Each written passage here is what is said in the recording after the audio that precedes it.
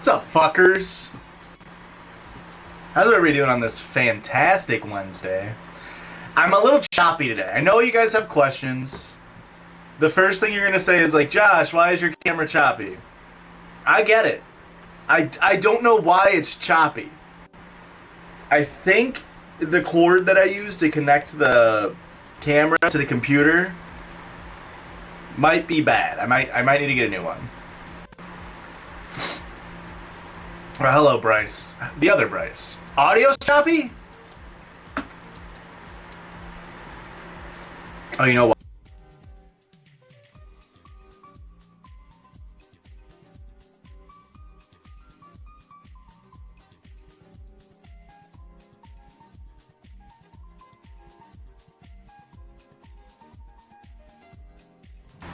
Oh, shit. So right now it's taking the audio from my... It's taking the audio from my camera. It's not even taking the audio from my microphone. Hang on. Oh, that got unplugged. I think I know what the problem is now. I think my my USBs might have got fried. My USB inputs might have gotten, because we had a couple power cycles. I don't know why I'm talking into this mic. We had a couple power cycles and like back to back, and I think they might have fried my computer. Hang on one second. What's up, Frog?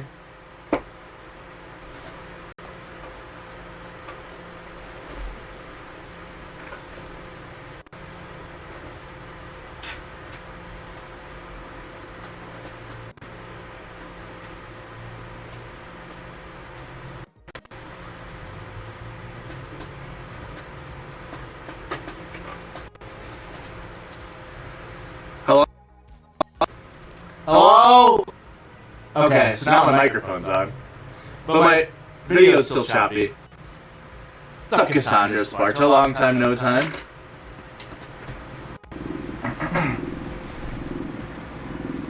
Okay, so that should be better on the audio, yeah? Should I just stream... Nobody's voice cracked, your voice cracked. Should I just stream... I mean, you guys can't really see. But I'm kind of like...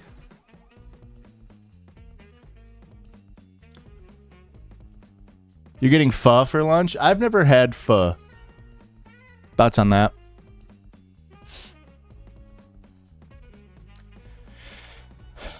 Thoughts on that? It's so good. I believe you. I believe you.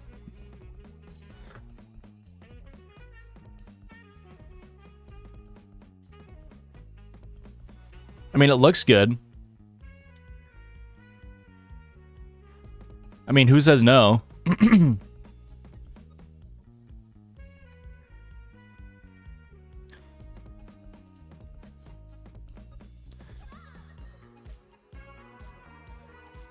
lot of pho fans. Makes sense. I mean, it looks great. It's definitely not a thing I've heard people say I don't like it. I've only heard people say I've never had it or I like it. Broth, rice noodles, herbs, meat, usually beef, and sometimes chicken. Was considering pho this week? Well, now you have to. Now you absolutely have to. A friend of yours vehemently dislikes pho? Is your friend racist? I'm sorry. That, I feel like that's racially motivated.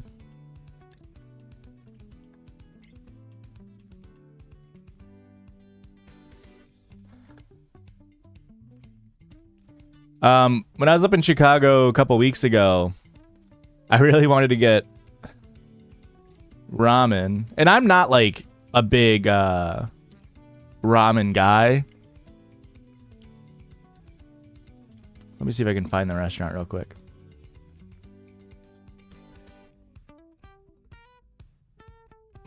We went to this restaurant called Kuramen. Sure. We went here. Okay. Moy boy, welcome to thank you for the follow. Welcome. And so we got this ramen place, and I got vegetable miso ramen right here. And it was, I'll say it, it was pretty good. Does that show you how good it is? It's completely over enlarged. I'm quite literally packaging cannabis products for my paycheck and listening to Josh on Twitch. This is life. Hell yeah, Hannah Marie.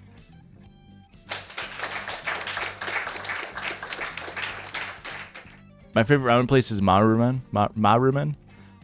Yeah, so like around me, there's only like, I mean, it's we've gotten more variety probably in the last like literally like 3 years. But around me, pretty much the only restaurants we have are Mexican restaurants. And then like fast food chains. Or Italian. Like that's what we got. There's one place in Ottawa that has let's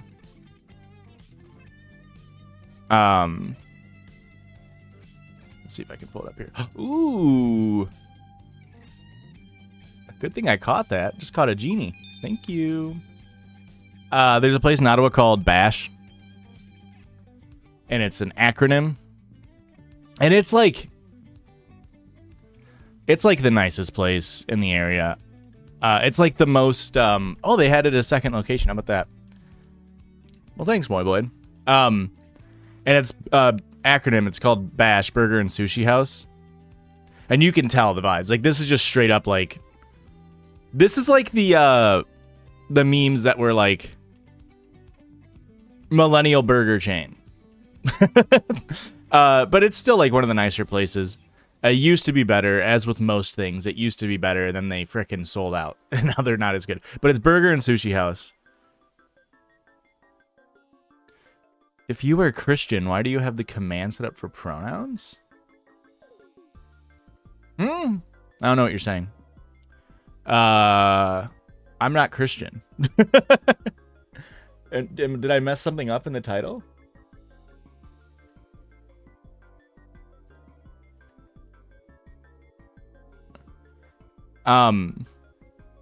And they have sushi here, and I know people say it's good, or I know like one person, it says we are Christian. Yeah, I have a friend whose name is Christian. Also, Christian people Christian people use pronouns. Are you aware? Are you aware that Christian people use pronouns? But I don't like sushi. Mainly because I don't like seafood. I'll eat sushi that doesn't have seafood in it, right? But they do have ramen. I've never had it, so maybe I'll try it.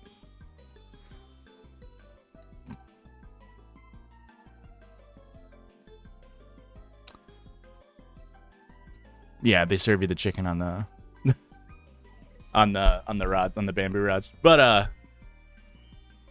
maybe I'll try it. The issue now is Bash is always so busy. It's always such a long wait. And I have to drive to Ottawa. So it's kind of annoying. But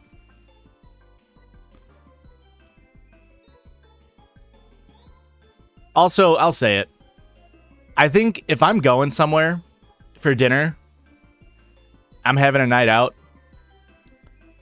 I want a good drink. I want a good drink. Sometimes a good drink is just a good beer. My favorite restaurant in Ottawa, it's called Court Street Pub. Okay. I'm gonna ban you, the man who like, because you joined a random stream to be antagonistic for no fucking reason. I'm gonna ban you. I want you to relax. Be happier. I'm gonna ban you for 30 minutes, alright? If you want to come back in 30 minutes and say, I'm sorry, I'm being a bigot, then maybe we'll figure something out. But if you are gonna come back and continue to be a bigot, you will get permanently banned. What is going on? What is going on? Why am I getting... What? Pronouns! Fucking pronouns! See, now Christian's in here, so now you can ask him about pronouns. I don't know what's happening. I was trying to talk about sushi. I don't know. Anywho, if I am going to a place, I want a good fucking drink. I want a good drink. And Bash, not good. They're expensive, they're small, and they aren't good. Would the pod be interested in a submission for the world's worst coworker? Yeah, I mean, send it in. No guarantee we read it. I'm a hipster, prefer amateur nouns. Hang on, Christian. Has this joke been made before? Has anybody made an amateur nouns joke? Because that's really good. Best place to send it is judgespod@gmail.com. Rookie nouns. That's really good. I like that a lot. I DIY my nouns. Yeah, I use retired nouns. Strawberry basil lemonade probably steps. The issue with these is they're, look at this, $10. And this picture is misleading. It's about this big. It's like maybe a 4-inch glass. And they're normally like fine tasting, but they are not very strong. Every time I get one, I'm very disappointed. And they don't have like, they just have like domestics. I don't know. That's my issue with Bash, why I don't like it. But now you talk about Court Street Pub. This is where you want to go in Ottawa if you want good food. Anywho. Don't tell Sal Oak you forgot that the hangout was next week. Yeah, next weekend, right?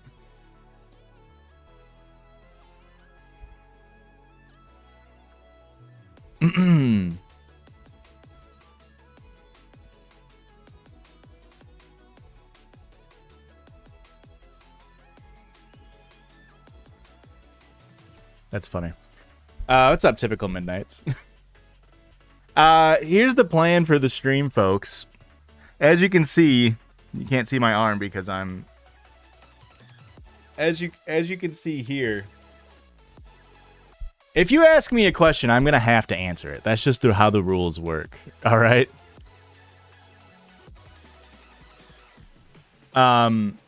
If it's a question that I deem is like too crass or I don't want to share, I will put it up to vote in the chat. And if the chat overwhelmingly says, yes, I want you to answer this question, I'll answer it. I got nothing to hide.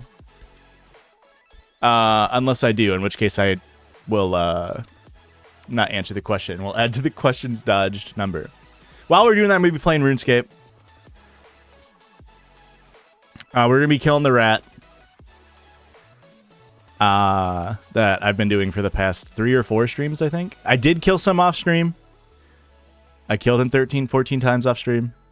You didn't miss anything interesting.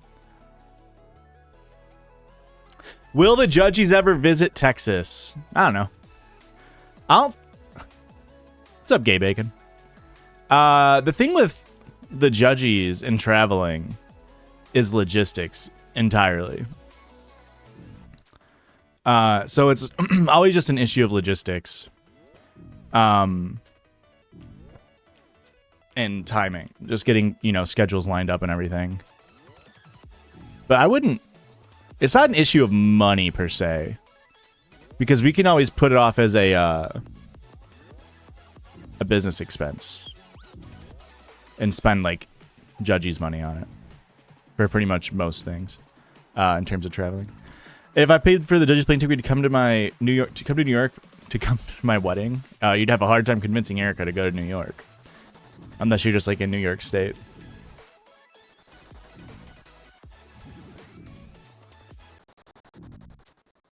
I want to turn this down a bit. Why is it so loud? Now it's just louder. I guess I can turn it down for you guys, but not for me.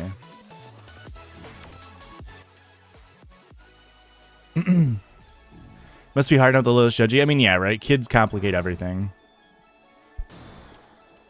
I think it would be really fun to do a tour of like going to people's weddings and doing a show at the weddings, right? A la podcast, but outside. But on the other hand, I'm like, I don't want to like steal people's spotlights.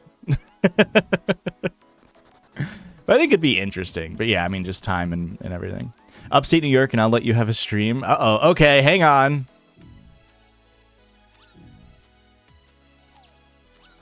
That might be worth it. I mean, if they invite you, right, you would think. But could you imagine, like, okay, so here's a scenario that's... Because, okay, this is based off of, like, the idea of, like, podcast but outside, which if you don't know is a podcast hosted by... Well, it's not hosted by Caleb. Is his name Caleb? Caleb...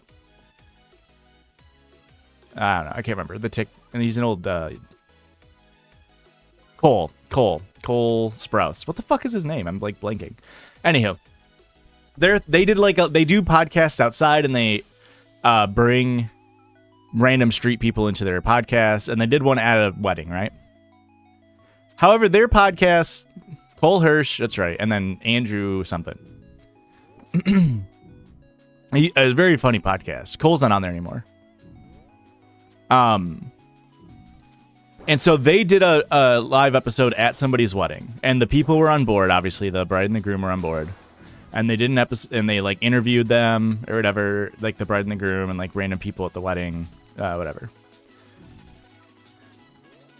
Now, if people at the wedding don't know who Podcast But Outside is, they might go to their podcast and listen to an episode or something, because this is something you would have to tell your guests about. That there's going to be like an active production at your wedding, right?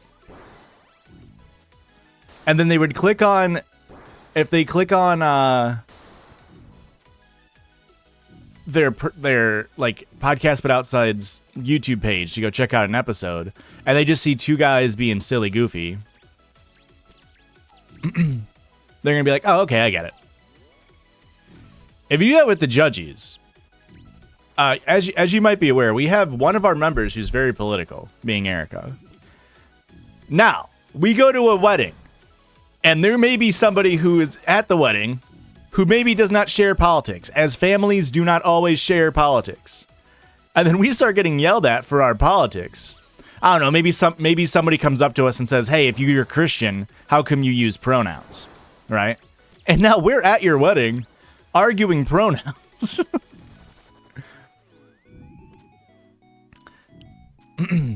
That would be my fear. And then also, I'm not saying that like we're so big that like people are gonna be like, oh my god, it's the judges, like, and upstage your wedding. What I'm saying is like, just the presence of a podcast is going to be distracting. People are going to be talking about that. You know what I mean? It doesn't matter who the podcast is. It could be a podcast with 10 listeners. If there's an active podcast being recorded, people are going to be like, oh my god, do you see that podcast is recording over there? Like, let's talk about it. Instead of, I don't know, how beautiful you look in your suit and dress. You know what I mean? But it'd be perfect for the first wedding because I'm an OG. I can wear my signed sheesh hat, and our baby shower invite was read a while back. Plus my fiance wants to smoke with Christian, allegedly. Yeah, unfortunately, Christian doesn't smoke anything. He just looks smoking. Allegedly. I'll fake a wedding for you to fly to the UK for if that works. I mean, the wedding part doesn't need to be part of the equation for us to be able to write it off as a business expense. That would just be a like excuse to go to certain places. But okay. But here's a real interesting like caveat or like carve out almost. Now, some of you might know who Rob Schneider is. Okay? Piece of shit. No arguments there. However, a funeral tour would be crazy. Rob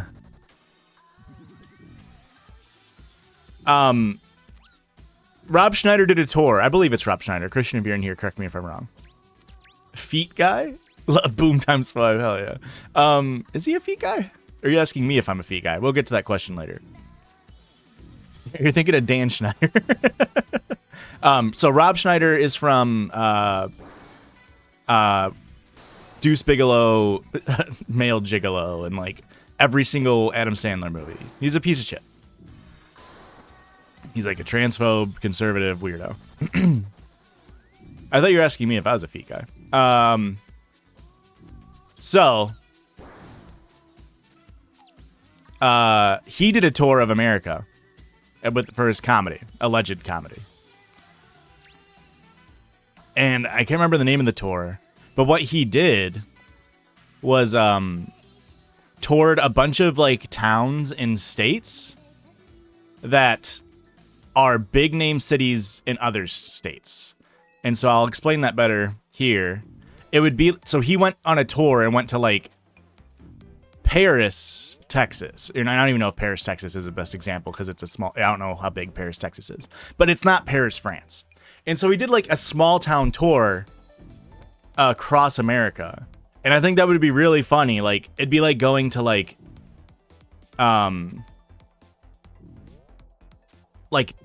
Denver, North Dakota, and it's a city with like 1,000 people. And I think that would be really funny for the judges to do. Just rip his shit.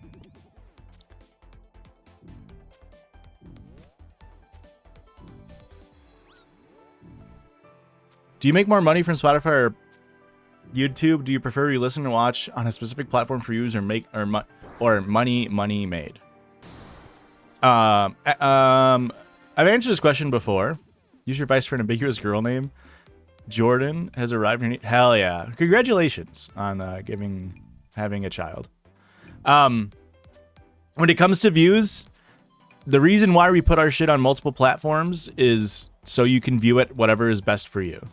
That's the most important part. The best way to support us is always going to be through Patreon. Like even if you can, like I understand it's money, right? And I know that there's like, I mean, obviously with the way that our current economy is, I totally understand if you can't afford it. But even the $1 a month tier on Patreon pays better than listening on any other platform. So, you know, $12 a year, $1 a month, supports us better because it's just like more money per episode or whatever, right? Now, if you can't do that, which again, I totally understand, and you need to listen with ads, the best way technically would be Spotify, because our ad rate's based on how many viewers we get on Spotify, pretty much. Like, obviously, we get money from YouTube ads, but YouTube ads don't pay as well as ads from ones that we read on the podcast. But that being said, we do it all that way you can watch or listen however you want to watch or listen. That's the whole point. Somebody asked a question before. Would I start a weekly Hasan stream? That's a good question. I've streamed before in the past. I actually have a Hasan YouTube or Twitch channel. I've streamed a couple times. And it kind of ties back to the question I was just answering, but like streaming doesn't make a ton of money, and it's not very productive for me as a content creator, either through Judgies or through Hasan, because we don't make content from our streams. When I first started Hasan, sorry, that was my goal. It was to stream a piece of like pre-produced streaming and then post that onto my YouTube channel. And so I'd put in work to like pre-produce a stream for Hasan video, and then I would take that stream and edit it, and eventually Blake edited a couple of them when I hired Blake.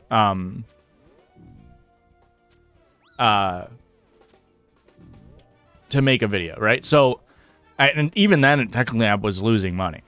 All of the stuff that I paid for Blake before Glee was completely profit. Like, I lost money on all of it, right? I was investing, if you want to talk about it in a capitalist sense.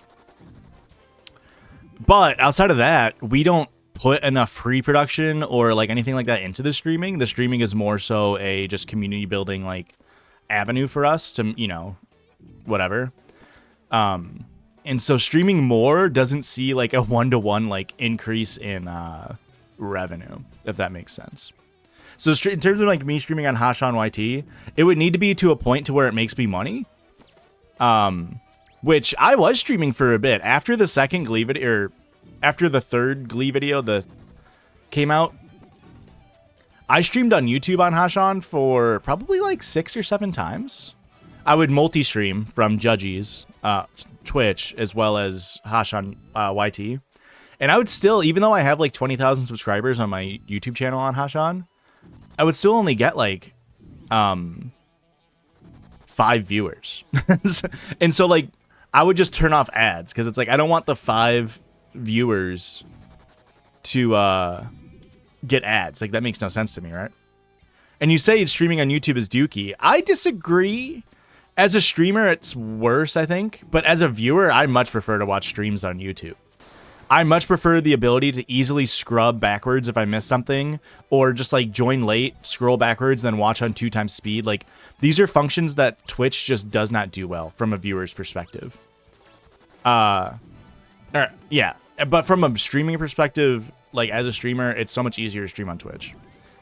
The live stream algo is cooked. It's also, YouTube has a ton of issues with its streaming. I agree. But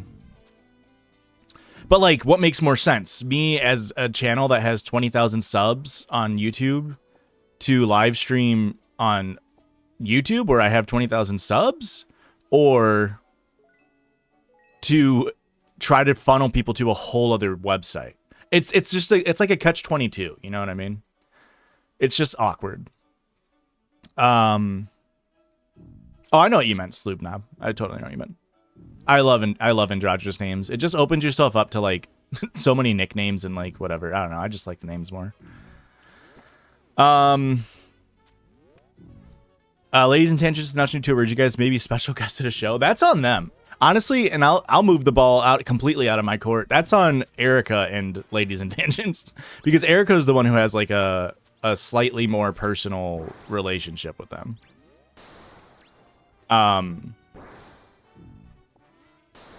And so that would be completely on their end, trying to like figure that stuff out. They mentioned we were in slight talks for a second when they did their last tour, when they were come to Chicago. Like they mentioned like, oh yeah, maybe we can have you guys come out or something, but nothing obviously materialized from that. So I wouldn't be opposed to it. I think they're great people. I mean, from what I've pretty much, you guys have seen all of the times that I have communicated with them personally. Everything that we've done on like the stream we did with them for Palestine, and then when we had them on our episode, that's pretty much all I've talked to either Jerry or Sierra. Sorry. But I know Erica's talked with them slightly more, because obviously she was on their show twice. I don't know if I think twice, right?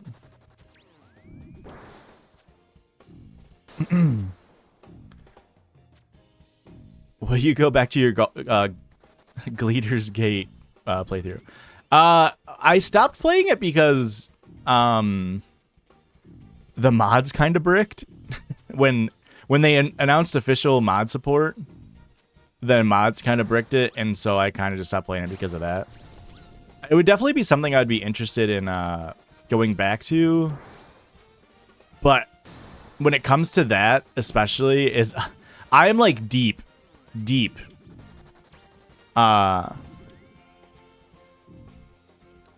really trying to get the next Glee video out, because I feel like a sack of shit for not like when I get this next Glee video out, which is season 3 of Glee, that means because like this makes me feel like a just absolute sack of shit. Once this comes out, which I'm hoping will get out by the end of May, if I stay on my shit, it means it took me a full calendar year to post two seasons of Glee, which is just not smart on my end, and it's also just like not very, like, it just sucks. Like I'm not doing anything more productive with my time that I can't work on Glee. Y'all are looking at what I've been doing for the past 6 months, 5 months. I was playing RuneScape.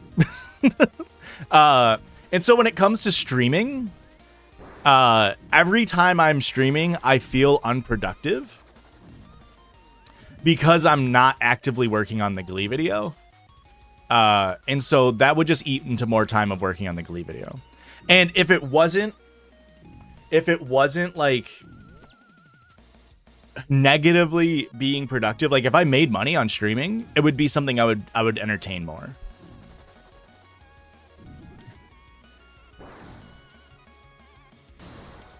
The thing is, okay, so let's talk about the Glee video, okay? I will put into perspective how long it takes, but I don't want to be like, boo-hoo, it's so hard to be a content creator, okay? So let's talk about the Glee video. In this video, in Season 3, I'm keeping a running tally of the amount of minutes of content I've consumed in order to produce this video. And so what it boils down to, okay, is there's 22 47-minute episodes of Glee per season, okay? Except for when you get to Season 5 and 6, but I'm not on those yet, obviously. So, when it comes to Glee, I pretty much watch every episode twice when it comes to writing the script. So already, if you round up, just me watching it is going to be about 40 hours, okay? So that's a week. That's a work week. That's one full work week for a normal person, right? But that's just watching Glee, of one season of Glee.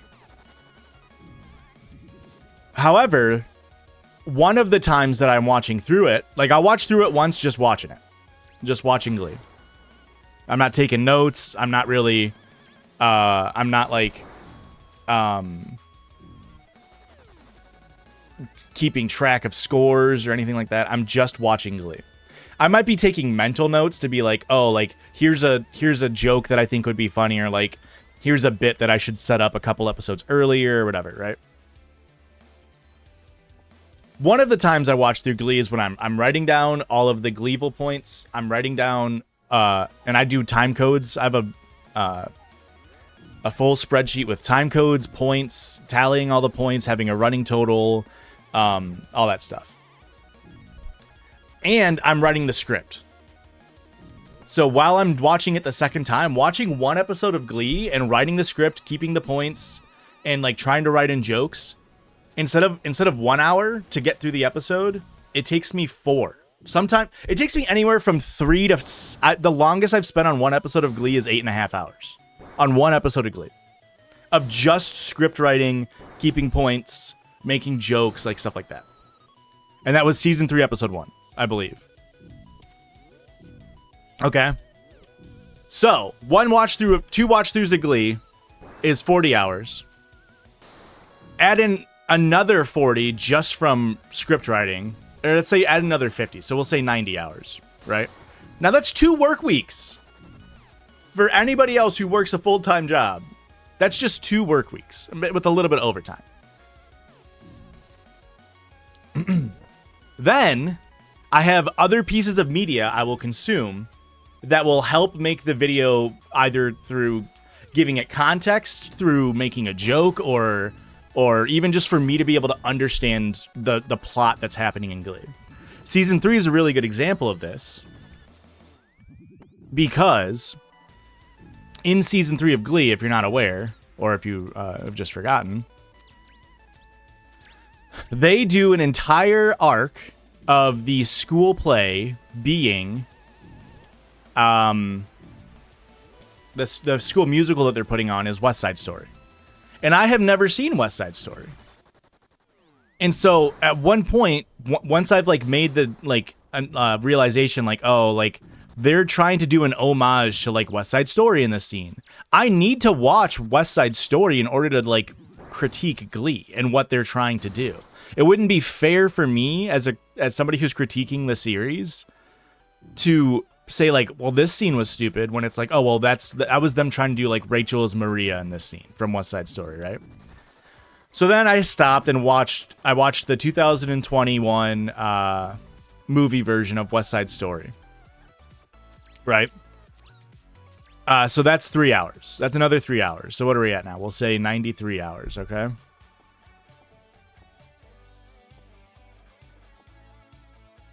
But then I have to now write about that movie. And so as I'm watching it, I'm taking notes. So let's say we'll make it 5. So 95 hours, right? Every time that happens for a movie or something they're referencing, like pop culture wise, I want to watch the thing. That way I know that I'm critiquing. Season 3 has characters on it that the actors came from a TV show called The Glee Project, which is a reality TV series, competition series, kind of like American Idol-esque, where they were trying to find new actors for Glee. And so how can I critique season 3 of Glee when ultimately they added 4 characters that were all competitors on the Glee Project season 1? So I had to watch all of the Glee Project season 1. That way I had a better understanding of Glee season 3. So going through that was 11 episodes, each an hour long. And again, I'm writing in jokes because I made a video out of it. It's on the Hasan Patreon, patreon.com/Hasan. It's a 2-hour video, a lot looser than my normal Glee videos. I called it the Yappy Hour because I didn't really write jokes per se. I just sort of like did like broad brushstrokes and like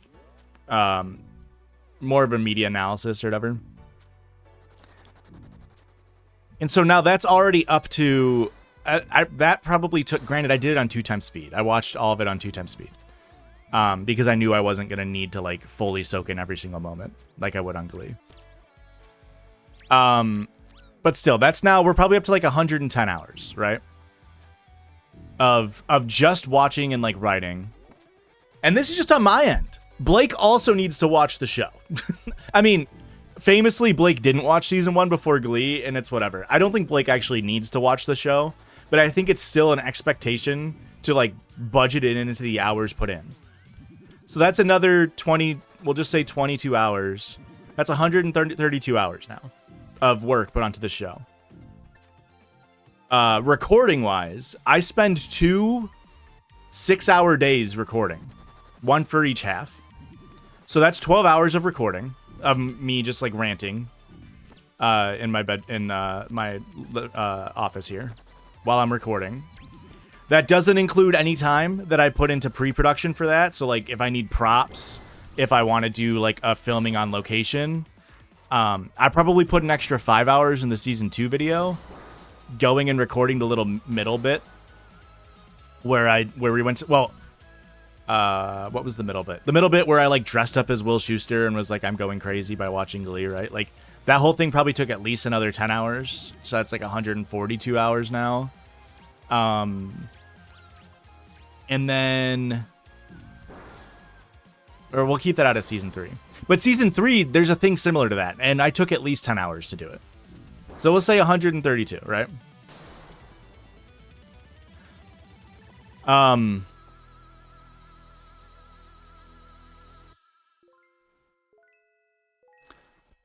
What else would there be? And then Blake has to edit it. I would say for each hour of video, Blake probably spends 3 to 4 hours editing. So on an 8-hour video, that's 24 hours of editing, roughly. This is just rough estimation. So that brings like the total time put into one video that we're doing on these up to easily like 170, 180 hours. Okay, so let's stop for a second. That's best case scenario, like we'll say 160 hours, depending on how much extra media I watch or whatever. So, and this is what, so Jelly says, I want your job because it sounds awesome. And it is. I'm my own boss. I set my own hours. That's part of the problem. But I just sent to Blake, I'll pull it up after this kill. But I just sent to Blake yesterday. I'm literally getting paid money to make fart jokes sometimes, right? Like, and that's not just the judges. Like, one of the characters in season 3 of Glee is named Joe Hart, and I just keep calling him Joe Fart the entire time. Okay? So that's the kind of work I'm putting in. And so on a normal job, if I say 160 hours, that's 4 work weeks. Okay? That's weekends off, 8 hours a day, 4 work weeks. Doesn't seem too bad. So, but still, if I work 8 hours a day with weekends off, this means the fastest I could get out one of these videos is about a month. Realistically, it wouldn't really be that, but that would be ideal. Is like, as soon as I launch a video, 1 month later, there's another video about to go out.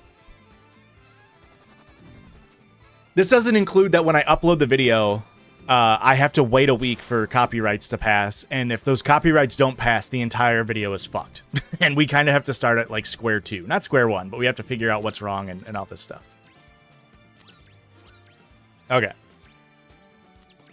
So, absolute fastest could be a month.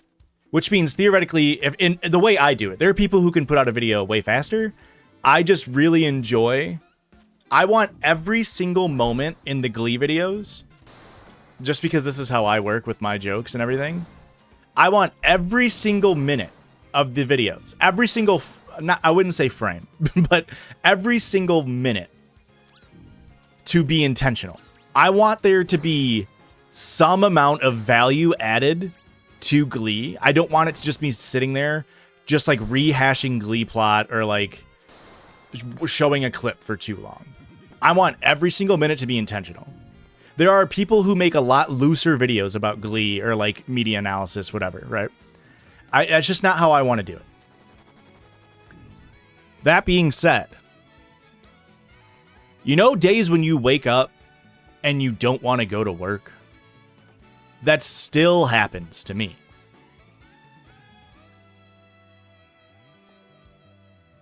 Except it happens a lot more. Because even though this is a dream job, and I know a lot of you would kill to do this. I would as well. If I wake up and I'm not in a like joke writing mood, I cannot work on the video straight up. Because why would I put in time watching and like putting in like the point totals and everything if like ultimately the end result of that episode where I'm recapping it is just me rehashing the plot and like putting in funny clips from Glee. That's not what I want. Like I said, gosh, no me yet. Okay, I don't speak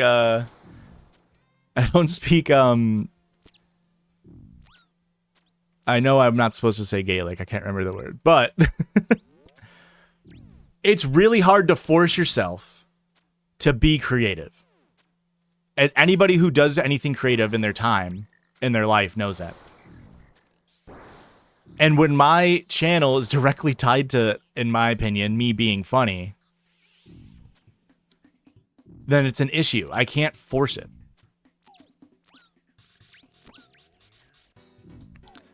And so there are days where, like, if I wake up and I'm not feeling it, and part of it is, like, come on, dude, just fucking chop, chop. Chop, chop, video boy.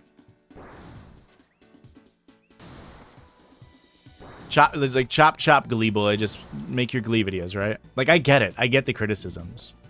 And so, like, ultimately, I think, realistically, the fastest I could put out a video is straight up, like, 2 months. And I think that's going to be my goal. For Season 4 of Glee, that's going to be my goal. But for Season 3, it's a slog. Partially because, and I'll say it here. No one's asked me, but I'll answer. Glee sucks now. I'm sorry. When the episodes are bad, and there are a lot of bad episodes of Glee once you get out of the first 13 episodes of Season 1, it really fucking sucks to try to make 47 minutes of TV interesting. When the plot is just like the most boring fucking plot I've ever heard. And it's just like sprinkled in with one-liners here and there. And it's like, well, I can't just sit here and show like a Glee one-liner compilation. And so it's a struggle. And I compare this directly to, if you've been listening to the podcast, Aurora and I just finished watching the main series of Dexter last week. And when I watched Dexter, the show drops off. As with any show does, over time it gets worse for whatever reason. Sometimes it's, whatever. There's many reasons why a show might not, hold up. But it did not matter. Every single night, Aurora and I would be so fucking excited for her to get off work, for us to cook and eat dinner, and then for us to sit our happy asses down on the couch and watch Dorkster. All the way up through season 8 of Dorkster. Season 8, we were like, yeah, let's just finish it off. Season 8 of Dorkster was not very good. But through the first 7 seasons, we were like, let's fucking go. We have more Dorkster to watch. I do not have that drive with Glee. And I have not had that drive with Glee since season 2, episode 5. Because it's not a good show anymore. And what's funny, okay? If you're a Glee head, how many kills did I get? 11? A little sloppy, that's all right. If you're a Glee head, oh shit, nobody look at my passcode. Oh, you can still see it. Oh no.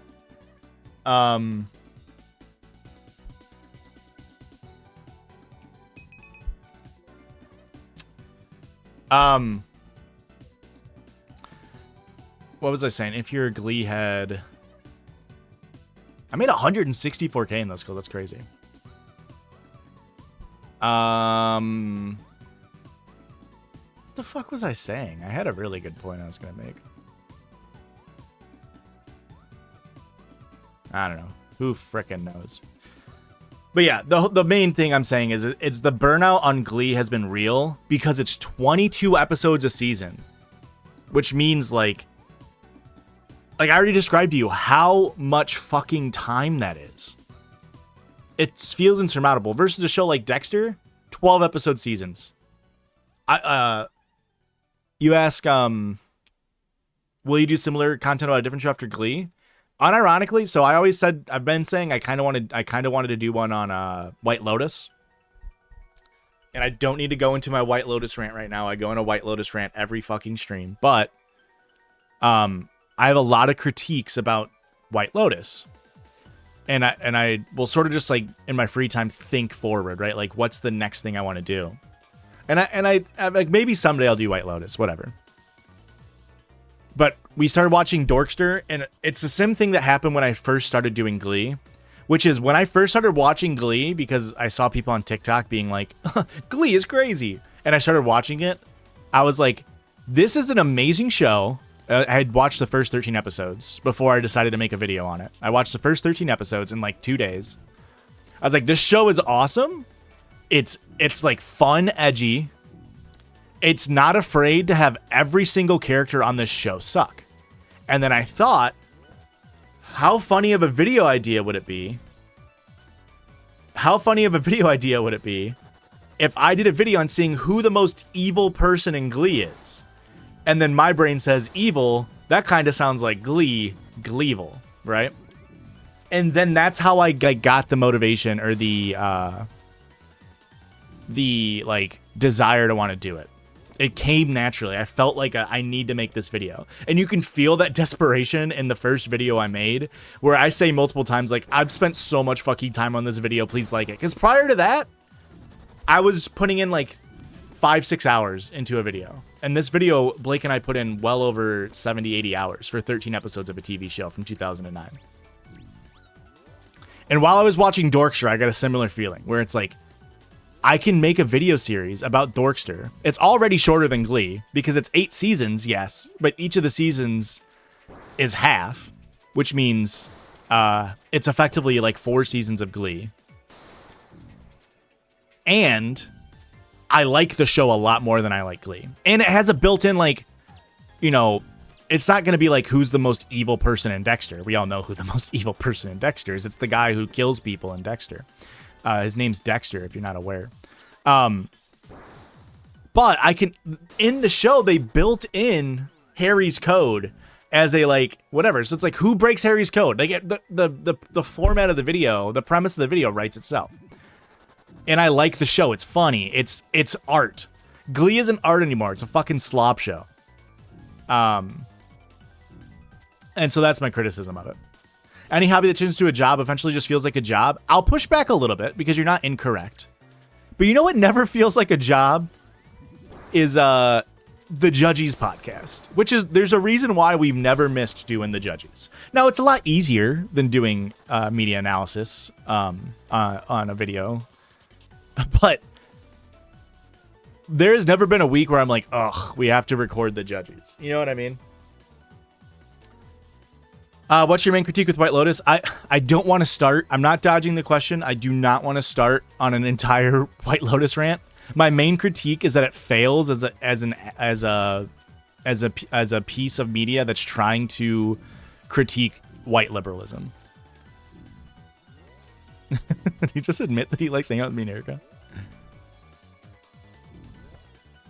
That comes across in the pod. Yeah. Well, and that's the thing, right? Is like, when it comes to the Hasan videos, like I said, I want every minute to feel intentional. And so if I'm not feeling it, you'll be able to tell. Like, if I'm just going through an episode and I'm just telling you what happened, maybe you won't actively think like, oh man, he really didn't put an effort for this episode. But you might just like stop paying attention to the video, which makes me feel bad because it, you know, me and Blake put in a lot of time for it. And I don't want that to happen. And I don't want you as viewers to ever click on a video and be like, yeah, it's not as good as it used to be. Like, I want to maintain an era, amount of quality. I just said it wasn't work. I didn't say I liked it. Molly's getting up on you guys. Molly's like, yeah, he didn't say that. You guys are putting words in his mouth. It always comes through in the creative into it. Yeah, and I've said this before, but like,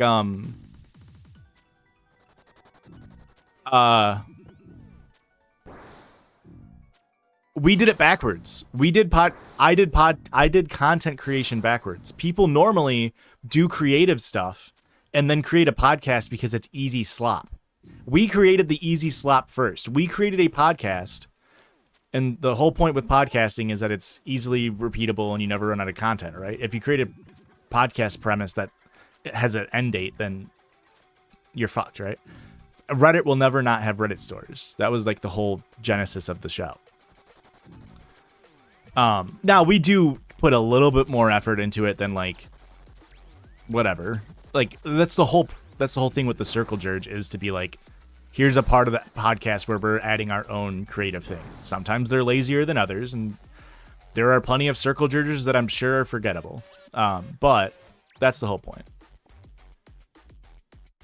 What is this song? Bike? Get out of here, Bike. Take those big bones. Oh, I'm full. You had a concept. What is this? Am I like not in the right playlist anymore? Waltz?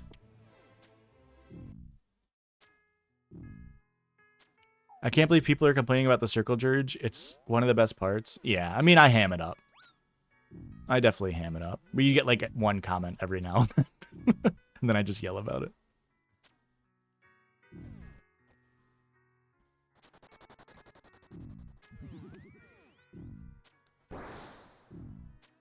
One comment too many. Fair. Hey, that's fair. Well, that's the thing about podcasting is like, it's a medium that is insanely oversaturated. And in any other medium that's oversaturated, effort can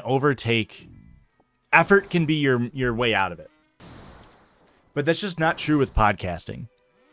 You can put in, oh, thank you, Dankley, welcome. Happy Wednesday to you. You could put in the most effort in the world onto a podcast, and you will just be drowned out by a million Office rewatch podcasts where celebrities watch their old show they used to be on and milk you for money, right? Oh, somebody asked earlier about a charity stream. Probably not for the ALS. Is that what you asked? Let me see if I can find it.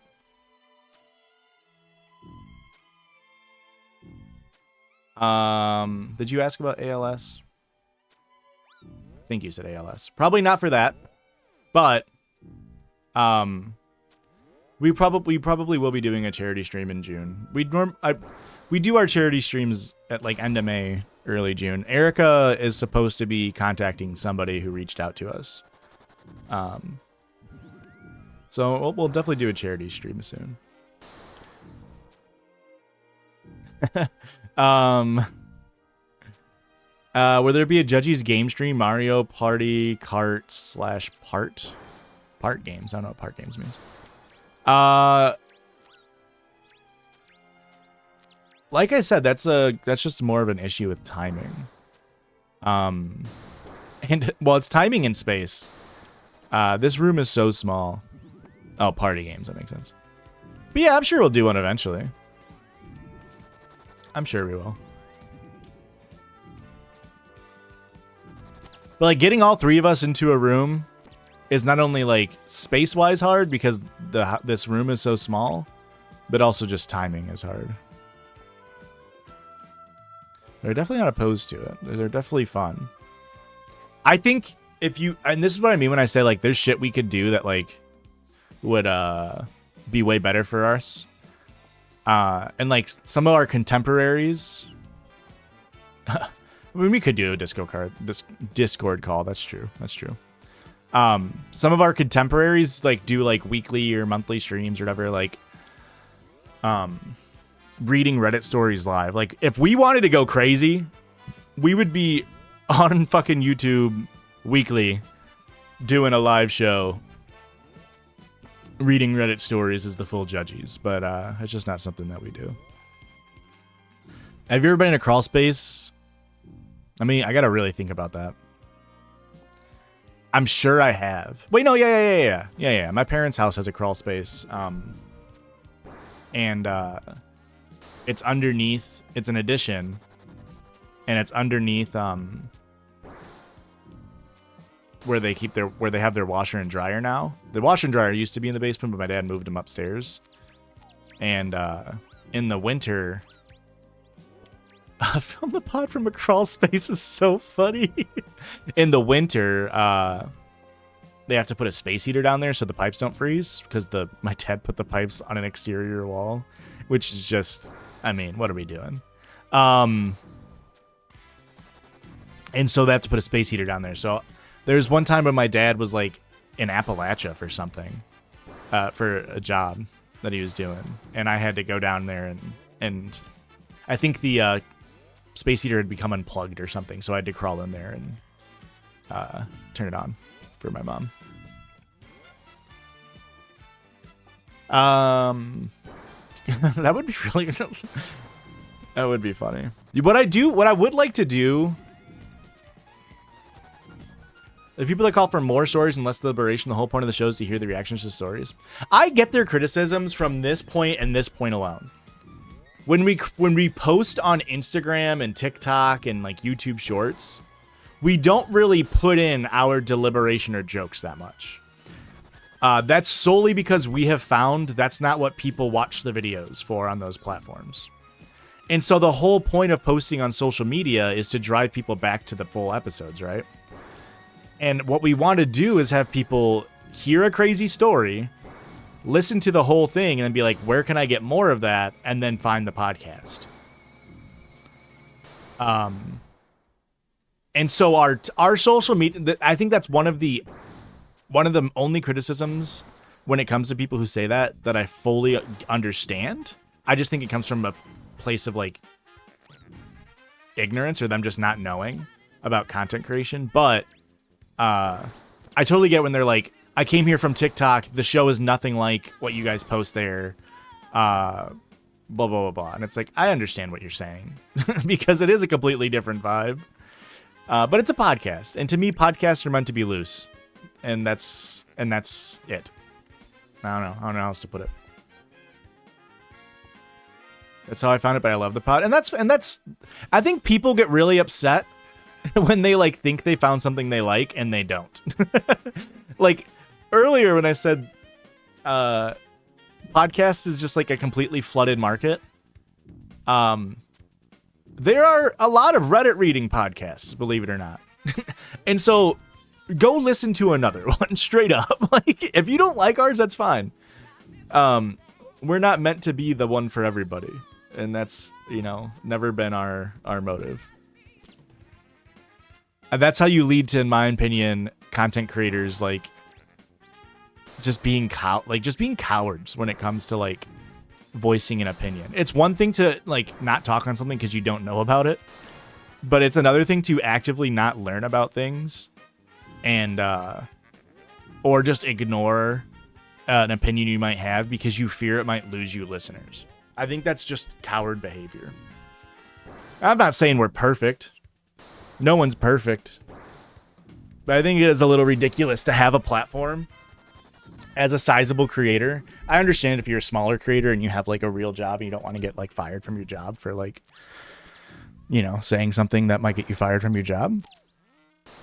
But I do think it's a little ridiculous. It's a little disingenuous to frame things as like, I don't think that content creators should be giving their opinions on geopolitical issues, as an example. And then turn around and be like, it's just because I don't know about it. It's like, well, then learn. I don't know, man. Fucking learn about it. Like, you wouldn't say that about like, I mean, I don't want to name anybody specifically because that's not my goal here. But like, that's the shit that people would say in like 2011 about gay people. Like, they'd be like, well, I'm just not going to talk about gay people because like, you know, it might piss off somebody. It's like, if somebody is watching, like that person who came in here and was like, why are you Christian yet you have pronouns? And it's like, you know, we could not have an exclamation mark pronouns Twitch application thing. And that guy would like our content and he might stick around. I don't want that guy liking our content. It's like, I don't understand. Like, fucking learn straight up. And if you don't know and you don't want to speak about it, link it to people who know more than you. Link people that know more than you and let them explain it. And if people push back and say, hey, that person you linked is actually like a bad person, then be open to that criticism and say, I'm sorry, I'll link, give me people who I should listen to. Like, it's easy. It's really not hard. But like, it's straight up cowardice to like lose fan base if you're afraid to like just have an opinion or admit that you have an opinion. Putting money above morals when you're not struggling. Yeah, and I think that's my key caveat to everything. Because there are content creators who do content creation, especially with TikTok, right? Like, TikTok is such a underpaying thing, and anybody can make a TikTok. It's one of the most easily accessible platforms. There are people who make content on there who cannot outwardly express like certain political issues because they work for like a school district or like religion affiliated workplace, and it's like in their fucking work contract that they can't do that. Like, I mean, I got shit on for, I mean, I made a joke and tweeted about it, but like when I was working at my job, I got called into the office because I tweeted a joke. Like that's, and that, like at that point, me getting fired from that job would have been really, really bad. And so I get it. But if you're a large content creator, and obviously that's, large is like, it's not like a hard set thing. Like, what does large mean? Hello, a random blish. It's just cowardice straight up to not like talk about stuff like that. Because you wouldn't say that about like anything else. You wouldn't say like and I think that's what hurts people's feelings. It's part of the reason why I started opening the podcast so early on. I straight up stole Hasan's something Hasan says. That's why I started saying like boys, gals, and non-binary pals. Like, name one other fucking podcast that does that. I mean, I'm sure there are plenty. But like, name one other fucking podcast that like actively, that's hosted by 3 cis people that actively says we recognize non-binary people. And that's not a like, oh, look how holy we are, because it's fucking easy. It's literally just us saying like we recognize that non-binary people exist. And like, we don't deserve an award for that, but it's just like bottom of the barrel easiest shit to do. And I guarantee you that has hurt our numbers. I guarantee it. Just like talking about Palestine has hurt our numbers. I guarantee it. And you know what? I do not give a shit. It's fucking insane that people bend over backwards to like court bigots. And that's not to say people can't change opinions, but it's fucking wild to me how spineless people are in the pursuit of just like a little bit more money on top of their infinite money glitch that they've found by being a content creator. And like I said, we are not perfect. We are far from perfect, but we try, and I think that's worth something.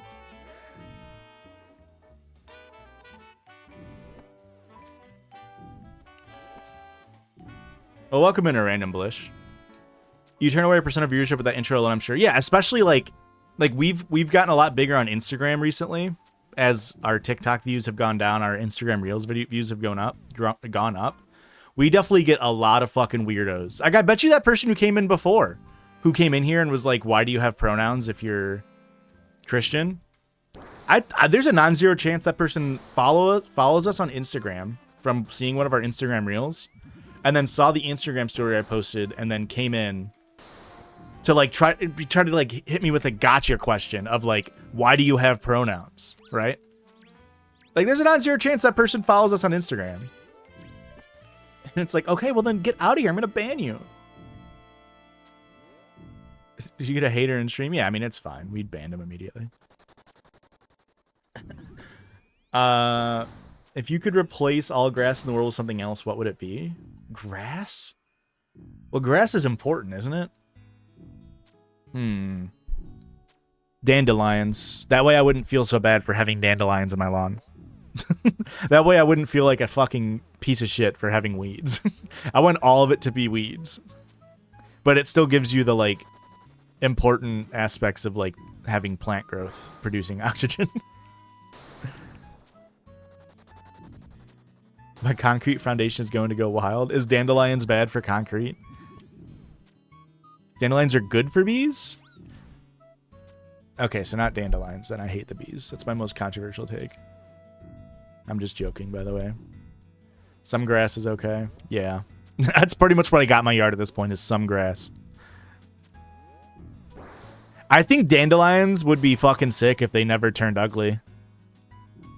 If they just stayed yellow and sick, like and look cool looking, I would be all for more dandelions in my yard. Dandelions are chill for about a week and a half, and then they piss me the fuck off. I mean, any plant growth will get through concrete. I don't know if dandelions specifically. What's the next goal in RuneScape Old School after you get the mini pet? If I'm still playing it on stream, we can figure that out together. I play a lot of Old School RuneScape off stream, obviously. But right now, my current goal, is I'll show you my shit in a second. My current goal is to get to do a different boss called Barrows Brothers, because I want to get my magic to 77. And so to do that, I need to get to 70 prayer. I don't need to get to 70 prayer, but I want to get to 70 prayer before I start killing that boss. Right now my mini goal is to get 70 prayer. That way I can get 77 magic, and that's so I can train crafting better. And so my longer term goal is to get every skill to 73. Right now I have, I think, 10 out of the 21 skills to at least 73. And the reason why I want it to be 73 is that's 1 million experience in a skill is a little over level 73. And to max out the skill, if you don't know in RuneScape, it's a little over 13 million experience. So it's 1/13 of the way there, but I like the idea of having 1 million in every single skill. So I'm like getting there, you know. It's slow but steady. What is this Yoshi's Story song? But you're Christian, you are Josh. Huh? I don't know what that means.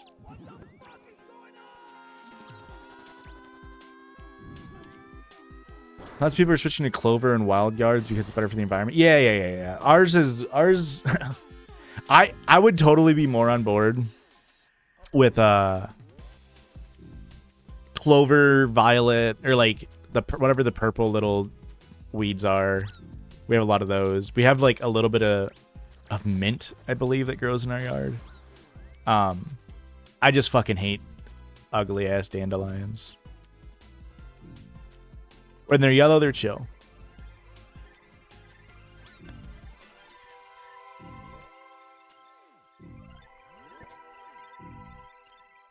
What's the next? Oh, yeah, I already answered that. Somebody else asked a question. I think I missed it.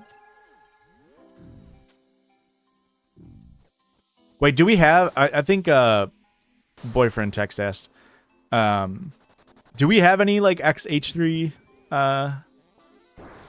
like stands in here that like recently left? Because like I used to watch H3 back when I was a edgelord teenager. Sharny with the resub. Welcome in, Sharny. Welcome back.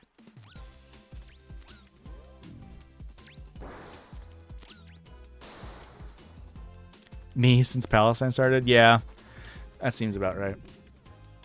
Bro lost the plot straight up. Straight the fuck up.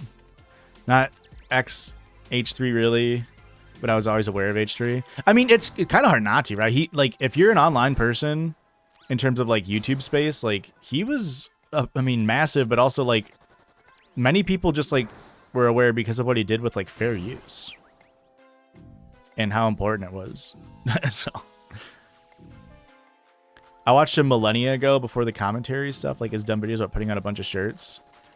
Or like where, yeah, he put on all the hats too. It was really cool that he won that court case. Yeah, that's pretty much the last cool thing he did, I think.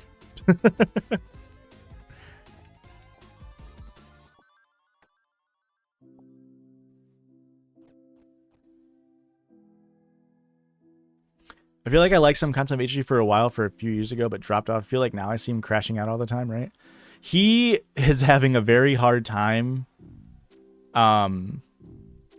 He has regressed in his views on Israel-Palestine, like, hard since October 7. And he'll criticize Hasan for, like, never like, admitting he was wrong. But it's, like, I mean, Hasan is very stubborn. I'm not going to sit here and say he's not, but, it's just like so much projection. I'm glad he's yapping because it means his shit isn't getting money. Yeah, they've lost a ton of listeners, a ton of subscribers for sure. And like that's the thing that like Hasan has always said, is like, dude, if you would have just shut up, you would have just like continued to be fine, and people would have just like forgotten that you're a sack of shit. But he's just been going on and on for nearly 2 years now. He's having some kind of mental crisis. I mean, if you want... Okay, so here's my hot take about H3H3. If you're not aware, I kind of just summarized it. Here's my hot take, okay? And I need you to listen to my words very carefully. I think every person is allowed... Everybody is allowed to have one parasocial internet relationship. More than one, and it's not good. But everybody is allowed to have one. There's a caveat, and this is very important that you hear this. That relationship cannot be with me or anybody on the judges. All right? I think that's fair. And I think that's balanced, and I'm unbiased when I say this. That being said, my parasocial obsession has been the H3 drama. Okay? I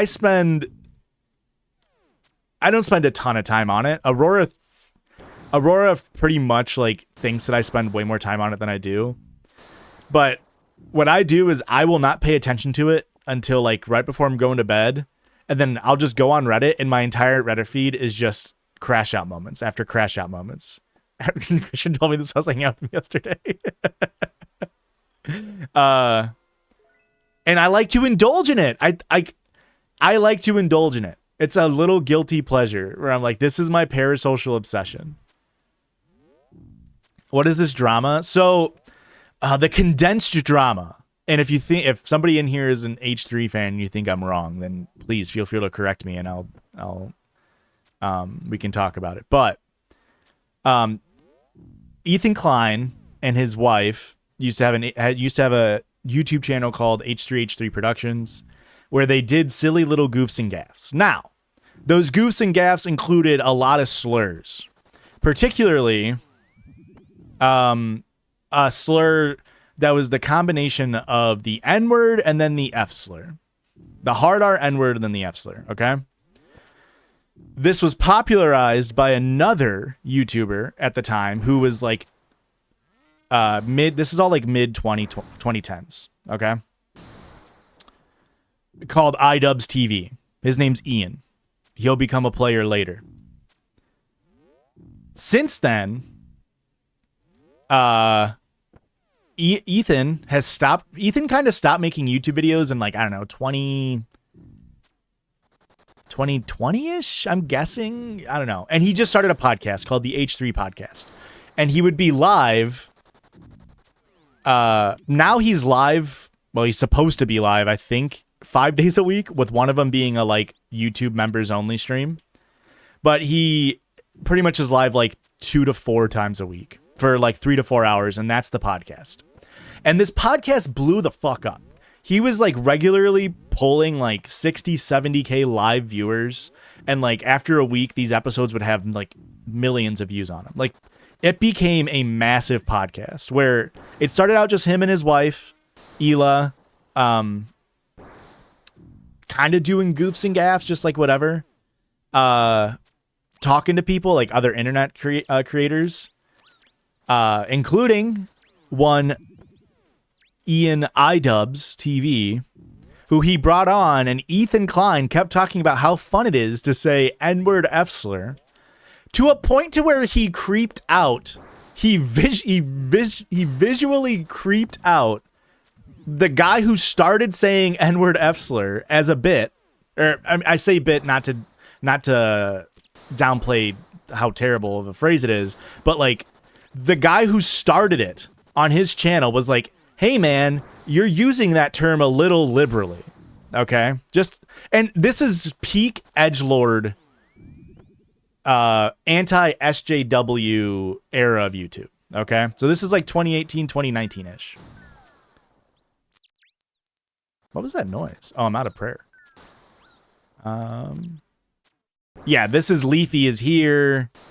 Yeah. So, this is like peak PewDiePie, who Ethan was also friends with, era.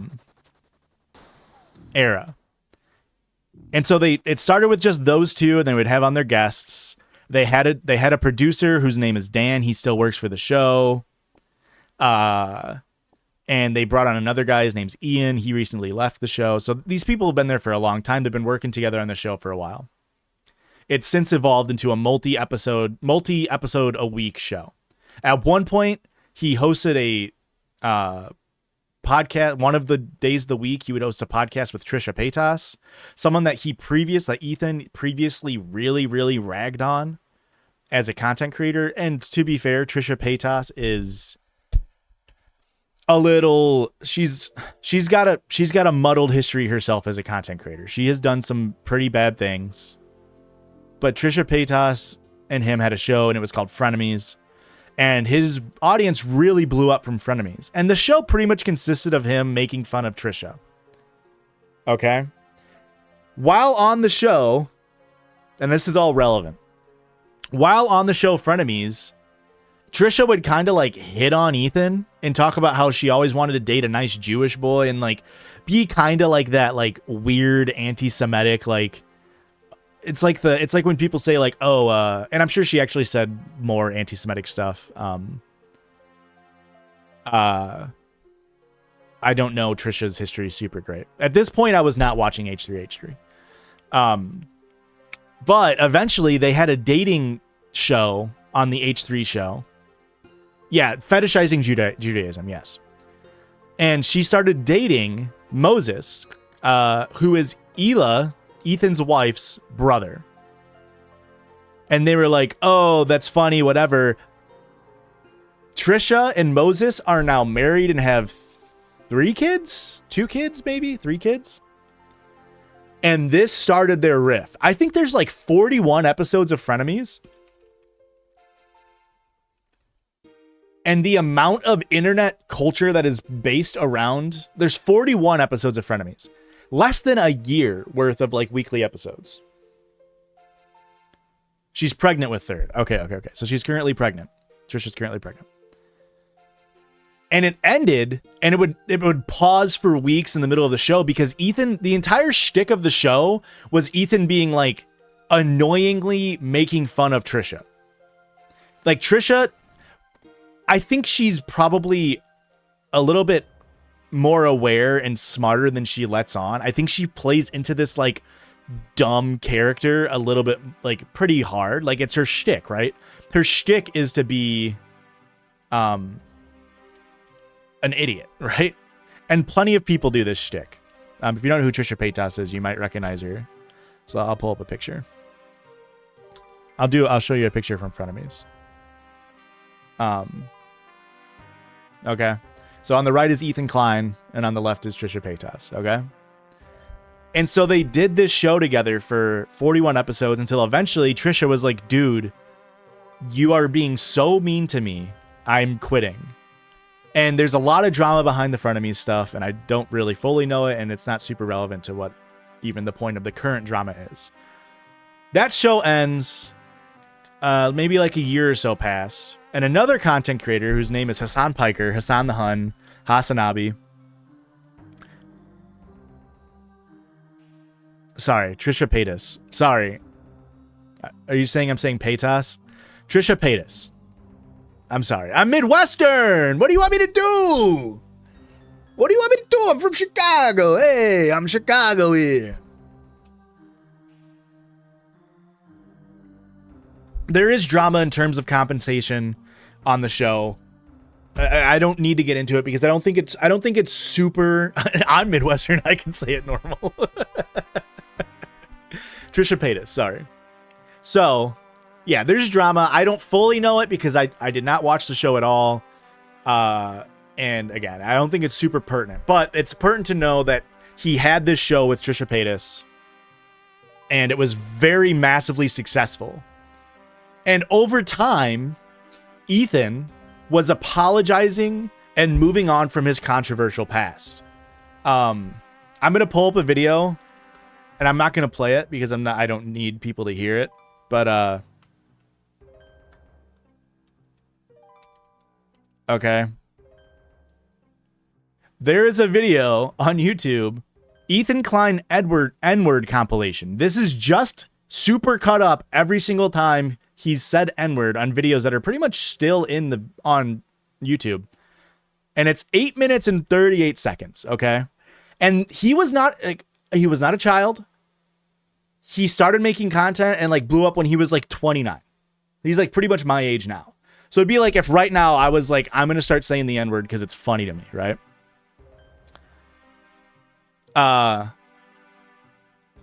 He's after that apologized and was like, I'm sorry. I don't need to say it. Like, I think that's totally valid, Derpinator. I mean, obviously it's valid. It's like, yeah, that's insane. Okay. He apologized and he moved on and he did this show with frenemies. And naturally, just when you have I mean, I don't know Trisha's current, like how Trisha identifies with their gender currently. There was a point to where Trisha went by they, them, but like has also done like extremely transphobic shit. And I don't know if what, but anyway, regardless, my point being, if you have a podcast that has a femme presenting person or a woman on it, you are naturally going to get listeners who are lean more women. There are content creators who have pretty like accepting viewpoints of women, feminist viewpoints, anti-misogyny viewpoints, but because the show is all men, they will just naturally not have as high of a female listenership. The girlies loved frenemies, and so H3 started to harbor after he apologized for everything. He stopped saying the N-word and everything, which I know, fucking high bar to stop saying the N-word. And he started apologizing for his past and atoning and being like, guys, I'm really trying to be a better person. At this point, around this time, his wife, Hila, created I guess it's important to mention, Hila is Israeli, and they met when H3 Ethan went on Birthright. If you don't know what Birthright is a thing that gets paid for by I don't know, I guess, who would actually pay for it, but it's like an all expenses paid summer camp trip to the state of Israel that is open for any American Jew to do. And it's solely done for a way to connect. I mean, it might be everywhere. It might be not just American Jews. I think I might misspoke. But it's open for anybody who's Jewish to go to Israel on Birthright, to go there and start, hey, we got a spine. How about that? Associating positively with the state of Israel. And it's intentionally done. And it's called Birthright. And like, that's what it's called. It is their birthright as Jewish people to go to this state and displace Palestinians, okay? Straight up. That's the goal of Birthright, is to make it so people feel more connected, and then will later become settlers in the West Bank or in Israel proper, okay? Or in the current borders of Israel. So that's where they met. And they're married, whatever. Hila started a clothing brand called Teddy Fresh. You might recognize it because this hoodie blew up. Like, I'm a little embarrassed to admit this because I was just saying this to Aurora like a month or two ago. Like, I'm embarrassed to admit that, like, I mean, maybe I shouldn't say this because it might be mean, because I'm sure there are people in this chat who own this sweater. But this sweater was everywhere. I mean, it's a color block, but like, it was fucking everywhere at the time. And I was like, I want it so bad, but I never got it. Thank God that I don't own any Teddy Fresh. Now there's a 0% chance I would wear it, not even based off of association, but because to me it's not very cool looking. But she started this clothing brand called Teddy Fresh. That's important to note, just to hang on in your head.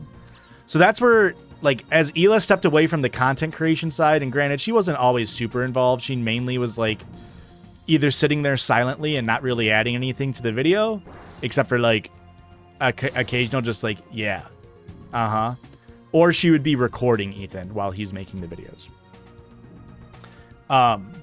As she took a step back in content creation side, she started this clothing brand called Teddy Fresh. Yes, Bourgeois Georgie. I was gonna say that I think color blocking like that doesn't look very good on white people. I think it looks better on the people who have skin tones that have been doing it for years, like you said. But whatever. I'm not qualified, I guess, enough to speak on that entirely. Anywho.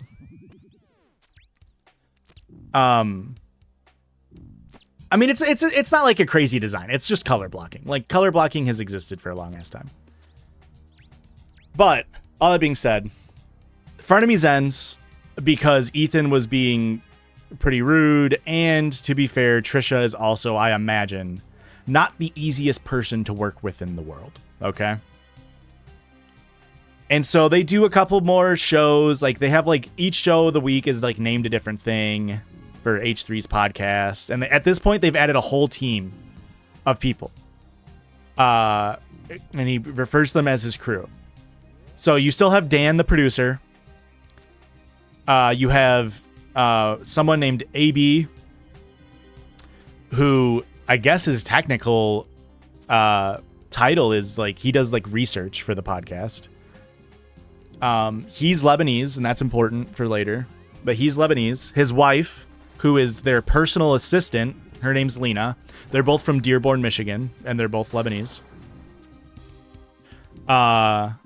Zach, who is their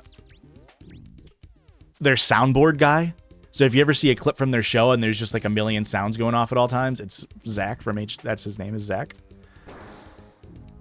And then they had a couple of people who weren't super on screen. Ian, a different Ian than iDubbbz. They had Ian, they had another guy who did their thumbnails, or maybe Ian did their thumbnails. I can't remember. And then they have this guy named Love who's Swedish, and he was their social media guy. And then they have Olivia, who is like their pop culture person / like she's the one who like contacts people to be like guests on the show. Oh, I'm out of arrows. I was like, why am I not shooting? I'm out of arrows. Let's go get some arrows. So all these people are working for Ethan, and their show now is like super popular. Like I said, they're getting so many views, and they're growing, and like having Olivia on grew their female listenership, and like they started doing like, I think they call part of their fan base Girly Pop Nation. Like, and Ethan kept like espousing more and more progressive views. He started doing like loose debate content, but the people he would debate would be like just pearly things, like a real who's who of online weirdos.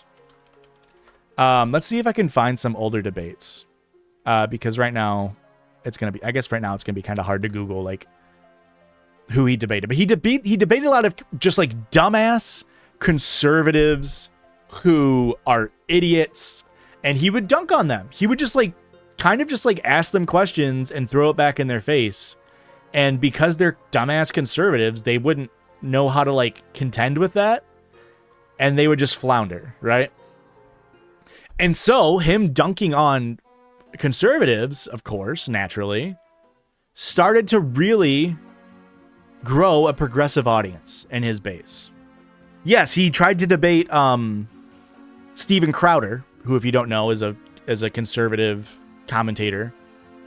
And Steven Crowder had been dodging Sam Cedar, who's a progressive commentator. He's on the Majority Report with Sam Cedar and Emma Vigeland.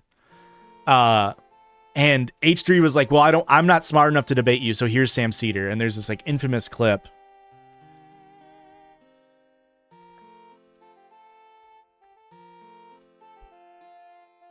Oh no, Sam Cedar, what a... Ew. Oh, there he is.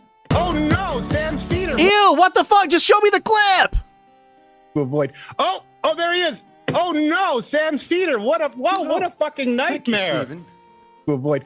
So this guy's a piece of shit, and he was like, what a nightmare, because Ethan brought on Sam Cedar to debate. And it was a big deal because Sam Cedar had been trying to debate Steven Crowder for years, and he kept dodging him, because when you're a conservative, you have nothing to debate on. Your views are bad. Like, you're just dumb and wrong, and that's not a very good combination to have when you're trying to debate somebody in the marketplace of ideas. So that was important. So he started garnering this progressive audience. And since Frenemies had ended, they were looking for another co-host for another show. And they started a show called Leftovers. It's just called Leftovers.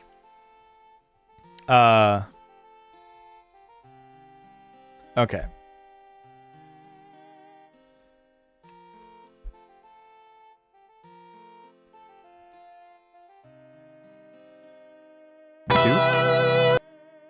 And this is the first episode. Welcome everybody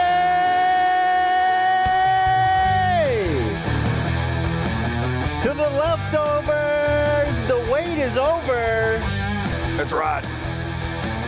With me, welcoming to the H3 family and our $3 million set. We spared no expense, Hasan Piker. Thank you.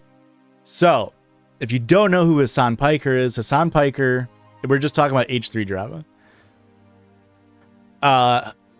This show is a political show, and the entire premise was effectively, they don't even have a fucking description of it.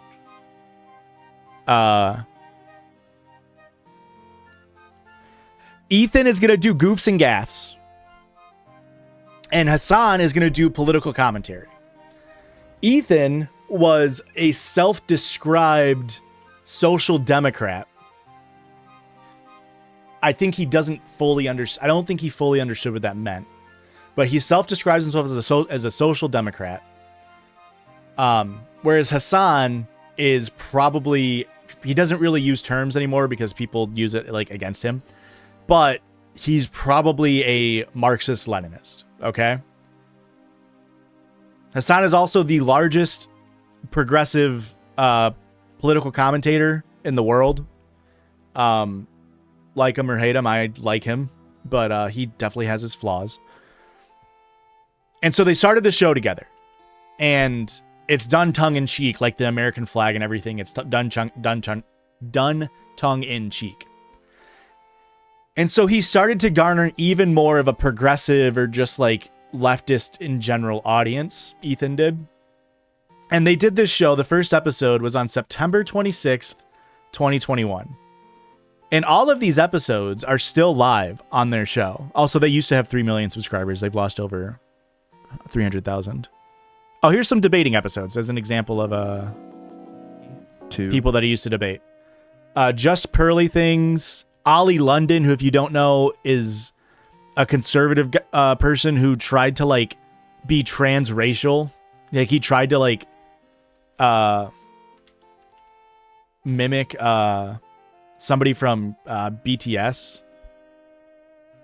Like Ollie London tried to get surgery to look like Yemen from BTS. The Steven Crowder one, which obviously wasn't actually a debate. TikTok alpha male, who I don't know podcast, and this person was even very big, but he was just like a TikTok alpha bro. I don't know if anybody recognizes this guy. He debated XQC on copyright on like ReactGate. Okay, and this is kind of important to mention. Like, he debated XQC. So, like, more right-leaning people. They did a whole thing about Colleen Ballinger, Fresh and Fit, Jesse Lee Peterson, yada, yada, yada. But, and if we go to their page,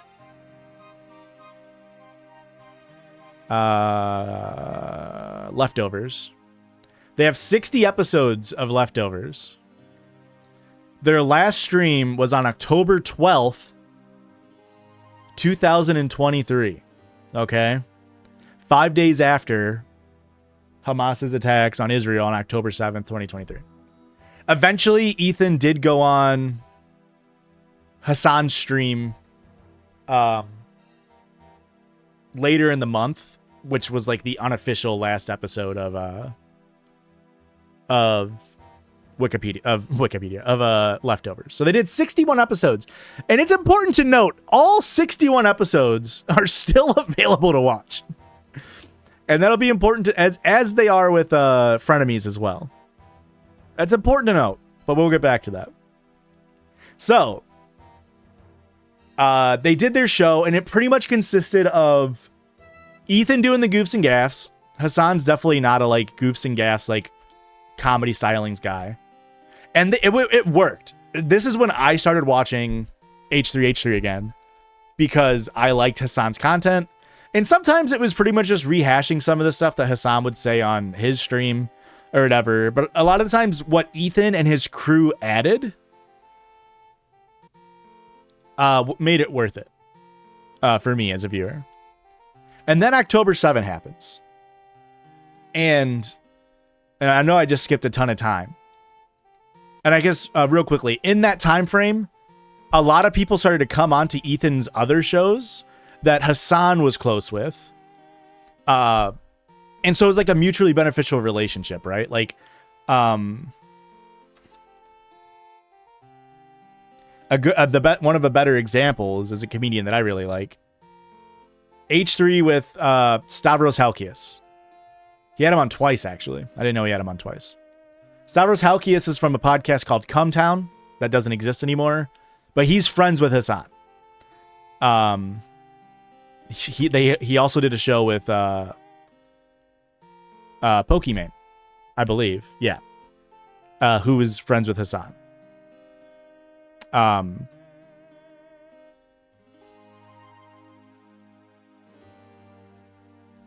So they do their show. October 7 happens. And as boyfriend text says, tensions were high. And it's understandable that they were high. Hasan is a Turkish man. He was raised Muslim. He no longer practices Islam, but he's like culturally Muslim. In the same way, a lot of American Jews will say like, yeah, I don't go to temple. I don't actively practice the Jewish faith, but I'm culturally Jewish. Okay? And the same way, like you wouldn't really say this because Christianity in America is like the dominant religion, but you could say like I'm culturally Christian in the sense that like, or like I was raised culturally Christian in the sense of like, you know, we like Christmas and Easter, and like there are things that are like within Christian culture that I was raised to do that like maybe I still do, right? But you wouldn't say that because Christianity is the dominant culture. But people say that about Judaism. People say that about Islam when you're not in a majority Muslim state. So he's Turkish, and I'll pull up a world map real quick in case we need a refresher, because I know we're mainly Americans in here. But okay, this is the region that we're going to be mainly talking about for a second here.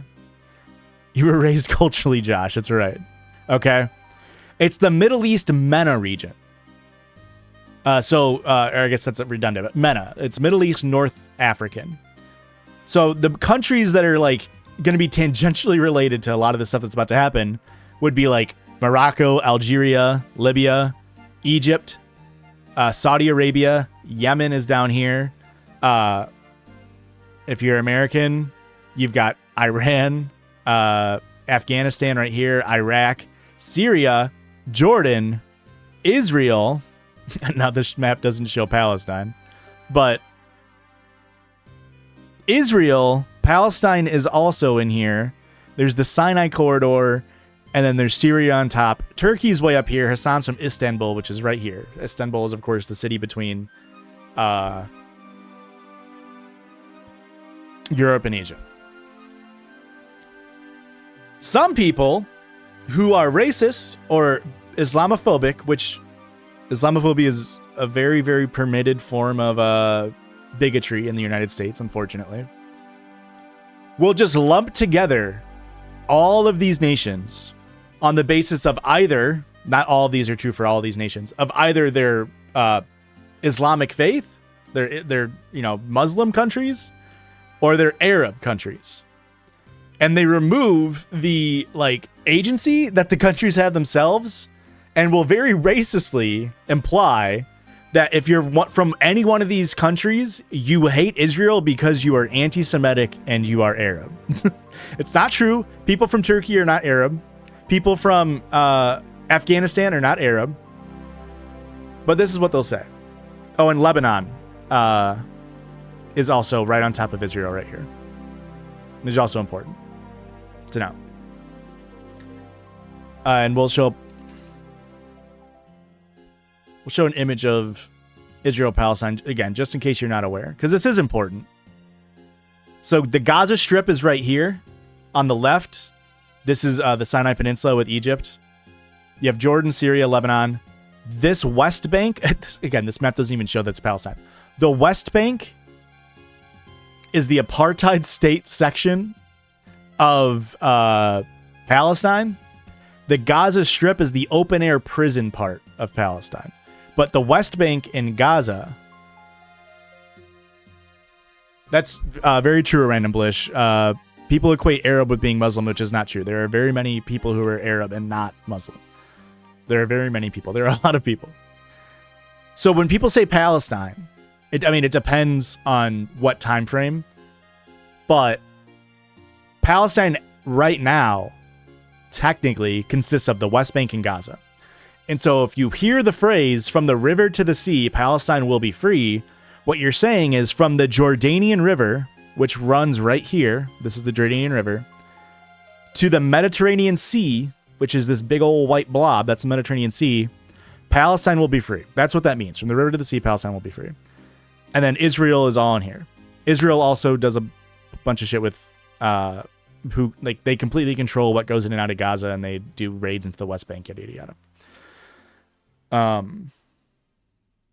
So October 7 happens, and something happens that sets Ethan off the fucking rails. Okay, now obviously tensions are gonna be high. Ethan is an Israeli citizen. Hila was born and raised in Israel and is also obviously also an Israeli citizen. If you don't know, Israel is one of a lot of countries that has mandatory service. So Hila was a member of the Israeli Defense Force, as they call it, or sometimes you'll hear it be referred to as the IOF, the Israeli Occupying Force. Obviously, Israel doesn't call their own forces IOF. That's detractors will call them the IOF. And that was when she was 18 or 19. It's mandatory conscripted service. If you don't perform, you'll be like socially ostracized, and you'll go to jail for like 4 months or something like that. Whatever. And I don't think anybody really can fault people too much. This is my own opinion at this point, for being socially conditioned to do something.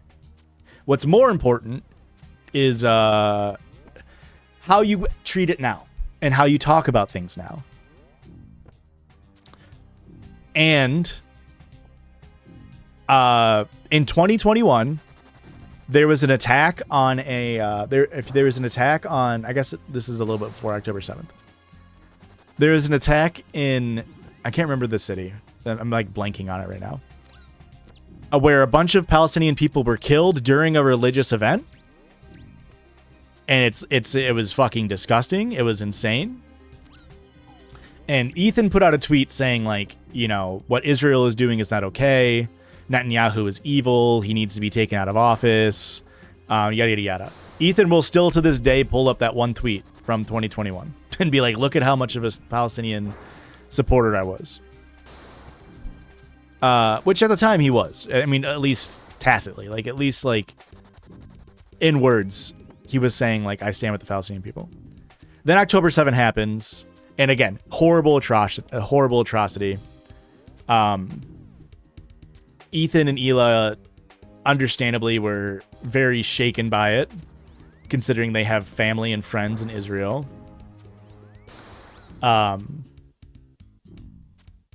And there was people on Twitter who were tweeting some stuff that was pretty, I mean, I don't even know how to describe it. But when I say people on Twitter, it's really just one person that was, her actions were not a powder keg. Ethan lit the powder keg. Okay. But one of Hasan's former mods, I think she's still technically a mod, but she doesn't do mod work anymore. She's a content creator in her own right. Her name is Frogan. Tweeted, and if you look back, I retweeted it the day, like as soon as she tweeted it, I fucking retweeted it. On the morning of October 7, like in the hours after the Hamas attack of the Nova Festival in Israel, she tweeted something. I'm going to paraphrase. Maybe I shouldn't paraphrase. Hang on, let me get out of here and I won't paraphrase. Frogan tweet, October 7th. Okay. It'll probably still show. Yeah, I even posted it or liked it and retweeted it way back when. Leftists preach and foam at the mouth at the thought of a revolution happening in America, but as soon as it happens in the Middle East, what they're doing is wrong. Okay? Oh my God. I'm dying. How do I leave? You can't leave once you're in here? You have to teleport out? Doesn't seem right. Okay. So it's obviously a tweet that has a lot of I mean, it's a very edgy tweet to tweet hours after an attack where 1,100 people died. Okay. It's a very, I can't even think of like the right word. It's a very like,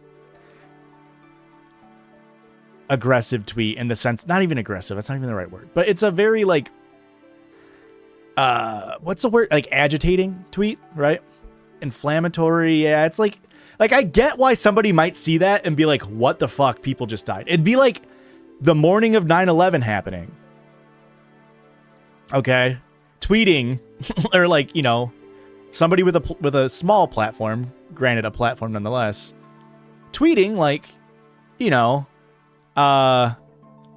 America deserved this because of all of the stuff we've done in the Middle East. That's not a false statement. Like America had a major play in the hand of what led to 9/11. But tweeting that after on the heels of so many innocent people being killed, it's understandable why people close to the situation might take that in a bad way. I think it's a little short-sighted to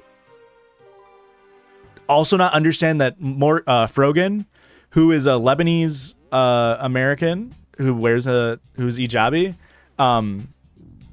might also be pretty emotional considering Israel's actions in the Middle East and what Israel has done to Lebanon historically, which is kill a lot of Lebanese people and bomb them indiscriminately.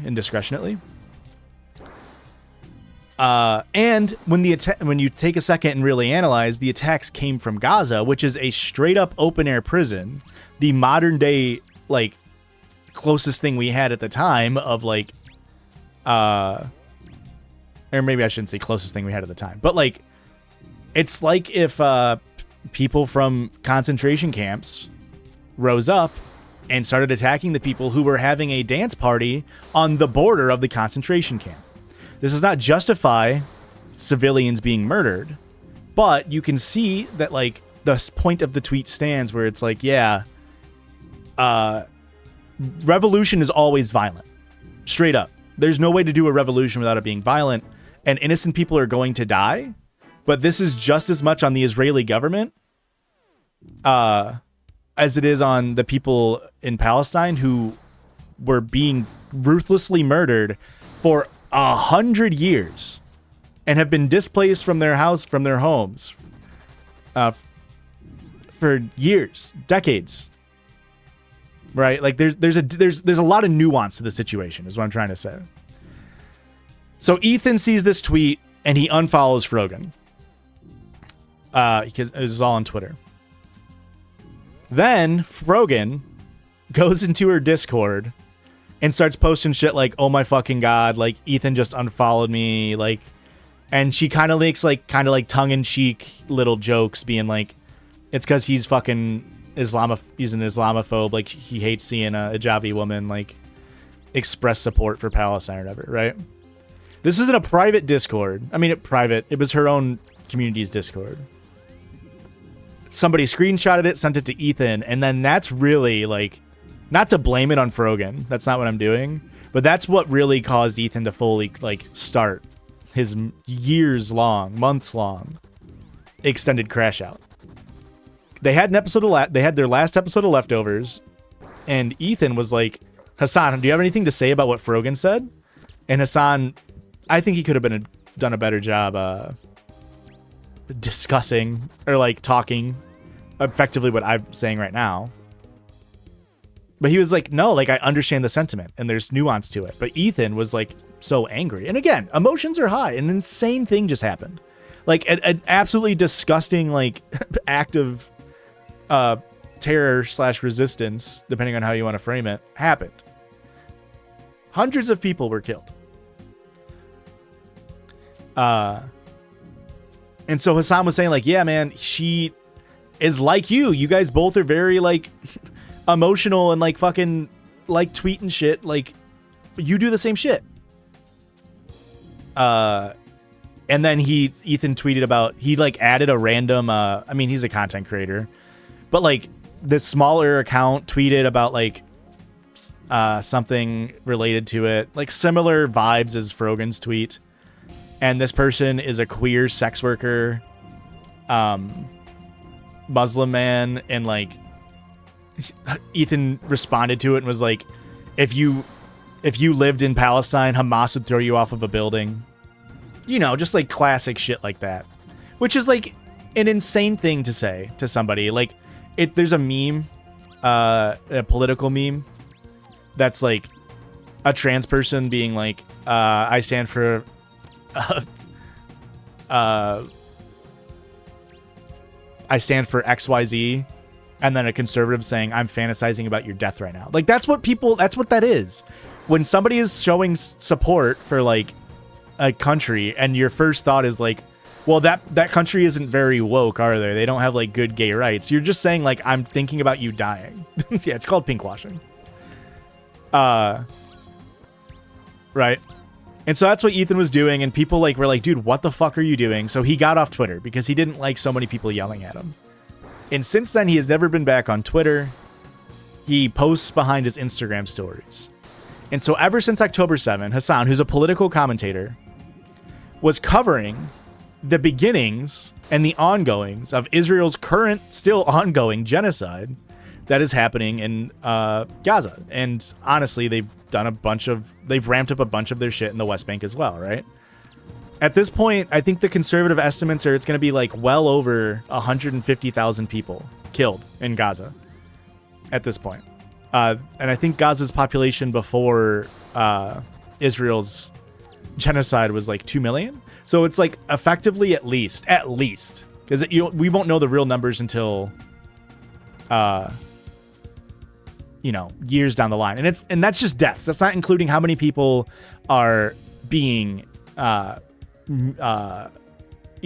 a leg, losing an arm, losing an eye, just from being relentlessly bombed. The amount of food that they've been denied and shelter and like the long-term effects of what Israel has been doing to a people, trying to ethnically cleanse them from Gaza, right?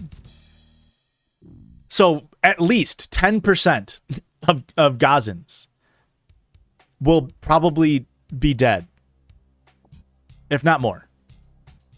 That's like if 33 million Americans were killed over the course of a year and a half, a little over a year and a half, right? And so Hasan was covering this, and he kept saying, like, Ethan would be talking shit and being like, well, these pro-Palestine rallies are like, they're saying like insane shit. And he would show it to Hasan on Leftovers, and he'd be like, yeah, that guy's insane. I don't know who that is. Like that guy, that guy just said like a pretty crazy thing. Like, I just don't understand why I have to like talk about that. And Ethan would be like, well, shouldn't you call him out and say like, this is unacceptable? And Hasan would pretty much always respond with like, well, yeah, it's fucked up, but like Israel is currently killing thousands of people a day. Like, I would rather talk about that. And that went on for a year where Hasan would just be like covering the news, and sometimes he wouldn't cover the news, and Ethan would just start spiraling on his show and just be like, all these pro-Palestinian activists, they're not doing it right. He would criticize college campus protesters and be like, oh, well, they're being anti-Semitic because X, Y, or Z. Or like when Aaron Bushnell, if you don't remember, he self-immolated in front of, I think it was in Atlanta, right? He self-immolated as an act of resistance. He was in the military. I think he was in the Air Force. He self-immolated and left a video recording saying like, I can no longer like continue to serve and live my life knowing the atrocities that I've helped contribute to on behalf of America and the state of Israel. And Ethan Klein made a joke about him. And this is someone who ostensibly, again, was supposed to be a pro-Palestinian, left adjacent, or however you want to define it, social democrat, right? And so his audience that he had been courting for years of being a left adjacent, like social democrat, girly pop nation content creator, his fans started saying like, dude, what the fuck? Like, that's a fucked up thing to make a joke about. And look, I'm not going to be the joke police. If it was a funny joke, hey, all the more power to you. The joke ultimately was he burned alive And at this point, they weren't really talking about Israel-Palestine on their podcast because Ethan stopped Leftovers pretty much saying, like, this is not healthy for me to obsess over. And so they stopped talking about Israel-Palestine for a while. And they came back and talked about Aaron Bushnell, and his commentary on it was, boy, he was really good at burning alive. Like, he just stood there and took it. Like, I'm just saying he was really good at burning alive. Okay? And again, I'm not being the joke police. I think you can make jokes about anything. You just got to do it from a point of, like, understanding, and, like, it's got to be funny. And that just wasn't funny. And it came off as very distasteful. He was streaming from his house, so his crew wasn't there in that stream. Anyway. So people started calling him like, dude, you're like being a Zionist. You're being fucking weird, and you're like defending Israel. Like, why are you defending Israel? And Ethan immediately started polling like, you're just calling me a Zionist because you can't call me a Jew. Like, you're being anti-Semitic. And he kept going on these tirades about how the left has replaced the word Jew and being anti-Semitic by calling people Zionists. And that's really when shit started hitting the fan. Like, he'll say, and his fans will say, like, man, if Frogan just didn't say anything about Ethan unfollowing her, none of this would have happened. But it's just not the case. Because ultimately, he could not contend with the idea that Israel as a state is doing things that contribute to anti-Semitism. By being a state that is an ethno-supremacist, ethno-religious state that says they do things on behalf of Jews and Jews' safety around the world, and the things that they're doing is a genocide that's going to contribute to anti-Semitism, both in the United States and in the Middle East. Although most of the Middle East stuff is anti-Israeli sentiment. It's anti-Israel sentiment. In the same way that there's a lot of hatred for Americans. And I think a lot of us can understand why a country like Iraq and its citizens might not think very highly of America because of the shit we do. And to be fair, we did a lot of the shit on the back of Christianity. Like, George Bush literally said God told him to invade Afghanistan. Like we use Christianity to moralize our invasion as just as much as, or at least we used to. I don't think Trump really does it as much. And Biden certainly didn't do it as much. But we used to use religion to moralize our invasions just in the same way that Israel does it. Which leads to people, believe it or not, hating your country when you're killing innocent people in their country. And so, cue Ethan trying to get Hasan banned. He kept covering Hasan and being like, listen to all this anti-Semitic shit he was saying. And then they would play the clip, and the clip would be Hasan saying, like, yes, Israel is a ethno-nationalist fascist country. They're the modern day Nazis. They are using the Holocaust to further their own political goals in the region, and it's all backed by America, and that's why we are pro-Palestinian, because our American tax dollars are going to fund this active genocide. And Ethan would play these clips, and Hasan, if you don't know, gets very loud and yells and gets angry a lot. And so sometimes he'll say some shit that's hyperbolic or whatever, and people will clip him and show it to people and be like, look at how insane this guy is. And none of Ethan's audience was biting. They were like, dude, we don't care. Just tell jokes. You're wrong about this. Hasan is right. Please just tell jokes. And Ethan could not contend with this idea. The joke is don't hit. The biggest thing that you can do that's anti-Israel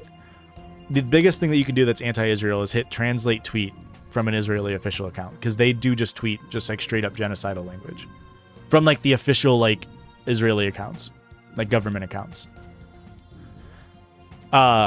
Ethan could not contend with the idea that his audience was progressive and was trying to tell him, hey man, you're saying some scary shit right now. And instead, Ethan said, no. This is all Hasan's community coming in here to harass me. And that's really what happened, is Ethan could not get off his mind that Hasan, was sending harassment campaigns to Ethan and stupid, sexy Hasan.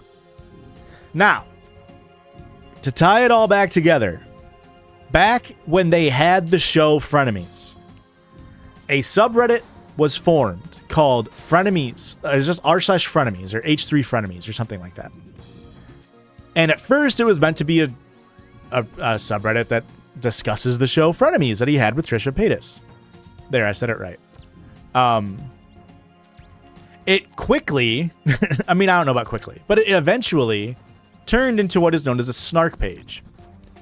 Once Trisha was leaving, still here, thank you, you're welcome. Once Trisha was leaving and the show was ending, the Frenemies subreddit became a snark page that was pretty much there to just like talk shit and snark about the H3 podcast, because, you know, their favorite content creator, Trisha Paytas, was in their view improperly treated by Ethan and H3 as a whole, I guess. And I think there's some merit to that. That she was treated poorly.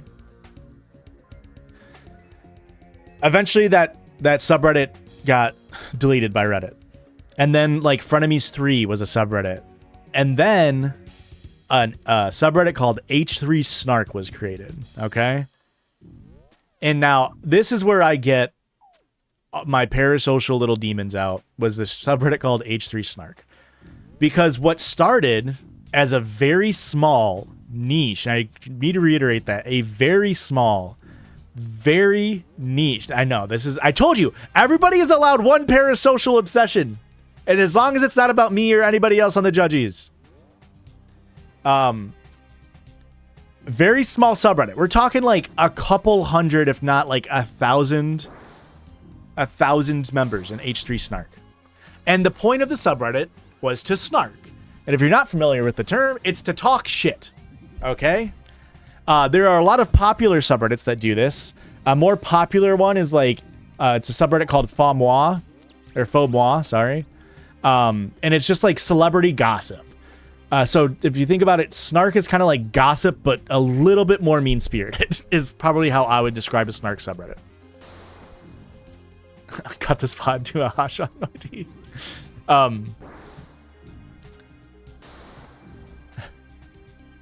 That's how I would describe a snark subreddit. The Adventure Zone Circle Jerk. Circle jerks are a form of a snark subreddit. Yes. If you're on Reddit and you see anything, if you see anything that's like a circle jerk subreddit, those are pretty much always snarks. It's people just talking shit. Sometimes, especially when it comes to online content creators, snark subreddits will have a tendency to do insane shit like doxing. And like, this is what I mean when I say don't be parasocial and weird. Like, it's just something that content creators have to deal with more than like a traditional celebrity has to deal with. Doxing, stalking, people just like commenting and thinking that they know you better than like your friends do, or like, you know, your people in real life. You know, it's a real issue. And so H3 Snark for a bit, again, very small community, would like, H3 would have somebody on. And H3 Snark would be like, I don't like this person. Like Zach's dad came up on a podcast episode or something. And they like, H3 Snark like found out Zach's dad's Twitter and then like posted like, oh, here's his LinkedIn, here's his address and all this shit. Just like straight up doxing, right? Now there are like exceptions to like the definition of doxing when it comes to public individuals. I don't want to get in on all that. Blake, make this listenable, please. I don't want to get in onto like the ethics. I think doxing in any regard, even if it is public information, is fucked up.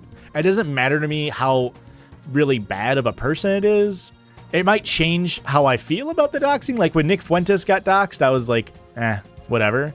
But it's just like a level of like, you know, unsafeness that I don't think many people should be subjected to. Let alone like people on a podcast. or people who have family members on a podcast. So, H3 Snark gets a little wild with it, whatever. As people leave the show, as viewers, because of Ethan and because of what he's saying and his changed perspective, seemingly, on Palestinian resistance or just Palestinians in general, by Ethan's own doing, people like myself, I wasn't fed H3 Snark. Like, nobody told me to go to H3 Snark. I was just on Reddit, and I got, because I'm in like the H3 production subreddit, H3 Snark started to get recommended to me. And there was some shit in there that was crazy. And I'd be like, what the fuck is wrong with these people?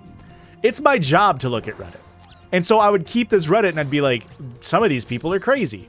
And then they would post other shit, like clips of Hila on H3H3's podcast back in like 2018 maybe, literally talking about her IDF service and how she was bored one day.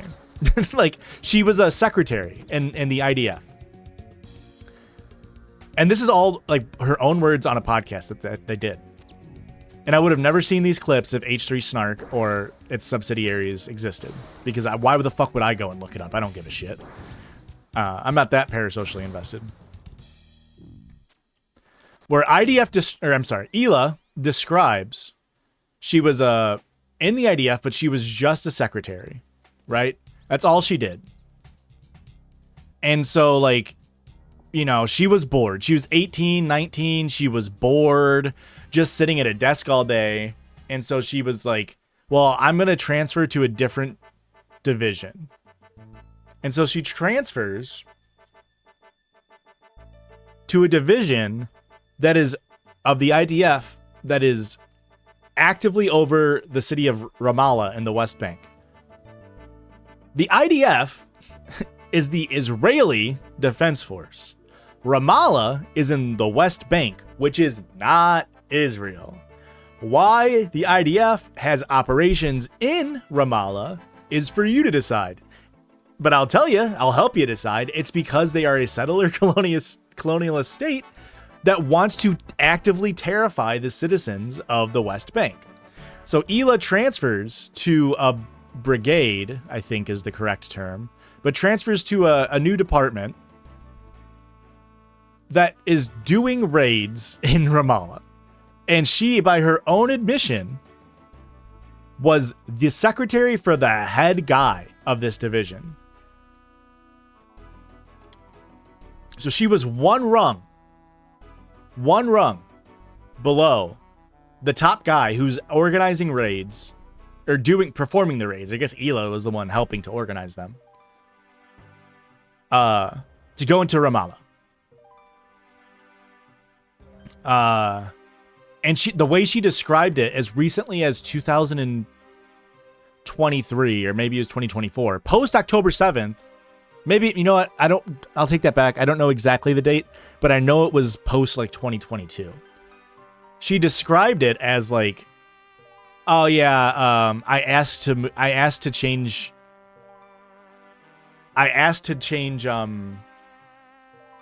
posts, and they had to say yes because I'm so cute. Like, that's how nonchalant she was about like going to go do a different thing. And so, yeah, in this conversation that they're having on their podcast, Ethan was asking her just about her IDF service, and she's talking about this, and she's like, yeah, we would go to this terrorist city called Ramallah. Ramallah is just a city in the West Bank. So already framing it as a terrorist city is sort of just like priming, and again, social conditioning, yada, yada, yada. But they were actively in 2017, 2018, referring to just a city in the West Bank as a terrorist city. It's whatever hangups you have about whatever. We're not even talking about Gaza, where Hamas is the political power, right? Is this stream too political to post? No, I'll post it. I don't give a shit. The West Bank is independent of Hamas and Gaza, right?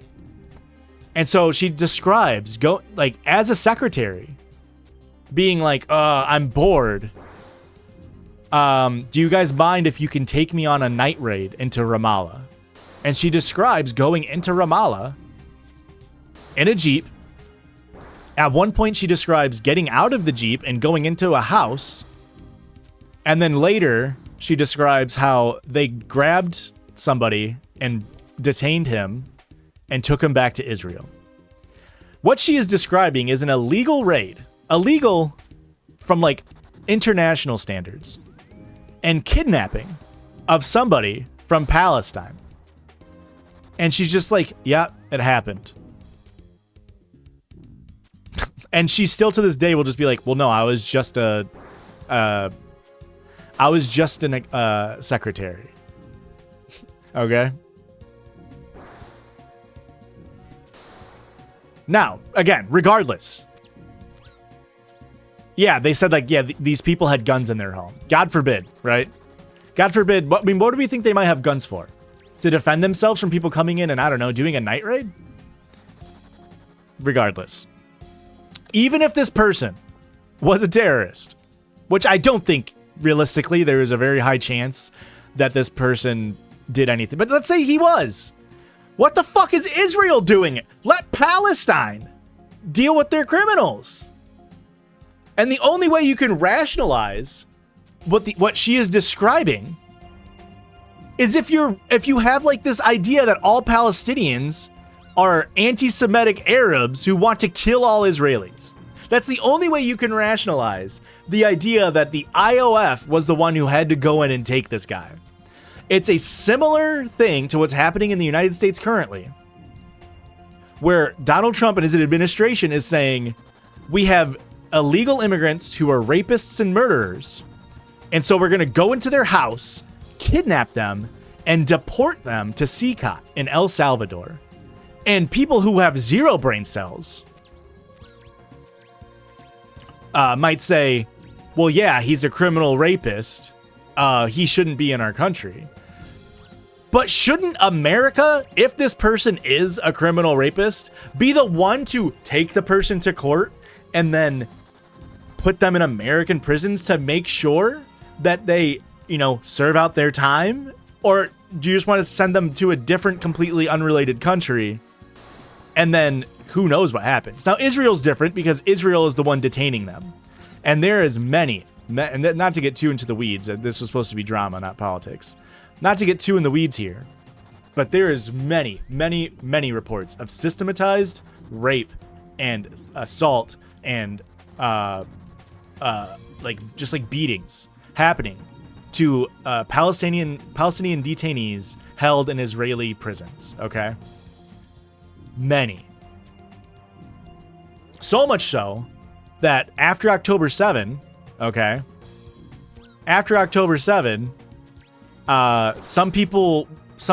there's video that got released of an Israeli prison where they were holding Palestinians, and there's video being released of an Israeli guard using a baton to, I won't say, but you can understand what he was doing with the baton on a prisoner on camera, on CCTV. And there was calls for him internationally to be tried. And the Israeli people, they had protests. They had pro-rape protests. That is how systematized and normalized and the dehumanization of Palestinians are in the country. It is not unlike in America how we would have public lynchings of black people. And today, by today's standards, you might say, well, that wouldn't happen. Like, I'm sure there were people who were against it. But not that long ago, people would just get like think about Emmett Till, like a child being dragged behind a car with a fucking tire around his neck, right? Like, I don't want to start invoking too much imagery, so I'm sorry. But my point being, Israel should not be the ones doing raids in the West Bank, regardless. So, all that being said, people really started to take note of what Hila was saying on the podcast, because she would come on and offer very little, but some insight, or just like whatever, talk. Now, Blake loves my H3 dumps. Right, Blake? Please say yes. So Hila would come on every now and then and talk shit about Hasan, or talk shit about other people online who were doing. Again, sometimes there would be some shit that's like fair criticism, but they wouldn't really focus on the fair criticism, in my opinion. They would focus on more erroneous things. At one point, not that long ago, Benjamin Netanyahu, who is the Prime Minister of Israel, fired somebody in his cabinet whose name was Yoav Gallant. Okay? And this was post Donald Trump being elected in America. So it's post November 2024. And they're sort of saying, like, what Hila was saying was like, oh, well, Benjamin Netanyahu is very Trump-like, in that he fires people who dissent from him.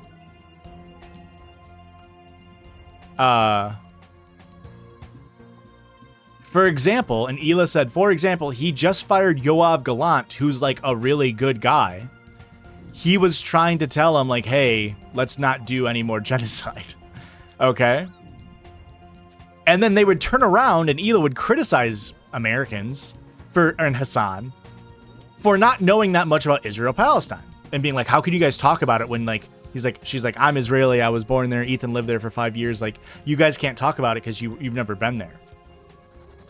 If you're not aware, Yoav Gallant wanted to stop doing the genocide, not because he was such a good guy, but because he thought they did enough genocide.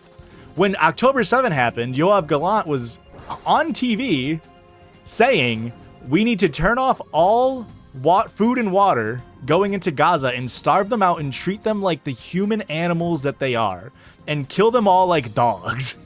Talking about Palestinians in Gaza. This is someone that Hila called a very good guy. And then in their apology video, Hila was like, I shouldn't have said that. She never said I'm sorry. She never took it back. She's like, I shouldn't have said that. I misspoke. That's not what I meant. And it's like, she clearly was just repeating something that she heard on, I don't know, from some news source, right? Or she just doesn't know about Yoav Gallant and how he was a genocidal monster.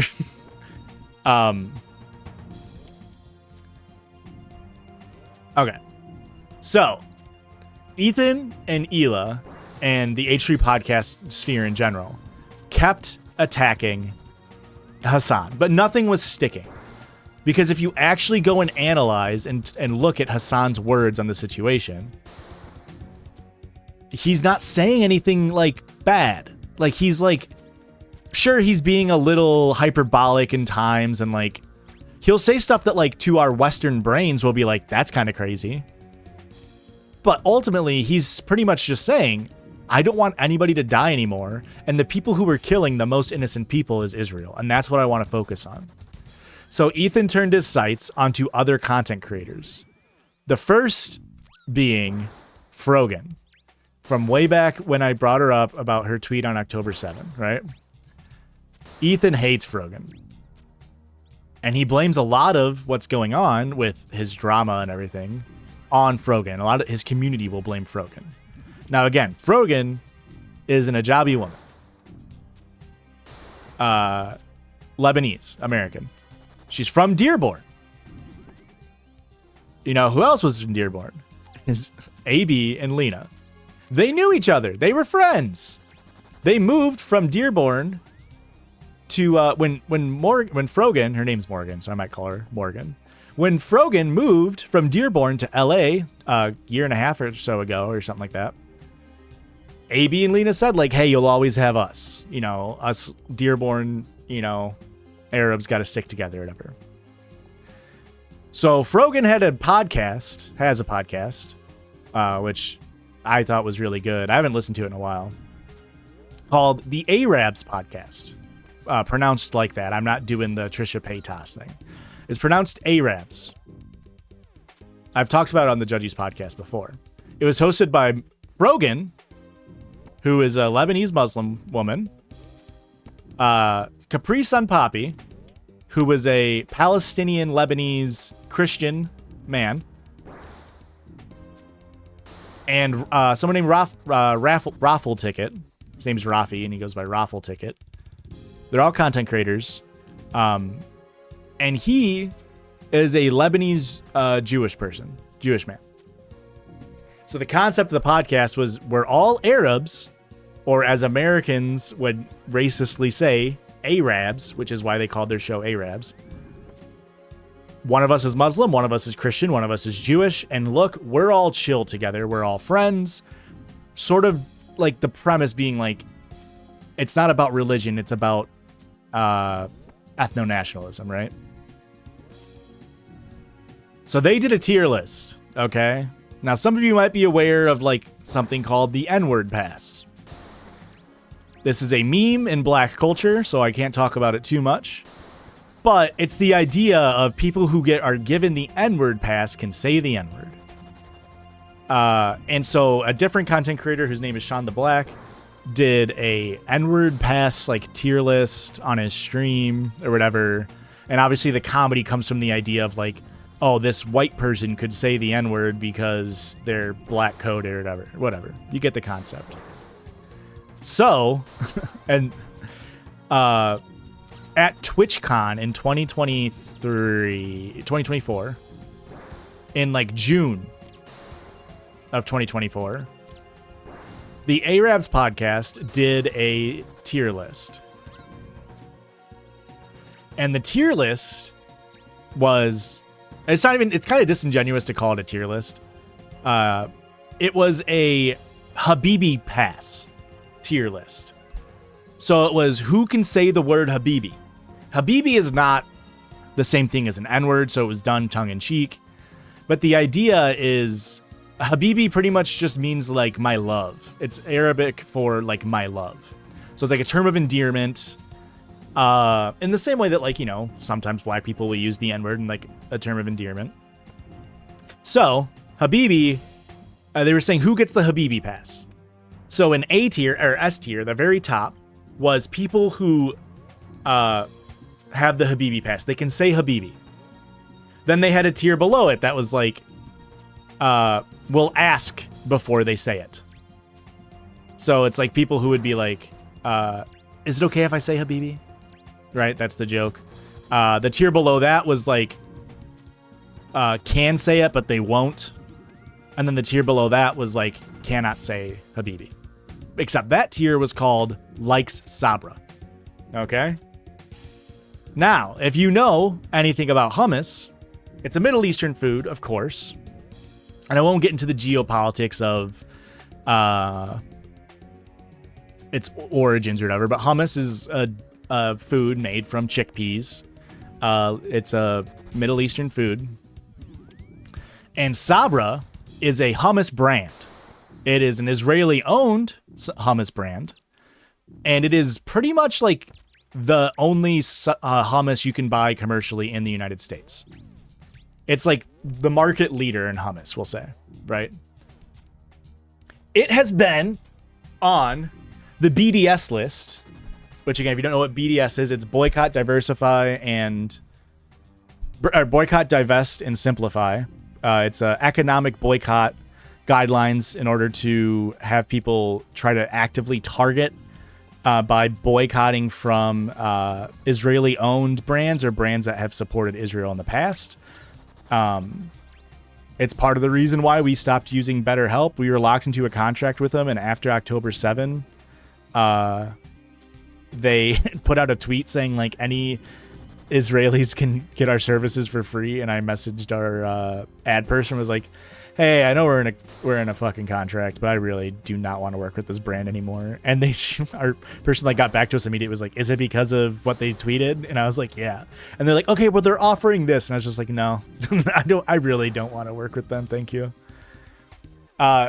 Currently the major pressure targets are like SodaStream, Coca-Cola,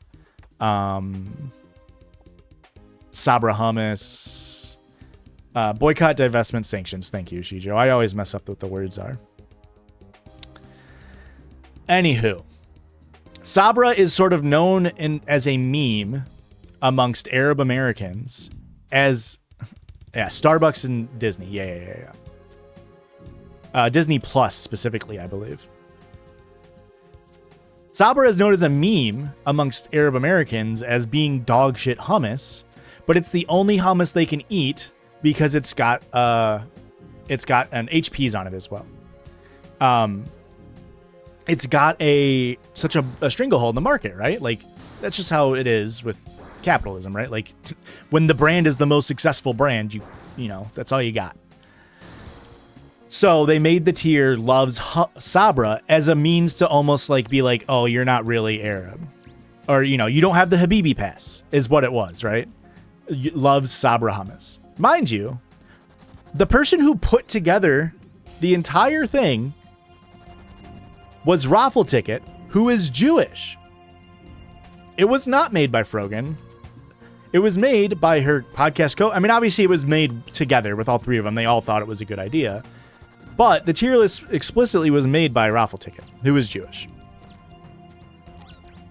And they were going over who can do the Habibi pass. Ethan, 2 months later, and that's important. 2 months later, after the TwitchCon panel, finds out about it. And immediately starts going off about how anti-Semitic it is to have him in the thumbnail, him on the tier list, because they put Ethan in the Love Sabra tier. Again, simply denoting that he cannot say the word Habibi.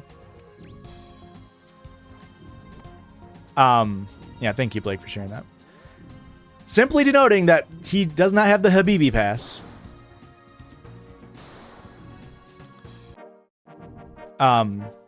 Along with other content creators who were on the panel. I believe Denims, who is Lebanese herself, was put in the Love Sabra tier. I think she's Lebanese. I'm pretty sure she's Lebanese. I could be wrong. Or no, maybe it wasn't her who was on it. It might have been the other person on the panel who was on the couch. I can't remember her name. But regardless, there were Jewish people in the S tier. There were Jewish people in the lowest tier. There were Jewish people in the middle tiers. There were also Arabs in the lowest tier. And it was all over the place. It was a fucking joke. It's a bit. It's a bit. That's it. Simple as. Ethan took it as her being anti-Semitic. And nobody was biting. Everyone's like, dude, what the fuck are you talking about? Then they look up. They see, oh, Sabra is actually a term for like Jews who live in X place. So you're actually, when you say loves Sabra, you're saying they're Jew lovers. And that's the bottom tier. Oh, I'm sorry. And the top tier was Arab. Because obviously Arabs can say Habibi, right? That's the whole point of the fucking thing. There is an H3, yeah. So the top tier was Arab, the bottom tier was Love Sabra.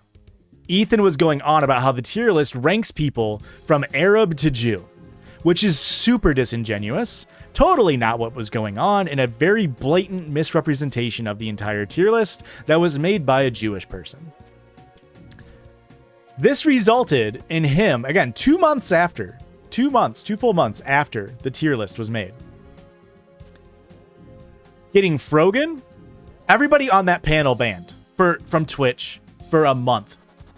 30 days for making this tier list that was greenlit at TwitchCon previously and was ran at TwitchCon. Twitch said, "Oh yeah, you're right. We're going to capitulate to Ethan." And Ethan, because of his like incessant like harping on this matter, and his fan base got the attention of the ADL, which is the Anti-Defamation League, is what it stands for, but it's pretty much just like a pro-Israeli social group. as well as a sitting congressman in Richie Torres, who's a Democrat, but he's a sack of shit, leading up to the elections, tweeted about Hasan and this tier list, I believe. Maybe it wasn't the tier list. But leading up to the elections, he tweeted about Hasan,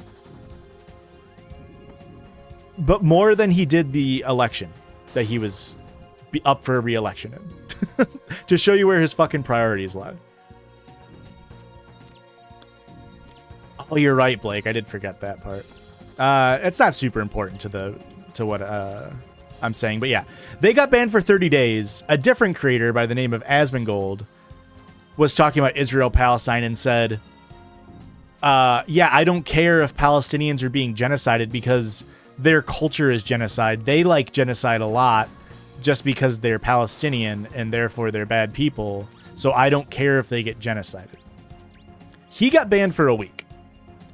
Frogan and like as like 6 people got banned for doing that Habibi tier list, Habibi pass tier list for 30 days.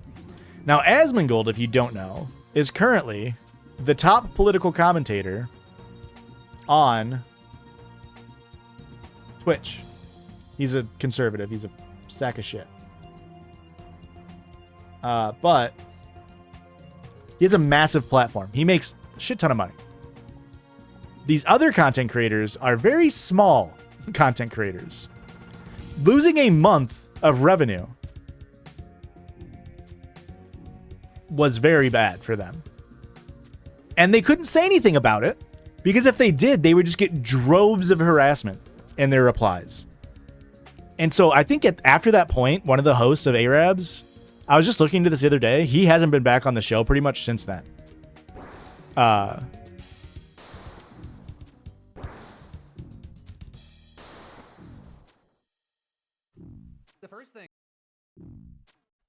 That's how much like shit that was spawned from this.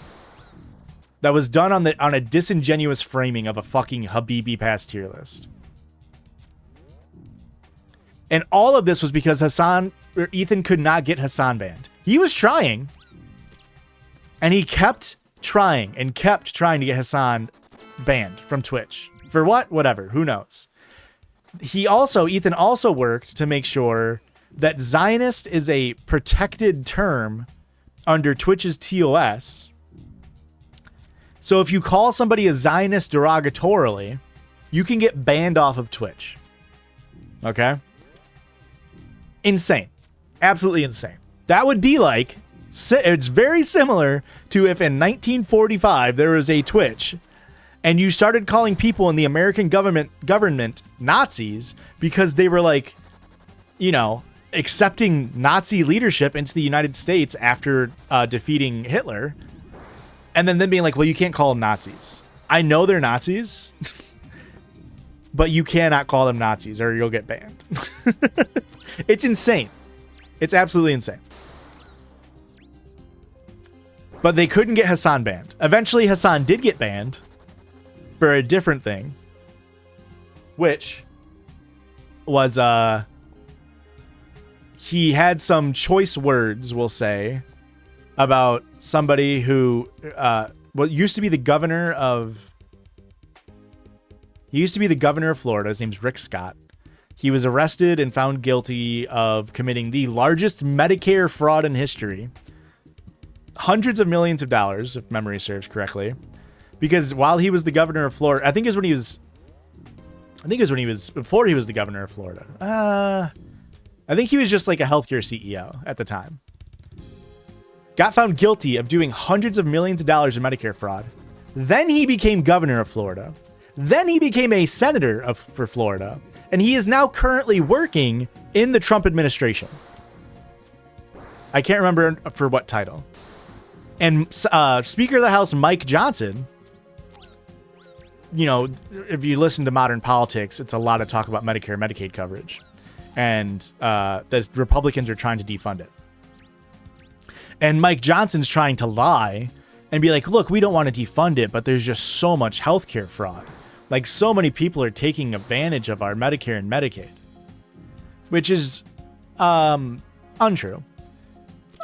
Hasan, again, hyperbolically, Blake sent in all the clips. Am I gonna get banned if I play this? I'll play the clip when I'm done with this kill here. I have to go back to town anyway. But eventually, he gets banned. Hasan gets banned for like 3 days for an intentional misframing of what he said, which was done hyperbolically, and it was done, you know, in a way that's like, whatever. Okay. I don't want to like advance too much further in the story, I guess. We'll just kill Scurry real quick, and then I'll teleport out.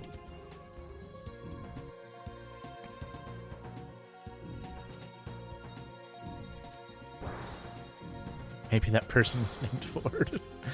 Good old Gerald Ford. Love that guy, huh?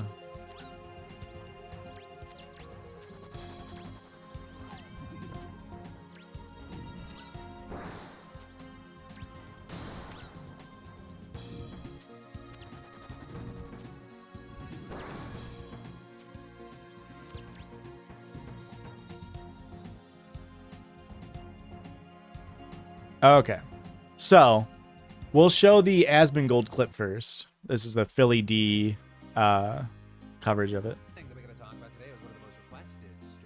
Another YouTuber, Twitch streamer that's out there apologizing, and that's a guy by the name of Asmongold. Because you've got tons of people pissed off at this guy, tons of people. I'm not going to cry a fucking river when people who have genocide that's baked into their laws are getting genocided. I don't give a fuck.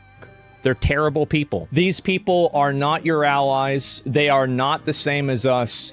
They come from an inferior culture that is horrible. It kills people for their identity, and it is directly antithetical to everything Western values stand for, and it is an inferior culture in all ways. So unsurprisingly. All right, so we got banned for a week.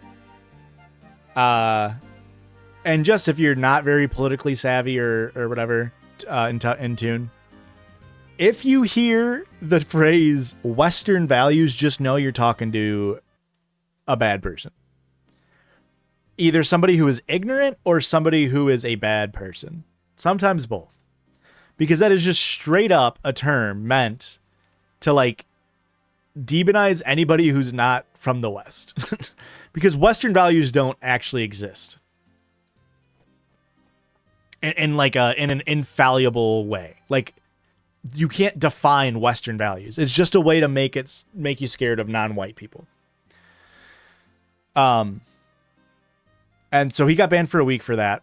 This is what Hasan got banned for. People who are covered by Medicaid now going to potentially lose Medicaid coverage as a result of this? We're not going to touch Social Security, Medicare, or Medicaid. What we are going to do is go into those programs and carve out the fraud, waste, and abuse and find efficiencies. Couple of examples. You know, there's about $50 billion estimated that are lost every year in Medicaid just in fraud alone. That fraud is not coming from individuals, it's coming from providers. They're not tackling providers. They're not actually going after like false billing. They are trying to cut recipients. If you cared about Medicare fraud or Medicaid fraud, you would kill Rick Scott. The reason why I'm saying if you cared about Medicare or Medicaid fraud, you would kill Rick Scott is because, and not make him a prominent part of the Republican Party, is because he to this day is still known as committing the largest Medicare fraud in U.S. history. They want to cut SNAP. They want to cut Medicaid. They want to cut the funding of Medicaid. They want to make it harder for people to receive Medicaid. They don't want to actually go after medical providers or the insurance companies or the nursing homes that are lining their pockets with major donations. Those are the people who actually engage in the fraud. It's not your uncle that's like lying about their condition and stealing money from the government by, you know, going to the doctor or whatever. Hey man, I have no idea what you said about. So pretty understandable what he said. It was a hypothetical where he was saying that Mike Johnson would kill Rick Scott. And again, hyperbolic. But people took that out of context, including one, Libs of TikTok, Shire Rychek, to make it seem like Hasan was calling for his fans to go actively assassinate Rick Scott. Obviously, that's not the case, but it worked, and Twitch capitulated, and he was banned for 3 days. Now, that was 2 months ago. Makai the Gemini, thank you for the resub. So they've been having this back and forth, but Hasan, for the most part, hasn't really been talking about Ethan outside of like, guys, I don't really fucking care what he's saying. Like, let's focus on the important shit. I don't care about internet drama. At this point, they have not talked since the last episode of Leftovers. Hasan had texted him at some point saying like, hey, can you please talk to Sam Cedar? Like, I'm sure like he would love to like talk to you and like, you know, do it off air or on air. I don't really care. Like, I just think it might be helpful for you. Okay. Because H3 has a relationship with Sam Cedar. They did the thing together against Steven Crowder. They have a history, and theoretically they have similar politics, right? Like and this is important. They are both Jewish, and that is not to say like the way Ethan started framing it was Hasan said, go talk to my token Jew, which is a very disingenuous way to frame it. It was Hasan saying, you guys know each other. You have similar lived experiences, more so than me and you in some regards. And you guys should have similar politics. So go talk to him, please. Ethan started framing that as him being like, oh, like, I need to go talk to your pre-approved Jew to talk about this thing and yada, yada, yada. So Ethan starts hyping up a content nuke on Hasan. Now, if you're not familiar with the term content nuke, it's a play on iDubbbz's old series called Content Cop, which is what iDubbbz Ian used to make. And he used to make it on people like Tana Mojo. I don't know how to say her name. God, this is so lame. I just saw a very lame fucking video. It's impossible to find. But like Leafy is here, Keemstar, a real who's who of the pieces of shit of the internet. Rice Gum.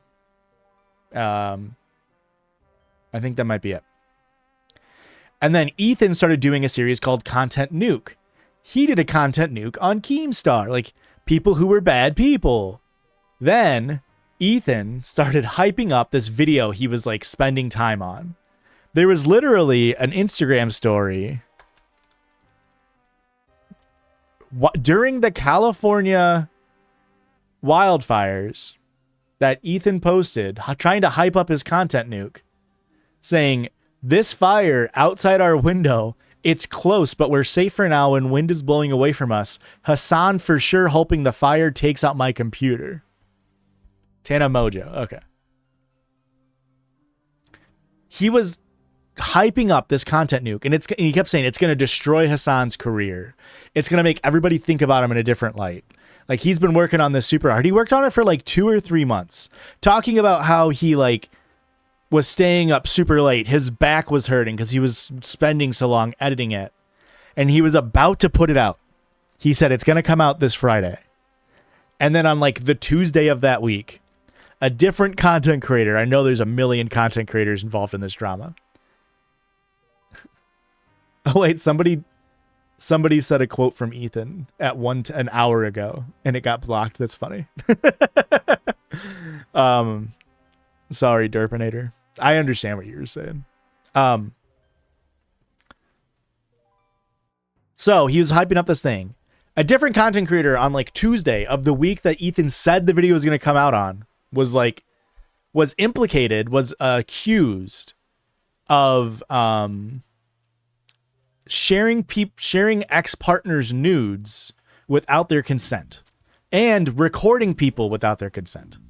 Okay, pretty big deal, pretty serious accusation, and there was very credible evidence made public because I think ultimately what happened was somebody like hacked his like computer, so they got his like Discord logs or something.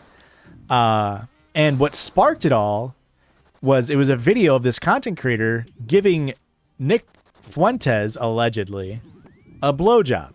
Okay? Nick Fuentes is a neo-Nazi. Straight up, self-admitted Nazi. Holocaust-denying Nazi.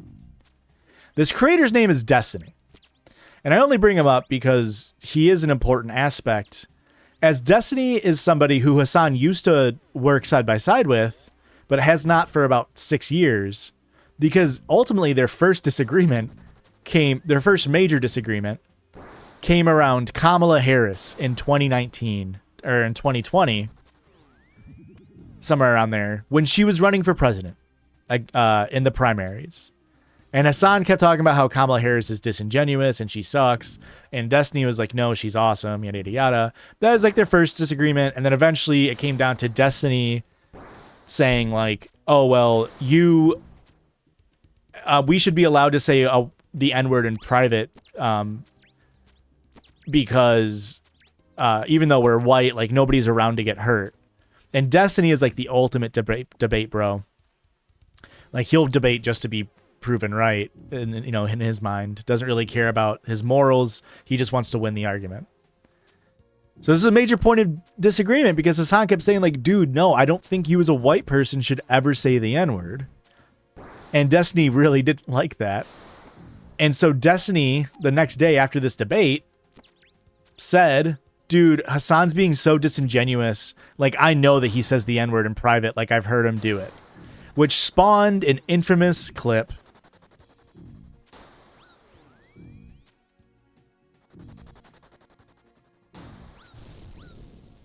If you're a fan of Hasan or anything, you'll have heard this clip. Nothing before. I do is performative. So I'm not going to, for instance, I'll use Hasan as an example. I'm not going to talk to a black person like Trihex and say, hey, the N-word, it's always what do you think black people... What a fucking liar, dude. What a fucking Weasley little liar, dude. What a fucking Weasley little liar, dude. Holy shit, dude. Excuse me. So that's like an infamous clip in the Hasan sphere. And it came because Destiny was implying that because a black person was in the debate call, that's why Hasan was saying that white people shouldn't say the N-word. And if there wasn't a black person there, then Hasan would be like defending the white people to use the N-word. Whatever. So they stopped talking. Destiny eventually gets banned off Twitch. And ever since then, Destiny has been trying to get Hasan deplatformed for the last 5 years, straight up. I've been a Hasan fan since 2020, pretty much right after this happened. I had no idea who Destiny was until 2023-ish. Yeah, like 2023. Because Hasan never talked about him. He never brought him up. Ever. His name was banned in chat. He never talked about Destiny. And then Destiny did a debate against Norm Finkelstein, who's a academic scholar, whose parents were Holocaust survivors. And another Palestinian academic. They were on one side. It was on... what's that dumbass's fucking podcast name? Lex Friedman's show. So there was two Palestinian scholars, two scholars being pro-Palestinian, and then the other side was a scholar who was arguing for the pro-Israeli side, and Destiny, who's just a fucking internet debate guy. And I get the idea of wanting to have on an internet debate guy to up your views, because otherwise nobody else would have fucking watched this 4 scholars debate, Like, it's not really pulling in the big numbies for Lex Friedman. But Destiny was very out of his element, and Hasan watched the debate on his stream. And this is the first time I ever really knew who Destiny was, outside of clips here and there that I saw on TikTok of him owning a conservative. This completely reinvigorated Destiny's hate campaign on Hasan. He has a person that he works with whose name is Dan Saltman. He actively petition. He's the person. Dan Saltman is the person who got Richie Torres, the sitting U.S. Congressperson, to write on a congressional letterhead about how Twitch needs to ban Hasan off the platform. The week before the presidential election, Dan Saltman and his community, in a pro-Destiny manner, got a sitting congressperson to write a letter about how dangerous Hasan is on Twitch. I bring all this up because the week that the content nuke was supposed to come out, Destiny was credibly accused of illegally recording and sharing, against their consent, sex tapes of his ex-wife as well as other sexual partners. They were in a open relationship, but he was taking recordings of people without consent and sharing them without consent, allegedly. But very credible accusations. That was like 3 days before the content nuke was supposed to come out. And the entire time, Hasan kept saying, like, dude, I know you're just going to source the shit for your video from Destiny's subreddit. And Ethan would be like, I don't talk with Destiny. What are you talking about? I have no idea what you're talking about. And then the Friday comes along that Content Cop was supposed to come out, or the content nuke was supposed to come out on Hasan. And Ethan's like, oh, guys, I have to edit it some more. Sorry. It's going to take at least another week. And this is speculation. This is where my snark brain comes in. But I can guarantee you he had to cut out an entire section of that fucking video that was like sourced or like completely pro Destiny. Half of it's still sourced from Destiny's community. But yeah, Hasan always says, judge me by my enemies. All of his enemies are always freaks. Straight up. So that's speculation on my part, that there's a section that was removed, that, or like all the stuff that was like pro Destiny was removed, because now you have this like alleged, but like whatever, sex pest. Ethan still continues now to deny that he ever works with Destiny, but he works actively with Dan Saltman, who is Destiny's podcast co-host. So it's like, okay, maybe you don't work with Destiny directly. You probably, Dan Saltman is there. Isn't that important? So he puts out this content nuke. This was in January 31st, 2025. All right. And the content nuke is called Content Nuke Hasan Piker. And it is the biggest piece of self-aggrandizing dog shit comedy I think I've ever watched. I watched it as soon as it came out with, as while we were working out, me and Christian listened to it. And like, as it was about to come out, we were driving to go work out, and Christian's like, what if it's like really good? Like, what if the content nuke is like really good? Right. And I straight up said, like, if something comes out in this content nuke that is really bad, and like, I didn't know about Hasan, I would not listen to Hasan, like straight up. And then Christian's like, no, I need to clarify. What if it's like really funny? And I'm like, sick. If it's funny and it's wrong, at least it's funny. It was neither. It was edited in like full 2016 style shit. Like most of the punchlines is him playing the Seinfeld bass line. And it's like, okay, dude, I get it. It also is pretty much just a rehashing of the same exact talking points that Hasan had already been like talking about for months at this point. Because again, as I was bringing up for a while before this, there's not much shit you can really pin on Hasan, which is why so many of his detractors start attacking the people around him. It's why someone like Frogan, who is less, she's like more hyperbolic or like less careful with her phrasing on things sometimes. That's why she gets attacked. Or someone that his best friend's girlfriend, Caroline Kwan, and Hasan went to go talk to incarcerated firefighters in California while wildfires were going on last year. And they went and talked to them, and like him and Caroline went and did this. Immediately, Ethan starts trying to attack Hasan. None of it sticks. He starts attacking Caroline. And that didn't really stick super great either. Probably partially because, and this is no shade to Caroline, but I don't think many people know who she is. So like, people know who Frogan is. She's a much smaller streamer. Frogan averages like 100, maybe 130 people per stream on Twitch, which is huge, you know, for most people, but like pretty small potatoes compared to like all these other players in the world. But Frogan is Ijabi, and that's just like an easy fucking avenue for people to attack her on. Wrongly, obviously. So while Hasan during this fire was interviewing incarcerated firefighters and humanizing them and taking his time to go and like actually like advocate for these people to get paid at the minimum and at the maximum, like, you know, fucking their sentences like muted or like whatever, better compensation at the minimum.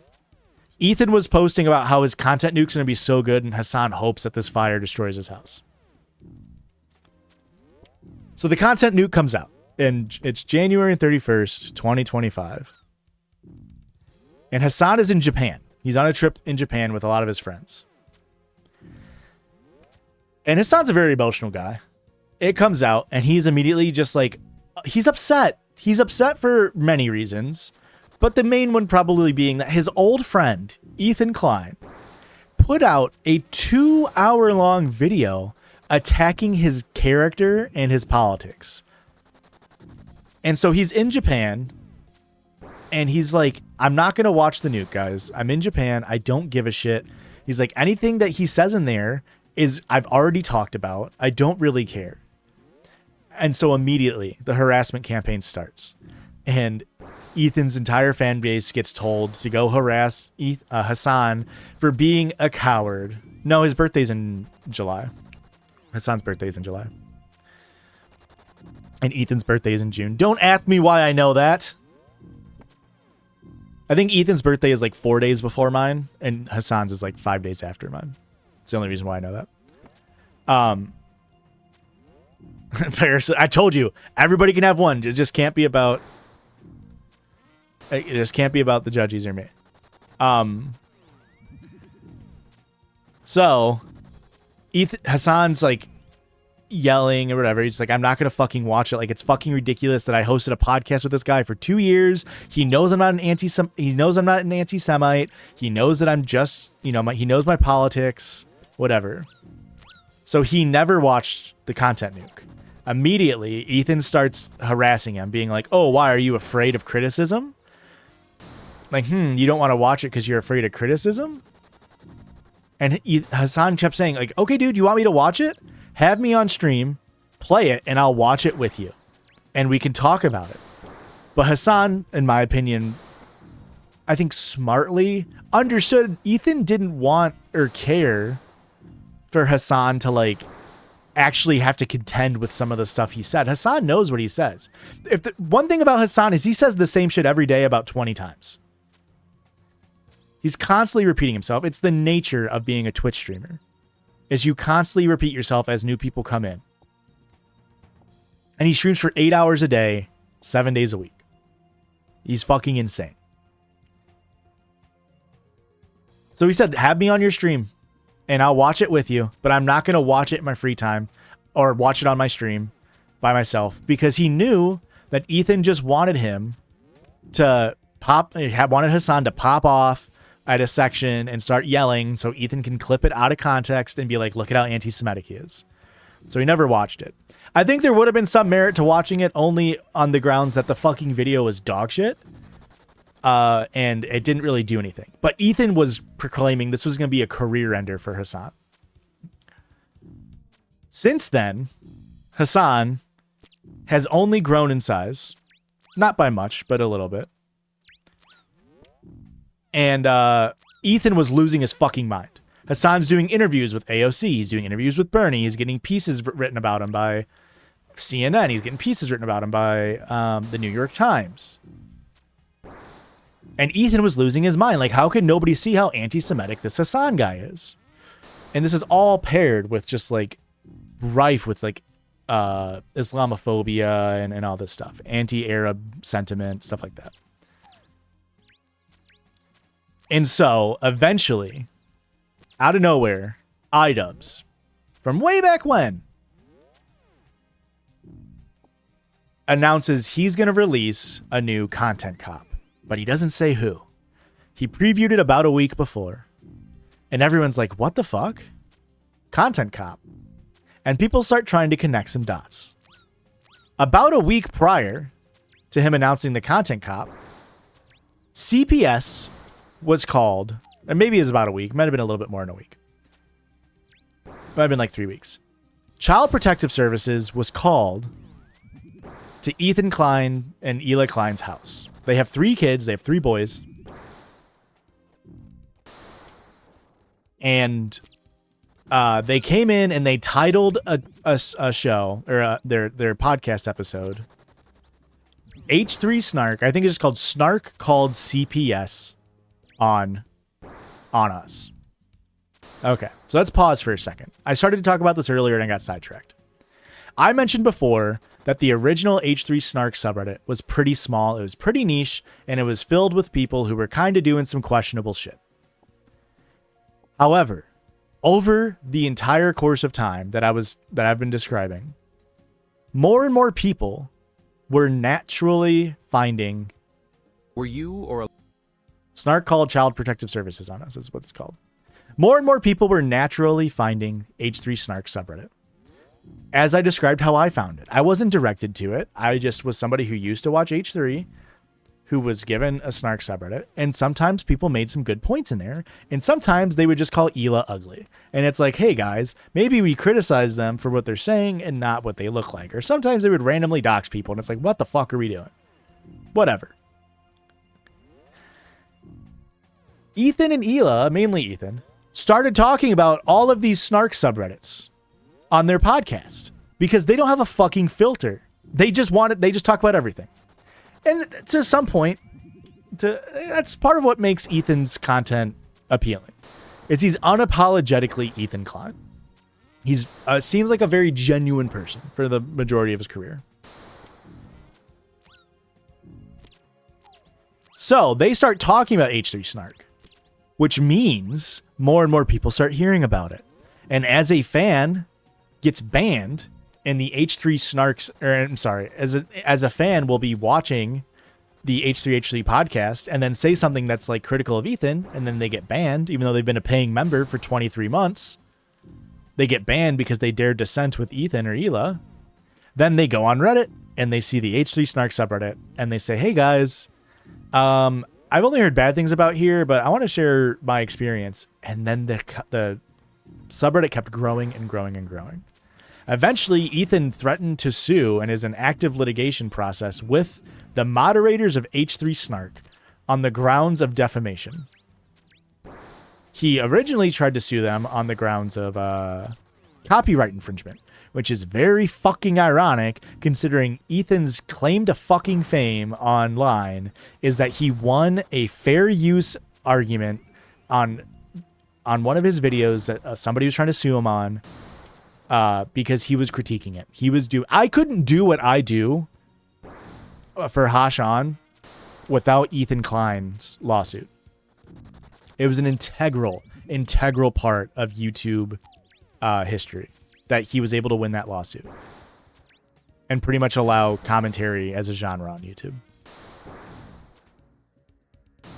So now, cut to now, he sued a random fucking Redditor who posted an H3 Snark for fair use. Sent them, well, he didn't actually sue him. He threatened to sue him.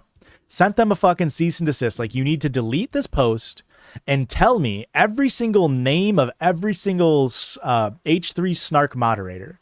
And Ethan's on his fucking podcast being like, oh, you guys are going to hate when your fucking employers find out what you've been posting. Like, literally threatening to get them fired once he finds out their names. So these communities kept growing and growing and growing because he kept talking about them. So about a month or so ago, maybe 2 months ago now at this point, they post the video Snark Called CPS. I'm sorry, I should say Snark got shut down. The subreddit H3 Snark got shut down because they don't want to get sued. There is now the largest H3 Snark subreddit is called Leftovers H3. And again, nobody would know about it really if you didn't fucking bring it up. But now Ethan keeps bringing up Leftovers H3, which just points more people there.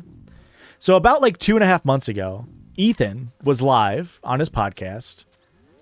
And if you don't know Ethan Klein's comedy, he talks a lot about shit. And hey, I'm not one to judge. You know, you can't look at my podcast and say that we don't like talking about shit. But again, they don't really have a very good filter. So, they have a newborn kid. and one of their dogs. So they had a new dog. I can't remember the dog's name, but he opens up the show and he's like, guys, the new dog has Giardia, and our youngest kid has been crawling around our house. You know, he's putting just whatever he finds in his mouth. Now he's got Giardia. And then Hila this morning had diarrhea, or Hila last night had diarrhea, and now we think she might have Giardia. And this morning I had diarrhea, so now I might have Giardia. He said all this. And his crew was like, ew, what the fuck? Like, how do I not get it? And he said, oh, you pretty much just like have to ingest my poop. That's how you get Giardia, right? A complete overshare, but we can't pretend like he's the only content creator to ever overshare online. Oh, now a little bit later, I don't remember the exact timeline. Somebody called CPS, a CPS agent. I won't even do the snark thing and say allegedly. I think you could make I mean, I don't know. He never showed proof that this actually happened. But let's just say a CPS agent actually came to their house. Now, here's the thing. If I had CPS called to my house, I probably wouldn't make a fucking show about it. I wouldn't make a whole fucking podcast episode about it. Because you know what that's going to do, potentially, is make people be like, oh, well, I can call CPS and they'll show up at their house. I would not fucking mention this. But no, the day that it happens, they go live and start talking about how CPS showed up to their house. And they talk about how the CPS agent came in and was like, oh, I think it's somebody that you knew because they knew a lot of details about you. Ethan immediately says, no, it can't be somebody we knew. We're live streamers. Like, we talk about stuff. And he says, like, it's probably fucking snark. And they lied saying they knew us. CPS calls are anonymous. So Ethan and Hila do not know who made the CPS call. And it's impossible for them to know. As far as I'm aware. On the same episode that they talked about the CPS call, they start talking shit about iDubbbz and his wife, Anissa. Why are they talking shit about them? Because they haven't been good friends. During this whole process, they have said, I'll say less than nothing. Anissa, who is half Lebanese and half Irish, had pretty much said, like, guys, like, don't be so hard on Ethan. Like, he's very emotional right now, which is kind of like tacitly being like, yeah, he's saying some insane shit, but like, you know, understand that he's hurting right now, right? But that was pretty much it. One of their former editors started talking shit about Ethan and Hila. And so Hila and Ethan started attacking iDubbbz and his wife, Anissa, who is a content creator on her own. We're actually, hey, full discrepancy, we are TikTok mutuals with both Anissa and iDubbbz. The judges are. Full transparency. I've never had a conversation with them outside of saying, when we went to Creator Clash 2, I messaged both of them and said, hey, great event. Loved the show. And they both liked it or something. But outside of that, that's the only iDubbbz come on the pod. That's the full extent of conversations I've had with either of them. So, they just start talking shit in the same episode as the CPS call. And saying how they're fake friends for not backing them up. And like they stood up for them. Because if you don't know, Anissa, that means I'm one Kevin Bacon out from knowing iDubbbz. If you don't, I'm one Kevin Bacon away from knowing Ethan Klein. So honestly, multiple times, right? Nah, maybe not. Maybe only through Anissa and Ian. So they start talking shit and saying they're bad friends. Anissa is someone who has an OnlyFans. When Ian was starting to repent for his past and say, like, you know, he's sorry for all the fucked up shit he used to do, his fans didn't like that. They started calling him a pussy. and saying like, oh, Anissa's brainwashing you, like you're a cuck for like being married to somebody who's you can see naked online, like all that dog shit, fucking anti-sex worker nonsense, misogynist, yada yada yada. So while all that was happening, Hila and Ethan were defending them. I don't know in what really regard, but they were supporting them or whatever. They helped support Creator Clash. AB, one of the crew members, fought in Creator Clash. And Lena, AB's wife, was slated to fight in Creator Clash 3, which is happening on June 28th, 2025. Ian and Anissa were the creators and runners of Creator Clash. Now, Creator Clash 1 was a pretty big success. Creator Clash 2 was not. It was ran as a charity event. However, they ended up losing like $250,000. They just didn't do well with marketing, and they couldn't get people to turn out. That's the one that we went to in Tampa.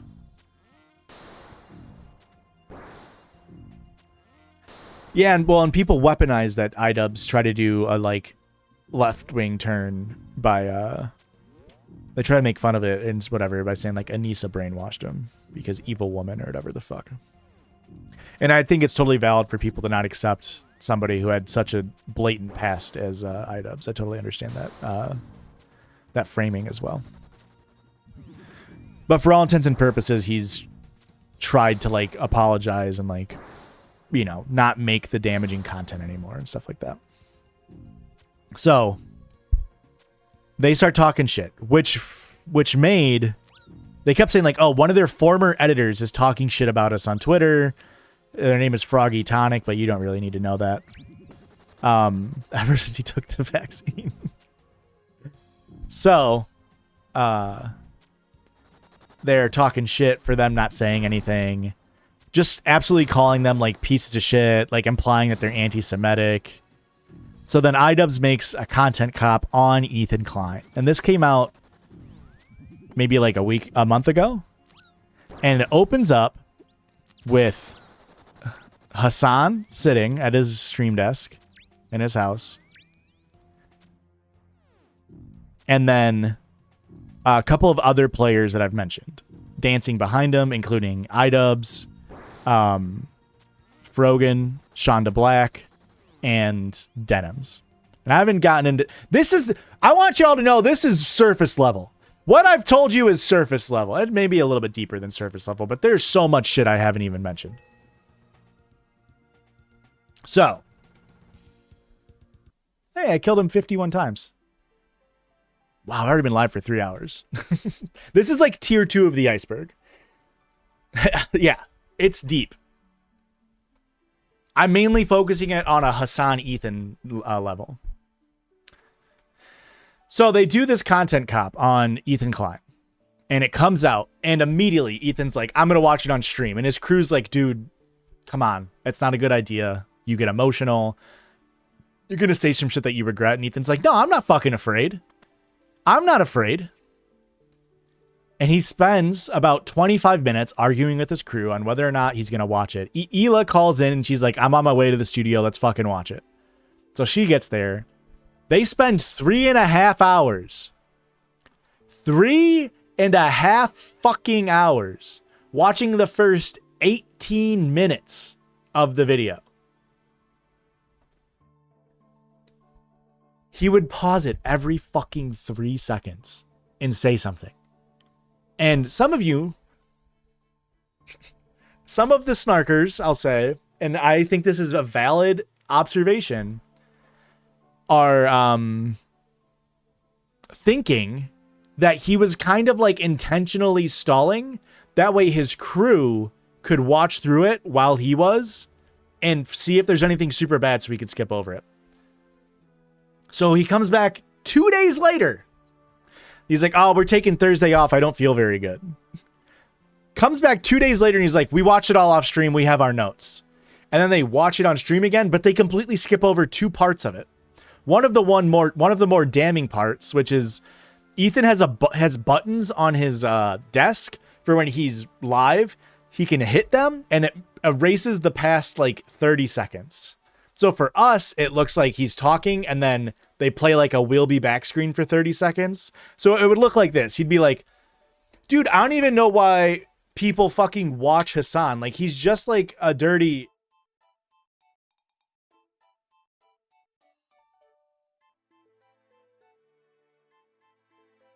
All right, sorry. Yeah, we had to button something. I accidentally revealed some personal information. And it's like, really? Because the last word you said made it feel like you were going into something really racist, right?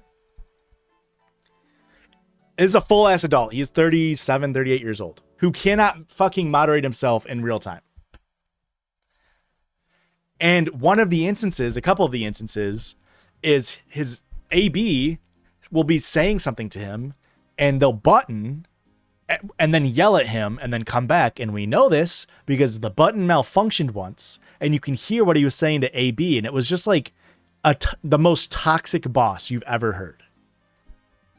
Right? And so the entire section about the button, they skipped over. He was like, this part isn't important. And I think that's one of the more damning criticisms, because the iDubbbz content cop on Ethan Klein was not, and I cannot reiterate this enough, it was not about Israel-Palestine. And by the way, it's Dan's fault. The content cop was almost like a love, not like a love letter, but like a dude, I miss my friend. You are not my friend. Like, you're a different person now. Like, please take a deep breath. Please. That was the video. And he talked about how shitty it felt to hear him talking shit about him live. And then he just sort of like outlined, like, dude, look at yourself. Look at what you've become. Right? Here's an example of him buttoning. Well, he sets the streaming setup. An intervention is the perfect way to put it. For me, he goes, okay, this is foolproof, he says. Everything will show in this browser. Right. I got to defend Dan on this. This was a clever... Hold on, before you do, AB. Okay. So because sometimes there'll be two browsers open if I click a link. And so if the email is open on my right screen, it'll still show that one. Yeah. Yeah. Even though the browser on my left screen, I'm not a streamer. I don't do Twitch stuff. Right. Right. So I'm the talent. I explained it to you, though. I explained it to you. Not good enough. There are two browsers. There's Chrome and Firefox. Yeah. And Firefox. Oh, I'm sorry. Okay, so I'll go. What happened? Everything that's Wait, in what happened? Fire. Oh no, this is a joke. Why'd you stop? Why'd you stop talking? This is a joke that the crew is doing at Ethan's expense to be like, he sometimes uses the button to silence us. So the clip of him hitting the button is put in live, and Ethan isn't seeing that. I just following the rules. So they're laughing about how he uses the button. This dude was... So there's like this super iconic shot of DJ Khaled showering. Right. I can't show that. Oh, Yeah, no. thank God for the button. Did I button that out? Yeah. Yeah, you hit it right For out. sure. Okay, good. Yeah, you're There good. was a You're fine. shot, because I remember I used to use that clip in every single video about him. Uh-huh. And then one day they all started getting like demonetized or even age restricted. Right. Damn. Let's just look at the one where he's yelling at AB. This already is him. blocked This help. is Ethan reacting to the iDubbbz content cop. Let's open up. I think this one might be it. Don't So mind here's this. the button. You've got a, No, that's not what we want to watch. Whoa, what happened? so here's the button. You've got a video and you've got an audio. This this incident Authorities right block here health- happened during the content cop that he was watching. Then people, so I'll pause it when I need to. So this was while he was live reacting to the iDubbbz content cop. Care to Gaza again? I'm not. Do you think that I'm talking about walking around Gaza? The criticism that, to give you context, Ethan was talking in the clip that's in the content cop about taking a trip to Israel to show his viewers what Israel is really like, and that it's super multicultural and like a super cool place to live and be. because if you only listen to leftists, you would think that Israel is like an apartheid, like Jim Crow era South, I think is the way that Ethan said it. And so he wants to take him and his family to Israel to like show to his fans how cool Israel is while they are actively doing a genocide. So people, understandably, were like, what the fuck? This is what caused Hasan said this statement drew a line for me. Like that was the line in the sand. And in the content cop, iDubbbz points this out as well. So that's the clip he was watching. Gaza again. I'm not. Do you think that I'm talking about walking around Gaza when I say how great multicultural it is? We did never you think defended that? how Israel attacked Gaza since October 7th. Not even once. We never I think that's co-signed what they did. Is that not the point he's making though? What? That. Oh wait, hang on. You're like that. You're talking about how nice Israel is, but Israel. I think right here is when the button happens on the actual show. So imagine if that was saying and then this happened. And then when they come back, AB is not shown for the rest of the stream. At one point, they'd shoot a wide and you see AB's chair empty with it turned like he had gotten off to walk away, right? And that's what people were like, dude, what the fuck happened? Like he was just pushing back a little bit to be like, yeah, but don't you see how saying you're going to Israel right now would be a bad look? And they button him. And then whatever. People found out that on Spotify, the button lags a couple seconds further. And so we got like 4 or 5 more seconds, which I think is about to show here. Proper is different from Gaza. Yeah, no, I understand. Millions right now, say Muslims in Israel. I guess that's where the. So we got that little extra clip where we see Olivia also said something. Neither of them were seen on the rest of the stream. And this is what, like, yeah, you're,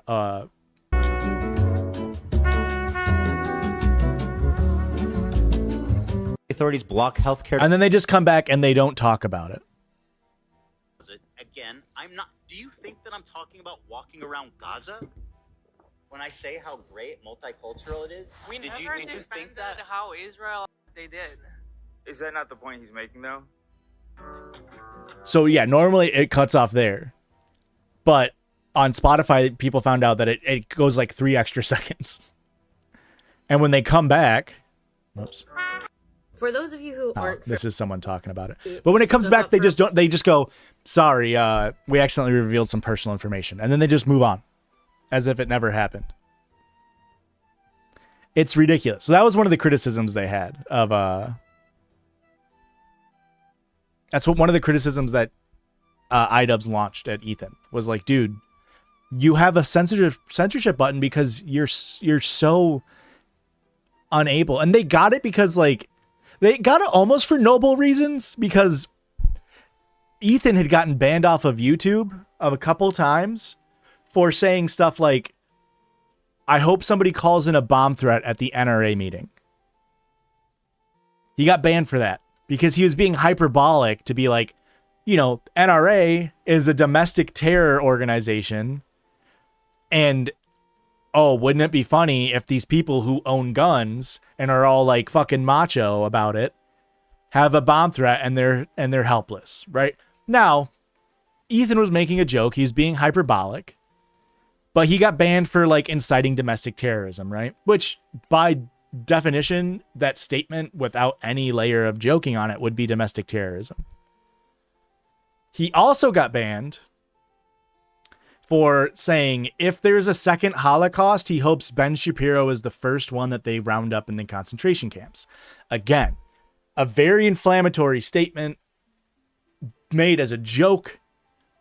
And Ethan is Jewish, and it's like, yeah, dude, we get that you're being that you're joking, but he got banned off YouTube for that as well. So they got the button to be like, well, in case Ethan says something that's going to get them banned, it's better to have a button than it is to have all of the crew lose out on money. Now, Ethan has enough money to pay if they get banned, and they're not small bean content creators, you know. All right, Well, it'll be on the Judgy's VOD on YouTube. It's almost over, to be fair. So, iDubbbz releases the content cop. H3 says he reacts to it live. They watch the first 18 minutes over 3.5 hours. Then 2 days later, they come back because he was sick on the day between. And they have pre-written responses to everything. And then he goes, how about that, Hasan? I watched the content cop about me right away because I'm not a coward like you are. And Hasan's like, dude, I've been telling you I'll fucking debate you. Anytime you want, big dog. I'll just fucking call me up. Like your producer has my fucking number. You have my number. Fucking set it up. I'm not afraid. You're the one who's dodging it by saying I have to. Ethan kept saying, I'll debate you, but you have to watch the content cop first, or the content nuke first, right? So, content cop comes out. He's trying to antagonize Hasan again. And then H3 fucking folds. A week later, he fucking folds. And he's like, all right, dude. All right, I think it's time. I debate Hasan. And Hasan's like, all right, big dog. Somebody sends Hasan the clip. Immediately, Hasan's like, yeah, fucking tell him to call me. Tell him to call me. People go in Ethan's chat immediately. And they're like, yeah, he says he's ready to go. His crew actively deletes the messages of people saying Hasan says he's ready to debate right now. They actively delete and hide them. Ethan continues on his show. At the very end of the show, it's whatever, the time that they normally end. He goes, yeah, I'm ready to debate Hasan whenever you want. Hasan immediately goes into the stream and types. He's like, yeah, man, I'm ready. I'm ready right now. And Ethan's like, wow, what, you waited until my stream was ending? That way I have to say no and make me look like I'm running away? And Hasan's like, dude, I said yes 2 hours ago. And he's like, did he? Nobody told me that. And it's like, yeah, your entire fucking team hid it from you. So he's like, well, I want to debate Sam Cedar first. He's like, I'm going to go talk to the pre-approved Jew, Ethan's words, that you set out for me first. And then if he can't change my mind, then I'll debate you. And Hasan's like, all right, man, whatever. I don't give a shit. I'll be here. I've not been hiding from this at all. The next Wednesday, that was on a Friday, I believe. The next Wednesday, Sam Cedar, host of the Majority Report, a progressive, again, has a relationship, a professional relationship with Ethan already established in the past, comes on Ethan's show the following Wednesday. And they are supposed to have a debate on Israel-Palestine. And the first thing, Sam Cedar's a very serious individual. He does not give a shit about internet drama. And he's 45, I take a guess. He's old. He doesn't give a shit about internet drama. He cares about politics. First question Ethan asks him is about Hasan and about how Hasan said something that he perceives as anti-Semitic. And Sam Cedar's like, what? I don't know. He's like, well, here's the clip. And the clip here, Blake, if you want to source this one. I might just know it off the top of my head. Felix Biederman is a Jewish content creator who is the host of a podcast called God damn it. I'm blanking on his fucking podcast. Oh boy, it's right on the tip of my tongue. He is one of the hosts along with Will Menaker of a podcast called, it's not Cumtown. It's fucking, it's the other, it's a progressive podcast. Oh my God. Chapo's Trap House. Thank you. Okay. And he tweets something along the lines of if you're a Zionist, you shouldn't even be allowed to be elected to the office of dog catcher. which is an old idiom where some places dog catcher is still an elected position, but it used to be an elected position fully. Head of animal control is actually what it would have been. And he's saying if you're a Zionist, if you support the state of Israel, you should not be able to hold office. And Hasan repeated this sentiment on stream, saying, I agree with what Felix said, which is in a just world, if you are a Zionist or if you expressed any Zionist tendencies ever, you should not be allowed to be a fucking dog catcher. So Ethan clipped this, or somebody else clipped it and Ethan kept sharing it, saying, wow, any Jewish person can no longer walk dogs. Now, if you notice what happened there, it's that Ethan completely fucking changed what the tweet said, or what Hasan was saying. Hasan said that anybody who's a Zionist should not be allowed to be elected into public office. And Hasan said, Jews can't walk dogs.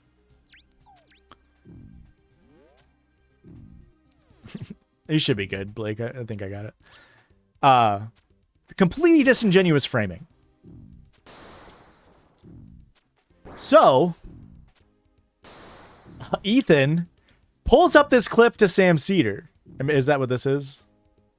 I think and he's like, what do you think about this clip?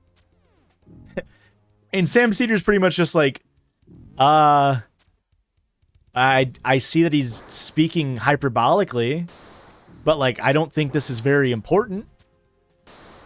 And Ethan's like, okay, well, I think that you're supporting anti-Semitism by saying that. And Sam Cedar's like, I don't care about your petty differences, like, or your petty drama. Like, I thought we were talking about Israel-Palestine. And every time they would talk about Israel-Palestine for like 10 seconds, and then immediately Ethan would be like, okay, but Hasan said this. And at one point, Sam's like, I do not care about what Hasan said. And so then Ethan's fan base, or Ethan was like, well, I just think it's really important because he's like a really big content creator. And him throwing around this language is really dangerous because it's anti-Semitic. And Sam tried to say, like, it's not anti-Semitic. Most Zionists are Christian. He's like, you know that, right? And Ethan's like, well, yeah, but you know he means Jew. And Sam Cedar's like, no, you're saying that. And this is, here, I'll play the clip that Blake sent here. I think the conflation of Zionism and Judaism is both not keeping Jews safe and is wrong at its core. The fact of the matter is this conflation is dangerous for Jews. It is a fig leaf and a way of weaponizing anti-Semitism that has enabled Donald Trump to do the shit he's doing, that has enabled the slaughter of thousands upon thousands of children and women and men, for that matter. It is not keeping Israelis safe. And this type of conflation, Ethan, is what I find far more irresponsible, frankly. And I appreciate that you can hand wave it away and say that it doesn't. No, I'm not hand waving it away. Well, you kind of are. I'm saying this You're saying conflation. It doesn't. You're saying actually I'm wrong for caring about it. No, yes. In fact, I'm saying this conflation is incredibly dangerous. It is disingenuous. I think it's dangerous right now, to ignore what's being described as dehumanizing violent language for American Jews. He said what's being described as dehumanizing violent language for American Jews. Ethan described it that way. He tried to like zhuzh up his fucking like. He's the one who put it up on his Instagram story, be like, "This is dehumanizing." Like, what do you mean being like? I can't be like, "Oh, this water is fresh." You guys hear this water's being described as fresh? Like, that's crazy. That have nothing to do with the That war. is a complete mischaracterization of It's not. That was way different than I thought it was going to be. This is after the debate. Yeah. Oh, I enjoyed that as a watcher. Was I owned? This, I would say, the major. This entire thing started. When did Aaron Bushnell self-immolate? I don't want to. It autocorrected to put Twitter after that. I don't know if I want to see the video. February 25th, 2024. I think it probably really took off maybe like March of 2024. So a little over a year. That's just like my gut, like about, but like he's been talking about it since October 7th. And this is my own parasocial thing. I think it started about 3 months. His crash out started about 3 months before October 7. Because about 3 months before October 7, his dog died. He had a dog. His name is Shredder. He was a Yorkie, I believe. I'm not super great on small dog breeds. But yeah, I'm pretty sure he's a Yorkshire Terrier. His name is Shredder. He loved this dog. However, much like how he overshared with his Giardia situation with his current dogs, he would overshare about his dog. And his dog died when he was only 6, I want to say. And he died of liver failure. I think Yorkies are predisposed. Yeah, Yorkies are predisposed to liver disease, liver failure. So it's not uncommon for a Yorkshire Terrier to pass away earlier than like expected because of liver failure. However, and this is where H3 Snark was in its like infancy and like fucking unhinged era. People were speculating in the H3 Snark subreddit that Ethan was killing his dog, not intentionally, but Ethan would constantly talk about feeding it shredded cheese, feeding his dog, feeding Shredder shredded cheese. And shredded cheese is really fucking bad for dogs, straight up. And this is the era where I don't know super much about because I wasn't super invested in it back then. But straight up, small dogs, especially ones with predisposed liver disorder, should not be eating shredded cheese. It's just all the like processing on the preservatives is really bad for dog livers. And people would tell him, like, dude, you shouldn't be eating your shredded cheese. And he'd be like, fuck off. It's my dog. He loves shredded cheese. How am I supposed to deny feeding him shredded cheese? And look, I'm fucking guilty of feeding my dog shit he shouldn't, both my dogs shit that maybe they shouldn't be eating. Everybody knows not to give your dog chocolate. Sometimes I'll let Molly lick out, or like I would let Judah lick out like an ice cream cup that had like cookies and cream in it. And it's got a little bit of chocolate. And it's like a little bit of chocolate for the pup will be all right, right? However, I owned dogs who were 60 pounds in weight. And a little bit of chocolate a couple times a year is different than feeding a dog processed cheese a lot. And like he would talk about how much he did it. So his dog died around the same time. And he took it very hard. I mean, as somebody who lost a dog around the same time frame, I get it, dude. Losing a dog fucking sucks. Now, my dog was old, so, you know, it's a little bit different because it's like, well, he's fucking 13. Like, you know, he's old. His dog was young, so obviously it adds on to the tragedy. Around the same time, people really started to get on his new progressive audience, really started to get on Ethan and being like, dude, you should, like, unionize your workplace. Because the crew does so much work for the show. And he started to push back a bit, and he's like, guys, I'm a social democrat, but like, I think capitalism is good. Like, I'm probably a capitalist. Like, I think people should be allowed to like be successful. And this sprung a debate that he had on Leftovers. Like, I think it was like 3 episodes before the October 7 episode, where he debated Hasan on socialism versus capitalism. And again, I don't think Hasan did a super great job in this debate. I don't think Hasan was fully prepared to answer all of the questions that Ethan had, because you have to remember Ethan has, as the like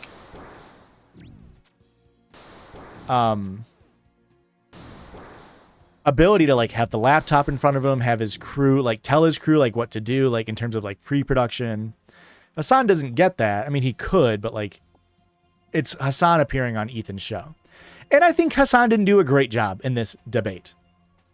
Just some questions that I think he could have easily answered better. And if he would have been asked in a different way, maybe he could have, whatever. I don't need to run fucking defense for Hasan. But it was in this moment that in my opinion, shit really started to unravel for him. Because he started calling his audience that would like criticize him for being like, having like tinges of capitalism as being like far left lunatics. Is like, and started calling them like radical communists. Like, which, you know, tongue in cheek, it's whatever that you're using like the same exact language as like conservatives. Sometimes as a joke, I'll say relax liberals because it's funny, right? But that's when he really started to fucking like be like, I think he really started to question the audience he was cultivating as a result of doing a show with somebody who's a socialist. And I think it scared him due to the natural American like Red Scare propaganda. I think he just sort of felt susceptible to that. And so it's like dog dying plus him like already being a little wary of his audience because he was like, well, you guys are communists. And then October 7th, I think all three of those things really fucking bricked his brain. And for a bit, he was able to hold on. But then as it went on and on and on, and he kept alienating his fan base by like being like running defense for Israel. Not implicitly, but like tacitly. Am I using that word correctly? Like he wasn't like full-throated being like, I love the Israeli state. He would say like, Benjamin Netanyahu sucks. But then he would just like say shit that's like, dude, you're repeating like Israel propaganda. So you're kind of like speaking, like you're kind of like talking nonsense. And he would call out people that fucking tried to be like, dude, tacitly in a way that is understood and implied without being directed. Okay, that's not exactly what I was, that's kind of what I was saying. Where he wasn't like full-throated being like, yeah, I love Israel. But he was saying shit that like, you know, like the Aaron Bushnell comments. It's like, dude, a guy just fucking self-immolated and your first thought is to make a joke about how good he is at burning alive. Like, that's fucked up. Like, so he, where was I at? Back to fast forward to where we were. So the content cop comes out. How long am I going to be streaming? Maybe like 20 minutes. Whenever I finish this diatribe that's been going on for 2.5 hours. So, they released the content cop and it was pretty much just like an intervention. And Ethan, Ethan like says he watches it all immediately, but like he literally took a day off so he could fucking pre-watch it, which whatever. I think that's fair. I think that's absolutely fair, but he still tries to... he was doing the debate with Sam Cedar. That's where we were. Right. And so Sam Cedar leaves and he's like... they leave the show and he's like, dude, you kept trying to fucking talk about Hasan. Like, you're not beating the obsessed with stupid, sexy Hasan allegations. So then he's like, all right, I'm debating Hasan now. I've debated Sam Cedar. Let's debate Hasan. And I think Hasan naively thought that the conversation was going to be about Israel-Palestine. I don't know why he thought Ethan actually fucking cares. Inflicting suffering. Well, thank you for the follow. Welcome in. I don't know why he thought Ethan actually fucking cares about debating Israel-Palestine. Because Hasan comes in and he's like, in theory it should have been, but I think Hasan naively like, again, I think he gave Ethan too much water. After this like year plus long attack, Hasan should debate Sam. Dude, seriously? How the fuck did you find the stream to come in and say that? Yeah, man, for sure. So, Hasan comes in and he tries to define the terms of the debate. He's like, okay, well, let's define some words. Ethan's immediately combative. He's like, let's define Zionism. That way we know what we both mean when we say it. And Ethan's like, okay, sure, I agree with you, whatever. And he tries to hit Hasan on anti-Semitism allegations, okay? And the anti-Semitism allegations that Ethan first brings out is a picture in Hasan's house when they were filming the Content Cop that Hasan is not in, but it's iDubbbz and Denims and Frogan and Sean DeBlack, all the people who are in the Content Cop.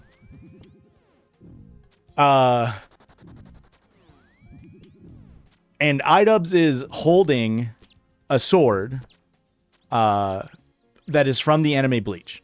It's Hasan's sword. And on the hilt of the sword is a manji. If you don't know what a manji is, it's a swastika, but it's rotated slightly. It's the symbol that the Nazi government co-opted to use for their imagery, right? And again, Hasan's not in the picture, and Ethan, after, defining what Zionism is, was like, well, you have to now tell me, it's a Buddhism thing, right? I believe so, yes. You have to tell me why he thought posing with this sword was a good idea for the promo picture for the Content Cop. And Hasan's like, I don't know, I'm not iDubbbz. He's like, do you think you should take the picture down? And Hasan's like, ask iDubbbz, man. Like, I don't think he should, but I'm not him. Right? And like, that was what was going on.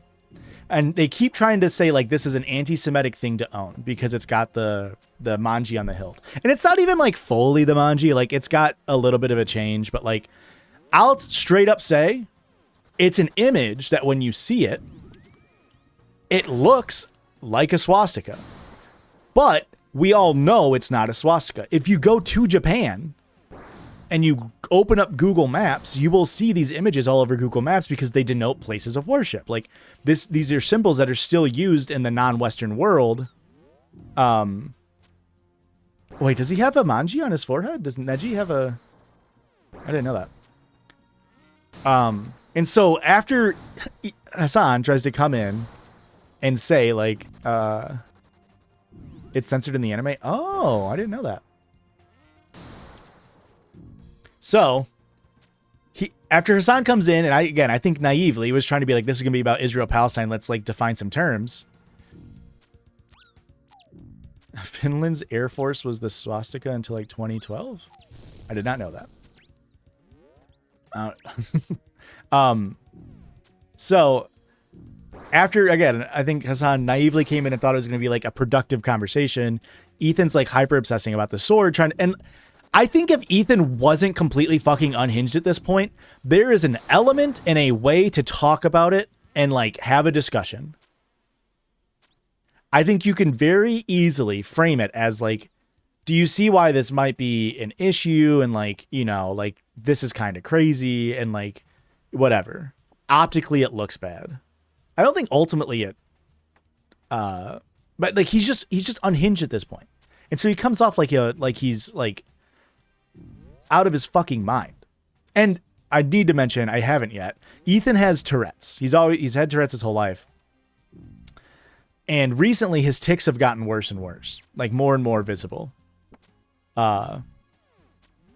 And so when you criticize Ethan, he's like weaponizing his Tourette's, or his fans do it more than he does.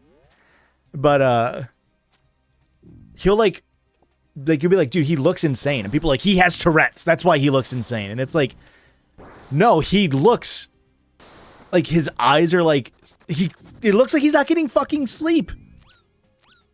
And it comes off in his mannerisms. Like he's like constantly like bouncing his leg. Like he looks like he's like hyped up on caffeine all the time. Which I think has led to some unfair speculation that he's abusing some sort of drug. I think he's just like, genuinely just out of his fucking mind at this point. But this debate goes on for 5 hours, and it's pretty much 5 hours of Hasan and Ethan yelling at each other. Mainly, Hasan trying to talk about actual issues, and then Ethan trying to smear him as an anti-Semite, which multiple times throughout the debate. This just happened, what was it, last week? Last Friday? Something like that. So we're almost caught up in the timeline.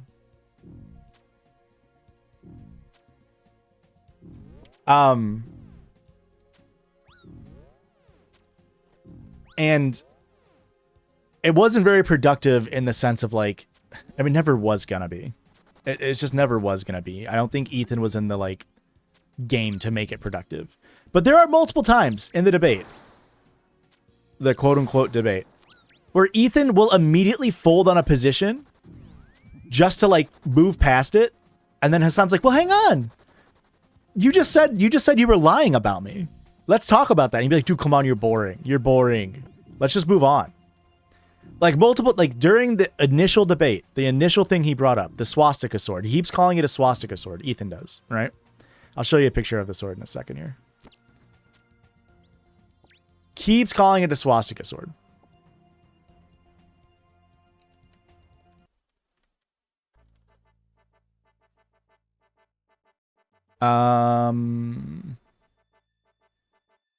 Why is it so hard to see this?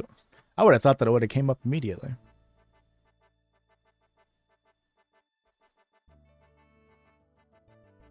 Here's the image in Bleach. Oh, here's the perfect. That's the iDubbbz image, right? So you can see the hilt. The hilt is the issue in question here. This is the first thing that Ethan wanted to talk about. Immediately. After like 10 minutes. Hasan kept saying, dude, you know it's not a swastika. And Ethan literally says, dude, I know it's not a swastika, but you have to admit it looks like one. And it's like, well, what the fuck? So you know it's not a swastika. So then what the fuck is the point of this? And he does that multiple times. Multiple fucking times throughout the debate. Ethan will bring something up and be like, what about this when you were being anti-Semitic? And Hasan be like, dude, what the fuck are you talking about? You know me. We were friends. You know that I'm not anti-Semitic. And he'd be like, do you admit that you just brought that up to like make me look bad? And Ethan be like, yeah. And Hasan's like, well, what the fuck? You did it like 5 times. And this all culminated.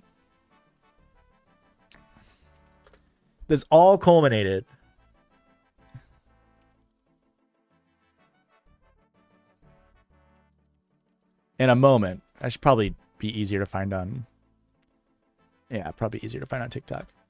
Or is he arguing that people projected as a swastika? If I want to use a debate term, am I the asshole?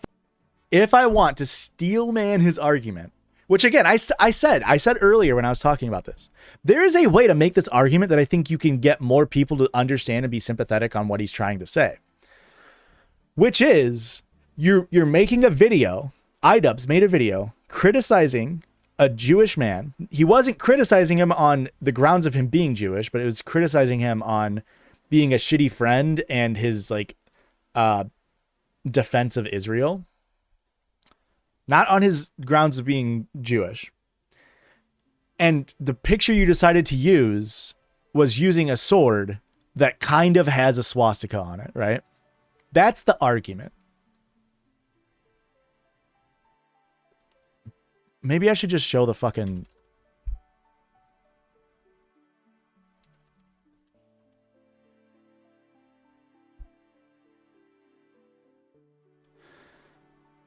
And now explain what he means by that. We did not leave Iraq because we were Zionists. We left because we were no longer safe. Well, I'll just show you how he framed it. Answer the question. Take a deep breath. I don't need you to anti-Semitism.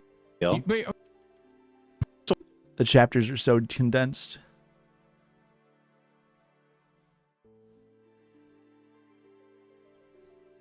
No, it's completely unwatchable. I mean, it's just men yelling at each other. I watched all of it because I'm a fucking freak like That's that. my answer to that. Now let me ask you about this. Mm-hmm. This sword has a Nazi swastika hilt. That's how he starts it. He then later says, I know it's not a swastika. Okay. Do you disagree? What's funny about that? I think it's funny because you've made this a major point of contention. That's why I think it's funny. It's a swastika, is it not? It's a sword that is a bleach sword, as you know already, that has a hilt that has made this a major point of contention. That's why I think it's funny. It's a swastika, is it not? It's a sword that is a bleach sword, as you know already, that has a hilt that has a Japanese manji sign on it. But yes, it does look like a swastika, as I've also noticed and have talked about on numerous occasions that you've brought forward on your podcast. Yeah, of course already. you're conceding that because we fished this up, but yeah. Such as when I made fun of, I believe it was Alexa that grabbed it, and I said, "Oh, you immediately go for the swastika one." Yeah, I'm gonna try to find when he admits it's not a swastika. Because it's like so emblematic of the entire fucking debate.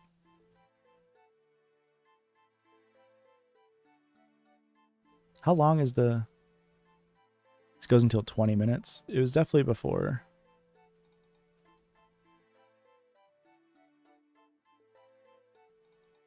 Not a swastika, but it is literally a... Okay. I know it's not a swastika, right? And I know you know it's not a swastika, but it is literally a swastika also. Because the difference between a swastika... I know it's not a swastika. I know you know it's not a swastika. But also, have you considered it's a swastika? It makes no sense. He does this multiple times throughout the entire fucking thing. But the part that really fucked Ethan over is the mask started to slip, as the kids say. Where they were talking about... there's no way. They were talking about...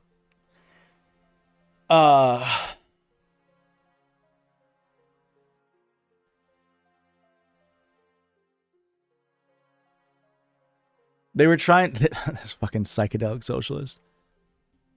The Nakba, which if you don't know, in 1948, the Israeli state was formed by the Zionist project through the Balfour Declaration, through the British government at the time, by displacing Palestinians from their land in order to establish Israel as a state.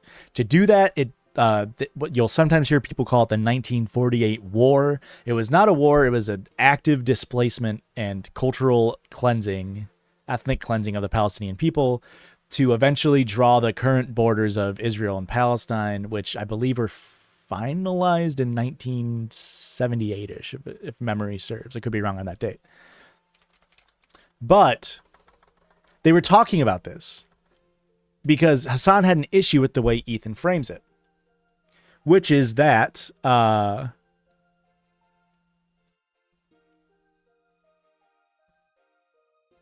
no, I see what you're saying, boyfriend text. And like I said, I think there's an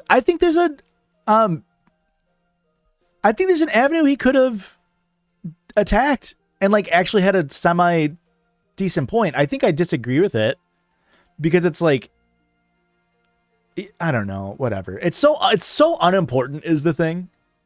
And the fact that that was his first question because he thought it was such a good gotcha is crazy to me. So I have no idea how the fuck I'm supposed to find this.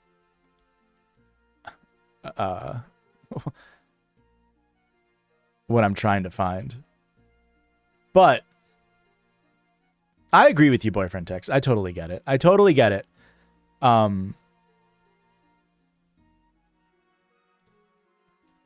Like I said, I think you can steelman his argument and there's a way to do it, but he was so obsessed with trying to get oh, here we go. This is from another player in the game that when I tell you I'm like tier 2 iceberg, it's because like I didn't even fucking mention Mike from PA, who isn't super important, but they were arguing over the Nakba, and Ethan in his content nuke on Hasan talks about the Nakba and its displacement of 2 million Palestinians and says, well, but also Jews were displaced from surrounding Arab nations. And they had to go somewhere. There's a lot to unpack. There's a lot to unpack in that. And Hasan really wanted to like hammer down what Ethan meant by that. And so he asked him this. 900,000 Jews, approximately 700 to 900,000, were forced to become Zionists, not by choice, but because they were forced out. The vast majority went to the fucking Arabs. The anti-Semitic Arabs. There you go. What? So what he's saying, I showed this earlier for a reason. It took a while to get to. It took a while to get to when we needed to use it. But in response to asking why Jews were displaced and who did it, it was the fucking Arabs, which plays into this trope that all Arabs are innately anti-Semitic. This is something that even Joseph Robinette Biden said while he was president, which is that this anti-Semitism goes back thousands of years.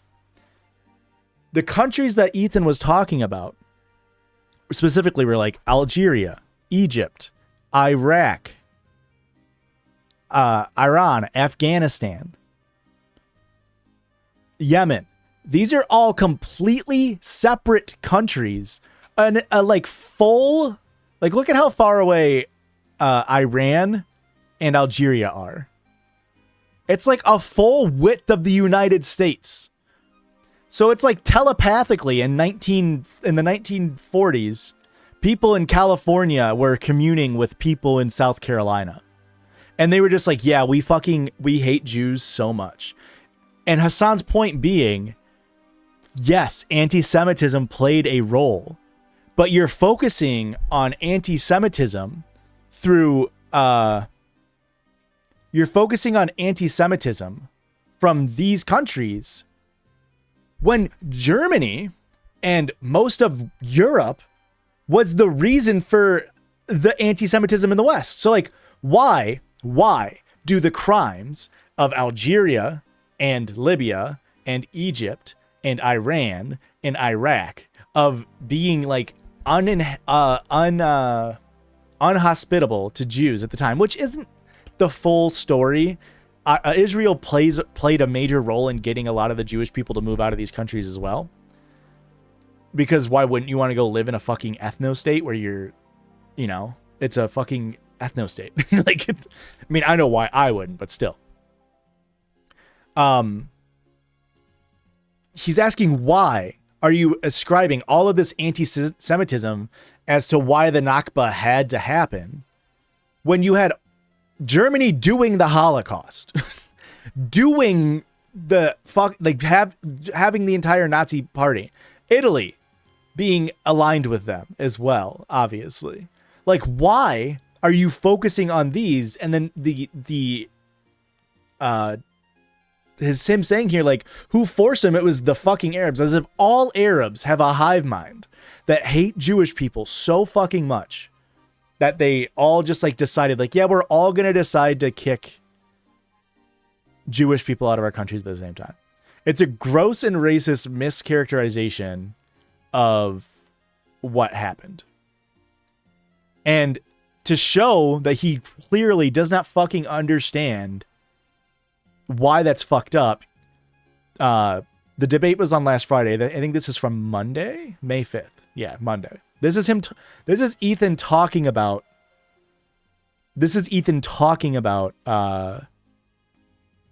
him saying the fucking Arabs. Getting impassioned. You say this fucking this, that. It's like so obvious.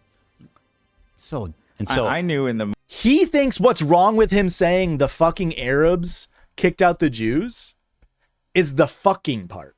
He thinks, I don't know what fucking hug box he's in, but he thinks if he would have said the Arabs, which he did multiple times, that wasn't the only time he said it. That was just the time that got clipped out the most, because the fucking adds a little extra oomph on it, But he thinks the fucking part is like wrong. And if he would have said the Arabs forced him out, that's not racist. Now, there are ways to say it that again, I think if you wanted to steelman him, you could say like it was the Arab countries or like the countries in the region. Like there are ways to say it, but I think part of it is Ethan is too fucking stupid to like think about things he's saying. There's a reason why he has a button. But also I think he's a little bit racist. I mean, probably more than a little bit racist and Islamophobic. And you'll see his crew tries to explain to him gently why it's a weird or why it's a bad phrasing, and he just does not bite. Moment you were saying, you were using it as saying like, obviously what I'm saying is the Arabs.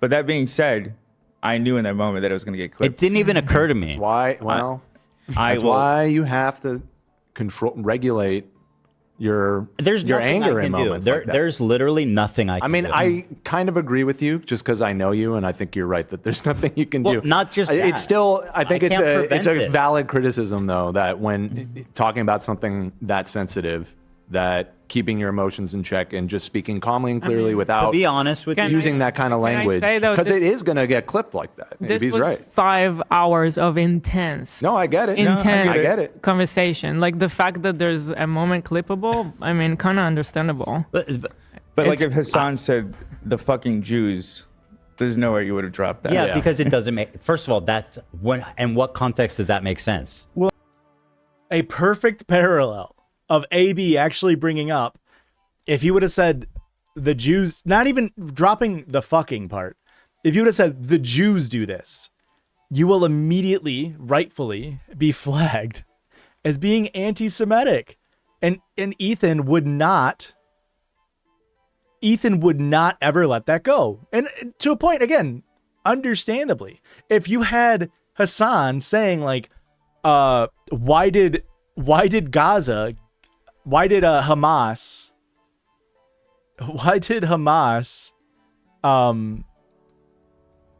attack Israel on October 7, and Hasan was like, oh, it's because of the Jews. That's fucked up. That's anti-Semitic, but that he hasn't said that ever, and you would never catch him saying that. Mainly because he doesn't believe that, I imagine. I mean, I don't know, whatever. And so they're trying to describe to him like why that's fucked up, and he still doesn't understand like, oh, I'm describing Arabs as a monolith. Well, if he was, I don't know, whatever. The Arabs is a collection of a bunch of nations that all collectively kicked the Jews out. It's not even true. There are Arab nations, and there are Arabs living in the Arab nations. But one of the nations that they were actively talking about in this discussion was was Afghanistan. Afghanistan is not Arab. Like it's fucking insane that he's like. Yeah, I know. If he said the fucking Jews, what is he talking about? Yeah, I guess more comparable would be the fucking Israelis. It would be, I didn't even use it like that. But it's not, because Israel is a country. If he would have said,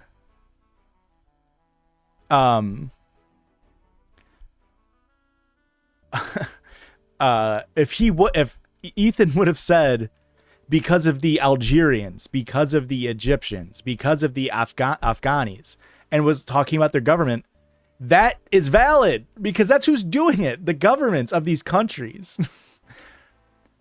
But he didn't. He thinks the Arabs all want the Jews gone, which is insane. You can't, it's like, I mean, we all understand when you say like, the blacks or the Jews or any group other than the Arabs. Actually, I began this deep dive because I feel like before this, I got a lot of Tumblr-ass arguments about Hasan. One being which he can't speak on socialism because he makes money. Another being that he was white and just changed his name. That second one's crazy. Hasan, first of all, he says, and he is white. He's Muslim, and he has a Muslim-sounding name in Hasan. But he was born in New Jersey, but he grew up in Turkey. But, you know, whiteness is just a social construct anyway. Like, who's white? Like, Irish people didn't used to be white in America. Italian people, depending on who you ask, still aren't white. It's a joke. But, like, Italian people weren't considered white. And people will say he's like cosplaying being white because sometimes he'll get a tan. It's like, nah, man, people just get tan. I don't know. And yeah, the whole socialism is when no money thing is just a tired fucking argument. It'd be more like the Jews are, they're fucking complicit or something like, because it's not like, I'm not saying fuck the Arabs. No, I know. I'm just I know you're not saying that, but that's also... He still thinks the issue is with him saying fucking. Like, that's crazy. This is the world we live in. Yeah. Like, it's, but these, unfortunately. So I have two responses to that. One, I can't prevent this because these people are out and open liars, and they have an entire network of propaganda and disinformation. As you can see here, 18,000. Mm-hmm. No, I got you. And second of all, I think there is a time to raise your voice and get passionate. And I think that was one of the times. And you'll see that the other clip that came out. I'm not saying you can't get passionate. Yeah, we're not talking about what you're actually talking about. Just giving people that clip. Just uttering that phrase. I get it, but I did not. I also honestly, understand what you guys are saying, but like, nobody's perfect. Getting impassioned. So even his crew, when they're trying to lightly push back, are still arguing on the basis of optics. When I was on tier 2 iceberg. We didn't even get into the tattoos. They're arguing on the basis of optics and not even the substance of what he said. Because whether or not his crew actually disagrees or understands why what he said was fucked up, they're just telling him like, dude, it looked bad. And you know what's really funny as someone who watches Hasan? If you go into Hasan's chat and say exactly what Ethan's crew is saying to him right there, which is like, you have to think of the optics. They're going to clip this out of context and you're going to look bad. If you say that in Hasan's chat, Hasan will say, fuck you. I don't fucking care about the optics. I'm right. And Ethan's kind of doing that, right? And I guess the real difference is like, Ethan's doing that. He's like, I'm right. All the Arabs do hate Jews. And when Hasan's saying it, he's like, Ethan Klein is a fucking Islamophobic racist piece of shit. They're like, no, they're going to clip that. And he's like, I don't give a shit. I will stand 10 toes down on what the fuck I'm saying. We can real quick go into the tattoo lore. So I tried to cover this as much as I can, towing on relevant drama. And by drama, it was politics focused, but I didn't fully go into the politics. And I tried to mainly focus on Ethan and Hasan.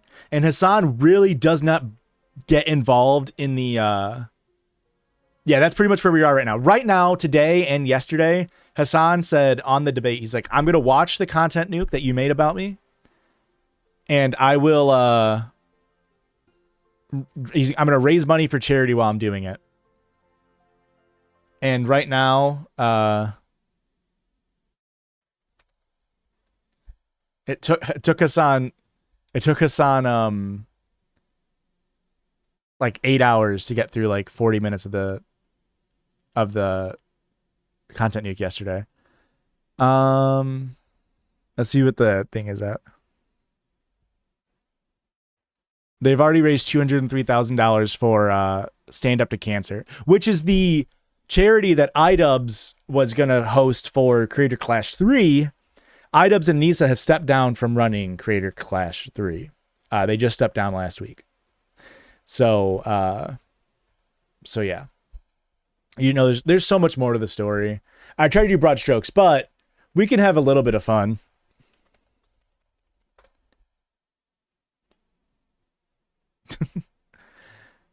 This is before it's done, but this is the tattoo that Ethan got of Hila. Okay. Crazy you did this off script. I think you are, Owen. Well, that's true. That's fair. Let's see if I can find a complete one.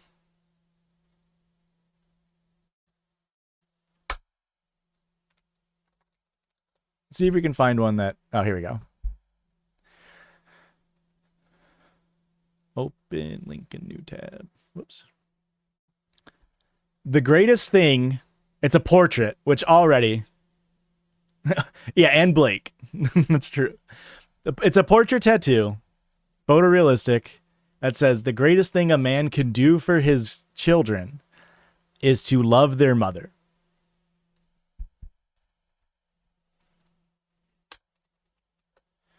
There is a subreddit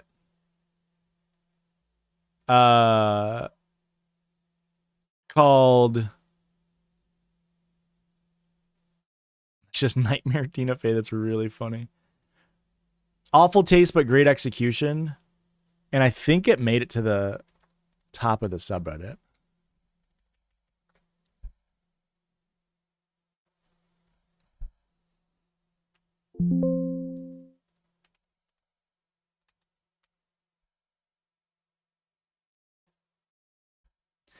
This is a snark subreddit post of it on ATBGE. So we'll go to the actual post and see if it's still there.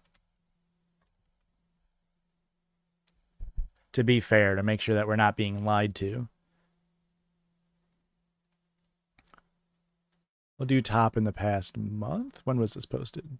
A month ago?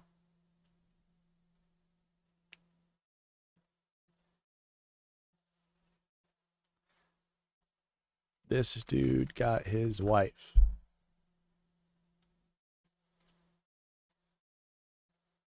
Let's see here.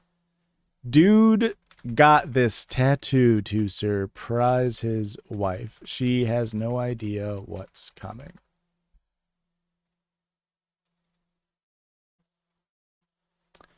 Look at that. Oh. We found it. I got removed. That's so funny. And 5.8k upvotes though. So awful taste but great execution. The entire sub is dedicated to like, you did what was made is good, but it was done poorly. Like, it's embarrassing, which I think is a apt description of this tattoo. And so people were making fun of him. There's been if you are an H3 fan or if you were not an H3 fan, you should know.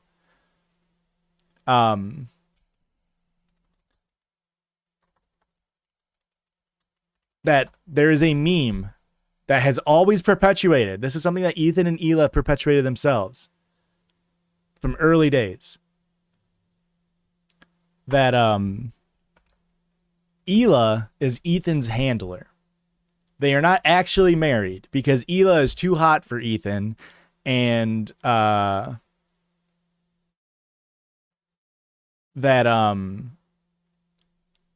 she's his caretaker. She's his handler. And there's been like rumors that they don't even actually sleep in the same bed together because Ethan's so obsessed with Hasan. These are all snark things. But getting a photorealistic tattoo of your wife is something that you do. It doesn't have, I would say it doesn't have great numbers in terms of like a lasting relationship. You know, it's like the getting a tattoo of a boyfriend or girlfriend's name. It's obviously different because they're already married. But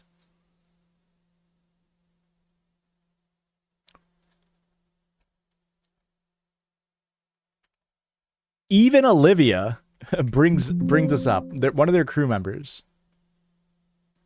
So there's a TikTok of someone saying like, I really tried to leave H3 and all associated drama in my past, but what do you mean he got his wife's face tattooed on his arm? Oh my God. And you can see the H3 production subreddit is trying to be like, look at how weird these people are for implying that getting a tattoo of your wife is weird. But on the show, and I don't know what episode it's from, but the crew member even said, so this person writes, when Ethan talked about why he got it the other day, Olivia said something like, getting a tattoo of your spouse is crazy, but it's okay because she knows Ethan and Hila will stay together. Even their crew member was like, you know, it's kind of crazy to like get that tattooed, right? And Ethan was like, what are you talking about? I've never heard that. Like, immediately got defensive. Maybe I could just find it on his YouTube. How hard do we think it is?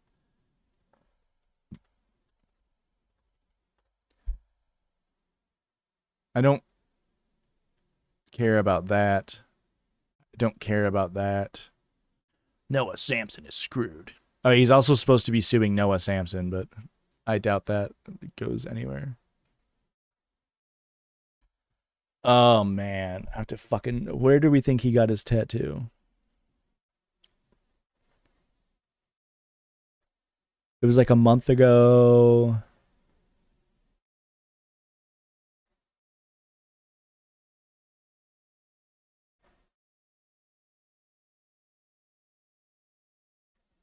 Who fucking knows? Who fucking knows? But yeah, that's the little tattoo drama. Where it's like, it's just silly goofy. Oh, he got a tattoo of his this is Shredder. He did get also another photorealistic tattoo from about his dog. And you know. Oh, this is where he got it.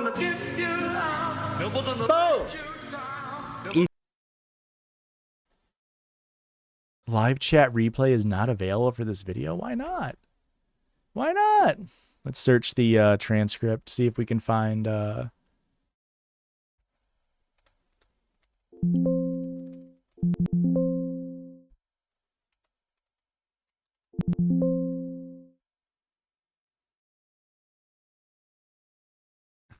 him showing it off is so funny. So he's saying that talking to it's yourself. dark under the eyes, but he understands what the tattoo artist No, was it's gonna doing. fade significantly. So the really.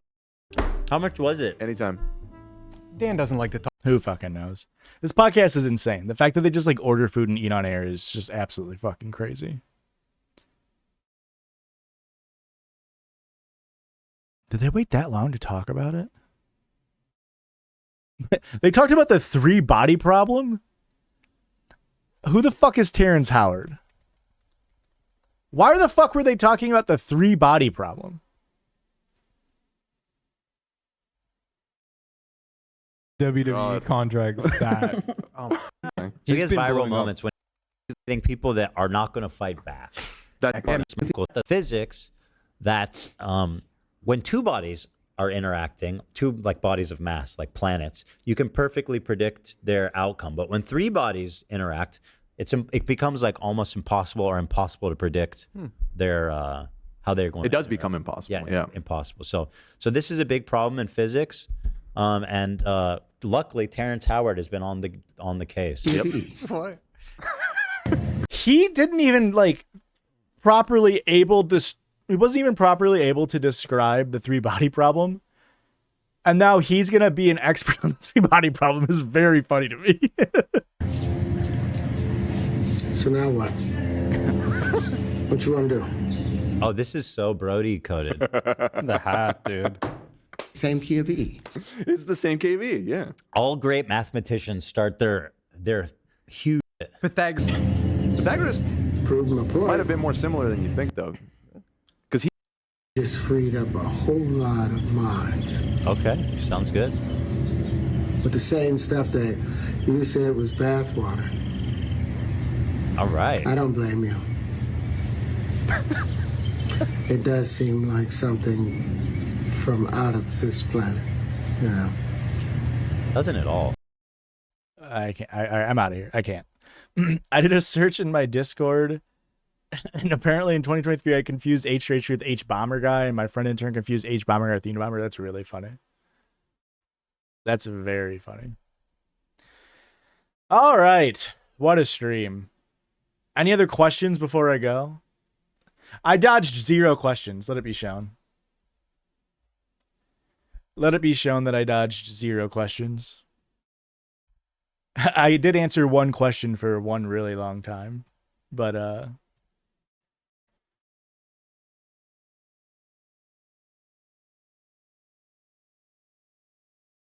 Chrissy dodged your question. That's hey, classic Christian. Can I be honest? Christian's always dodging questions. That's why he doesn't hang out with me anymore. Yeah, I mean that's classic Christian. The liberal media. They'll tell you I dodged him. I didn't dodge a single one. I don't even know how to dodge a question. But Biden and the previous administration, boy, they knew how to dodge questions.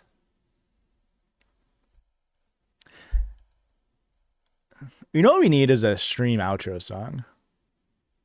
That's what we need.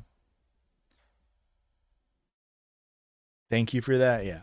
I mean, look, I like I said, I know too much about it. As someone who's as someone who watches Hasan pretty sick green screen. Thank you. Nobody mentioned it. No one mentioned it. You want to see what it looks like? It's the jankiest fucking. It's the jankiest. It's so fucked. Oh, you can't even see it fully. Hang on. Let me. It's homemade. Iron it. What the fuck? I did pretty good. Was that not pretty good? I feel like I did pretty good. But here, I'll show you what it looks like. I made it for the Glee video. Because I did a bit where I acted out fan fiction, Glee fan fiction. And so I like hastily put together, I like went to the store and got like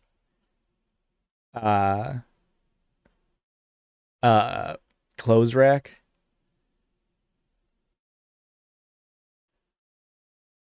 But I mean, this is how it looks in the video. And at part of it, like that's pretty good. I don't like, cause I don't have very good lighting, in this room at all. I only have an overhead light and then I have one ring light.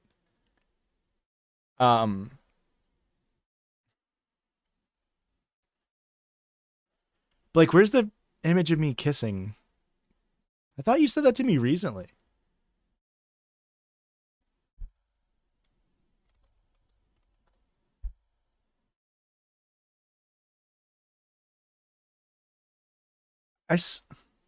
Do we have a clip to leak? It's been 6 months. I don't think we have a clip, but it is recent. We just yap so much. But the last time I scrolled back was that one. Whoop. Oh, don't leak the DMs. Where the fuck is it?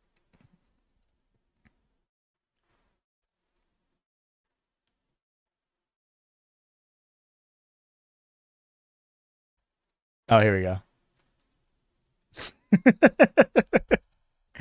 So you can see the top here, but it's literally just like huh?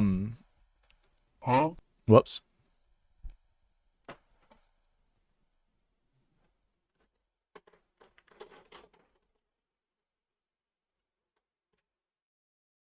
Oh, my camera got all crooked.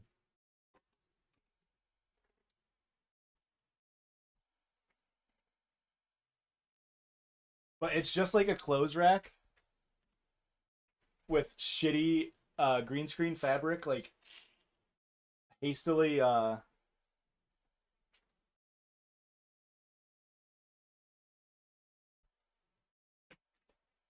taped on it. But I think it's not bad. I don't know. And like, because it's like an adjustable clothes rack, I can like close it down.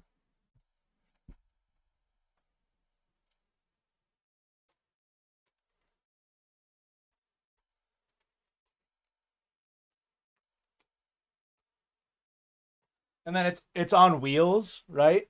So like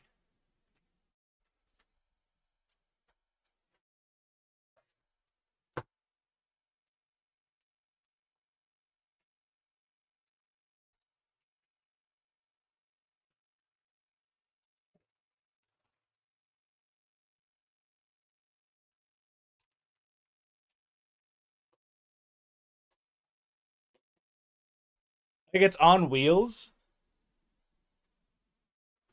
So I can literally just like put it over there. And then we're good, you know? Like I feel like it turned out not too bad.